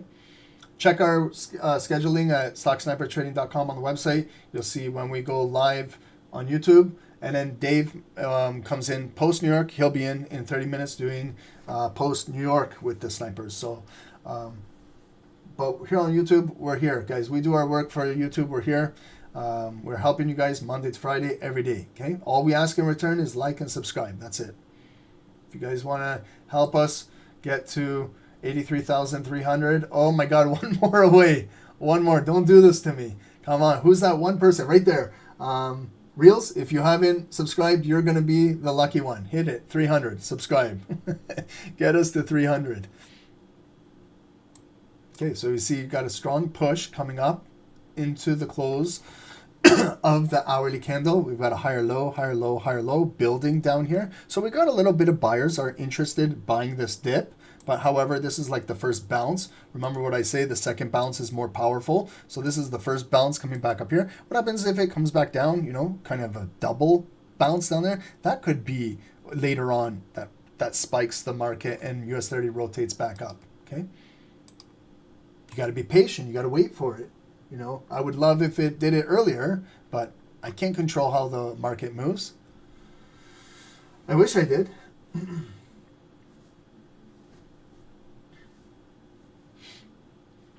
Did you hit that subscribe? Oh, awesome. Thank you, guys. Thank you, guys. That subscribe will help you guys in your trading. We appreciate you guys. So you're going to hold me accountable and Dave to your education, guys. When you subscribe to the channel, we're accountable for you guys, okay? So we do appreciate you guys. Thank you, guys. We're not here to scam you guys. We're not here to do that. We're here to honestly help you out. From the goodness of our hearts, we're here to help you guys out. We've been doing this for 6 years now. So if we've had a bad track record, you probably would hear about it, and you no longer would be here. But we're here every day. We try to do everything, live education, live trading as much as possible. We give you guys other benefits of being in the group too, but we want you guys to just learn. No, I'm not a scam. There is other scam traders out there. I've been scammed early on when I was young. I got into a trading group. I got scammed out of my money. Never again. I learned my mistake at a young age.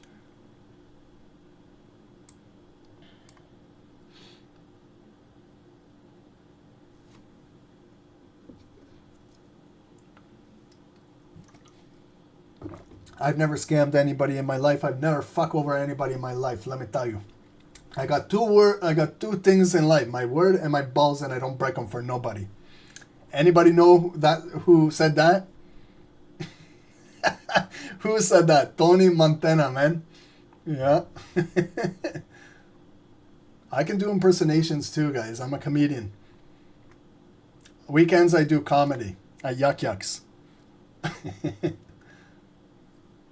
I couldn't do that. For the life of me, I couldn't. I could never do something like that. I don't know. Some people can. I can't. I have a conscience. Scarface, you got it. Greatest movie. Okay, so we're in 10 a.m. Okay, we're seeing a little bit of let's see, Nvidia kind of cooling off. Cool. So it's filling that imbalance, guys. Also here, okay, we came into that block. Let's see if we can rotate maybe back up just a little bit on NASDAQ. Maybe we can entertain maybe a buy position if we can get back, curl up above here. Okay, so we're starting to fill the imbalance on Nvidia. Look, it filled it properly right in there, that imbalance right there. Okay, you can see when the futures market kind of opened up, gapped up. Okay, so can we build off of this? For Nvidia, sorry guys, if you guys are trading this, green block to red, okay, because we did close below it. So if you're following that, that is now a red block in the market. Okay, if we're following over here, what the Dow is doing, higher low, still holding, consolidating in here. We haven't had a body close above here yet. We could be curling around on NASDAQ now. Oops. Guys, I'll stick with us for another 5-10 more minutes. Maybe we can see something develop. If not, Dave is going to take over with you guys 10:30. So I got to give you guys snipers a little bit of a break too in the Zoom, so you guys can go and join Dave.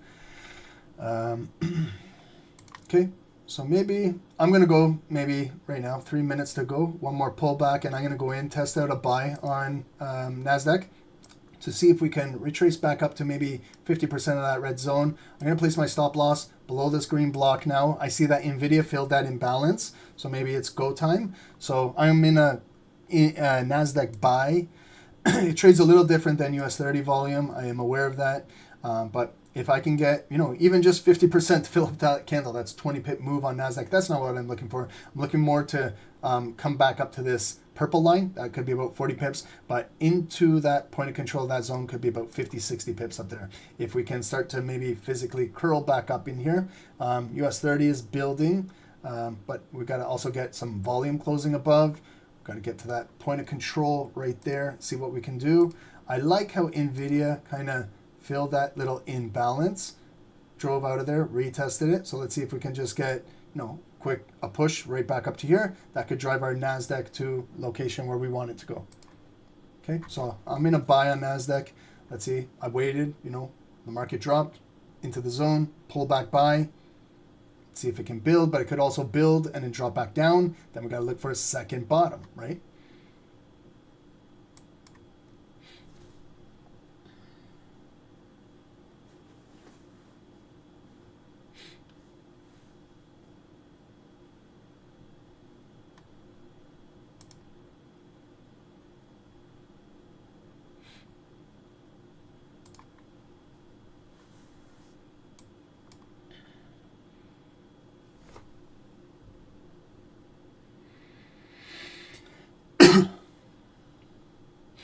Okay, remember what I said, up to just 50% there. That could be 20 pips. I know that there's some micro scalpers out there.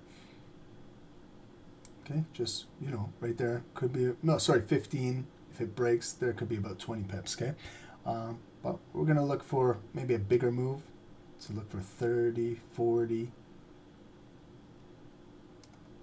Might take time. I might be off the call, guys. This might have to build off the call.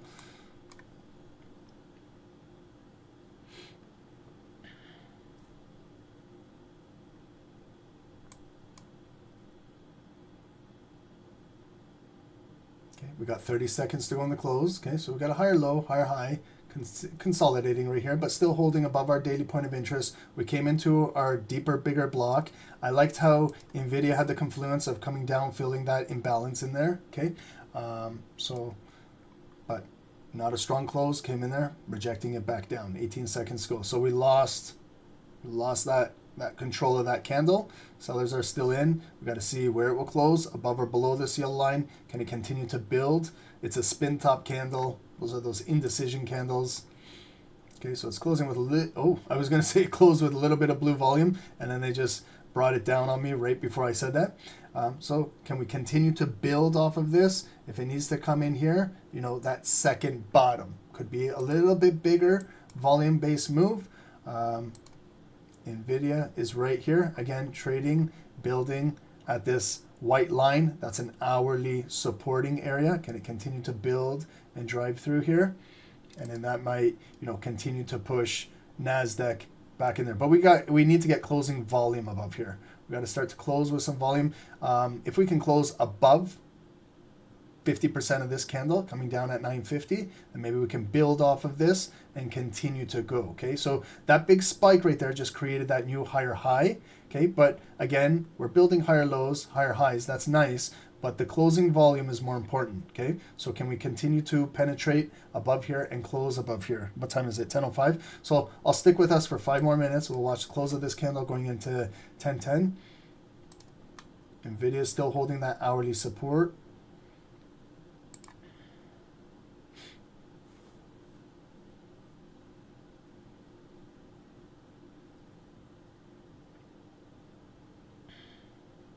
Okay, so we're tapping right into 50%, exactly, right there. And our 9 EMA is complementing us right there. So what I'm looking for is blue volume to close above this red line, and we build off of this. If we can turn, there we go, a nice little push there. Okay, guys, you know, these are Wall Street, right? There's 35 pips. You can reduce your risk if you like. If we get back up to that purple line, that was our previous daily low, could fill, that's 40 pips.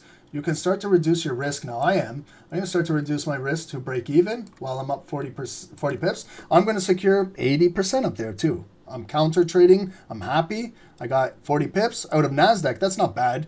Normally if this was US 30, this would be about 60 pips. I'm closing out 80% right there and leave 20% running. You guys got it? Right there. Okay. Why confluence with, guys, this first time we traded with Nvidia on our charts too. You know, guys, look at what I did here. Okay, I don't know if some of you guys are honestly paying attention sometimes. But did you see what I saw there? That little imbalance right there. Tammy, I know you saw that. You got it. See, I've just brought that into the future. You can see exactly what time. That's an imbalance in the market. There was no volume traded. That was the highest point. Then they gapped it. When it came in there, you see that? There's nothing, no trading in there. See how I brought it into the future? And look at how the market naturally came right in there, filled the imbalance, and now it's moving opposite direction. I was following the NASDAQ chart. I'm not trading Nvidia, but I liked how it came down here. When it filled that imbalance on Nvidia, it came down to my deeper green box. Good rejection. Yes, I went in a little early in the trade, but I placed my stop loss below there for protection, and it came right up to, that's a good location to grab 40 pips, to go to a break even. If we continue driving, I've got 20% invested, continuing to run. Maybe it will turn into 60 pips, maybe more, okay? But we did a great trade on gold. We did a great trade on this, 2 for 2 today. How much drawdown did we encounter today? Not much. We were very patient today, very disciplined. We traded the news properly. If that can't get a like from you guys, I don't know what else to do. So hopefully we can hit the likes on YouTube. We're showing you guys that we actually know what we're doing. Some days I smoke too much weed, and those days we got 363 likes. Remember what Red Clue said. If you can get us to 400, we'll do a chart of your choice and indicator of your choice, guys. So let's see after the call if we can get up to 400. Guys, I don't want to keep Dave time. I want to get you guys a little bit of a break, and you guys can join Dave. Sean took a silly trade this morning, but NASDAQ got me back in profit. Good job, bro. Good recovery. You know, whether you're at a BE or you're in profit a little bit, step away from the markets. You recovered your liquidity. You made it back. Life is good. And let's continue momentum tomorrow and make positive out of it, okay?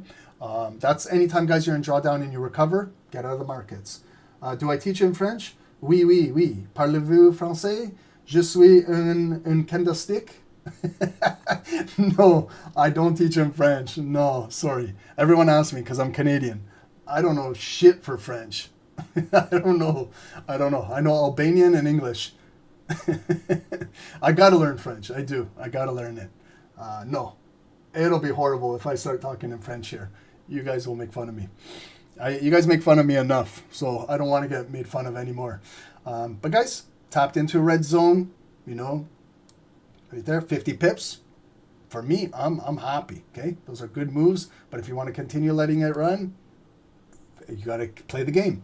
Will it come up, close above that yellow line and that point of control? Will it close above here? You flip that, invert that zone. It could just come right up to the red zone and drop, and then you're looking for a double bottom, guys. You know, just put the pieces of the puzzle together. Same here with Nvidia. It's coming right back in, you know, that zone from Wall Street. There it is. There was the earnings call. So it's coming right back in there. They could drop it back down for a double bottom, okay? Then that's going to retrace NASDAQ down, and then you're giving back your gains, okay? So me, I don't play games like that. I like grabbing my money and getting a volume productions. You don't have to donate the $1.99. I appreciate you, bro, a lot. Hit the bong, you deserve it. But I appreciate you, man. You're gonna buy me a coffee. I'm going right now to buy a coffee. Again, I'll think about you. Thank you, bro. I appreciate that, guys. Shout outs to Volume Productions for giving these donations. You don't need to do this. Keep the $2, invest it in your trading account. Hopefully we can make it into $4 next day and $8 and $10, and we'll learn to compound it. I don't need the donations, guys. All I need from you guys are the likes and the subscribes. That means a lot to us, but I do appreciate you, bro, and you don't have to do that, but thank you for that. Thank you, guys. Our goal was 250, 83,250. We hit 315. So you guys are amazing, guys. Thank you guys so much. You really, you know, got us really enjoying YouTube again. It's truly grateful, guys. Thank you guys so much. And to those that are sharing our channel in your trading groups, in your community, in your Discords, in your Telegrams, we do appreciate that, guys. I saw some of you guys message me on my Instagram showing me that you guys have shared our channel. That's huge, guys. Thank you guys so much for doing that. Appreciate it, guys. So I don't want to cut into too much of Dave's time because you guys need a break and go join him. Maybe catch some pips with Big Dave. And I'll see you guys again tomorrow, Friday, 6 a.m. Eastern. Again, join our team, StockSniperTrading.com. Join us, guys. We've got a lot of education available for you guys with myself and Dave. The blogs, I did 2 blogs last night with Dave. We did this one. We've got you guys learning about unemployment claims. We had that this morning. Here's Ignited Candlesticks. We were talking a lot about it. It's for members only, but I clicked on it and I broke it down for you guys so you guys can watch it on today's live. But a lot of technical stuff, guys. We want to keep it for our members. We're still giving you guys some sauce here on YouTube, but you guys appreciate it, so we're happy doing that for you guys, okay? So have a great day, everyone. Today was a fun session. I had a blast. And look, we can still continue to make some, hopefully runners continue to move, possibly closing above there. Who knows? Maybe we'll catch a good runner, okay?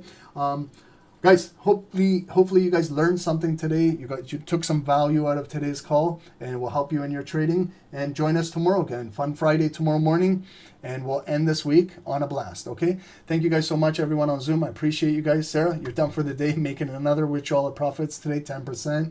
Amazing, amazing. I'm living through you guys. You guys are making Uncle very proud. So congratulations, Sarah, Sherry, have a great day. Cindy, Patrick, thank you, guys. I had a good time. Thanks, guys. What is our channel called? What's Dave's channel called? Phil? Dave is with Stock Sniper Trading. He's my partner here. He does all the trading in the private Zoom room, but it's same thing, same Stock Sniper Trading. We're all snipers here, everybody. All members, we're all Stock Sniper traders here, okay? We're all snipers. So we'll see you guys. Have a great day. Join our team, you know, take advantage, get in, and learn how to do these markets so we can be financially free together. Okay, guys? Have a great day. Thank you, guys.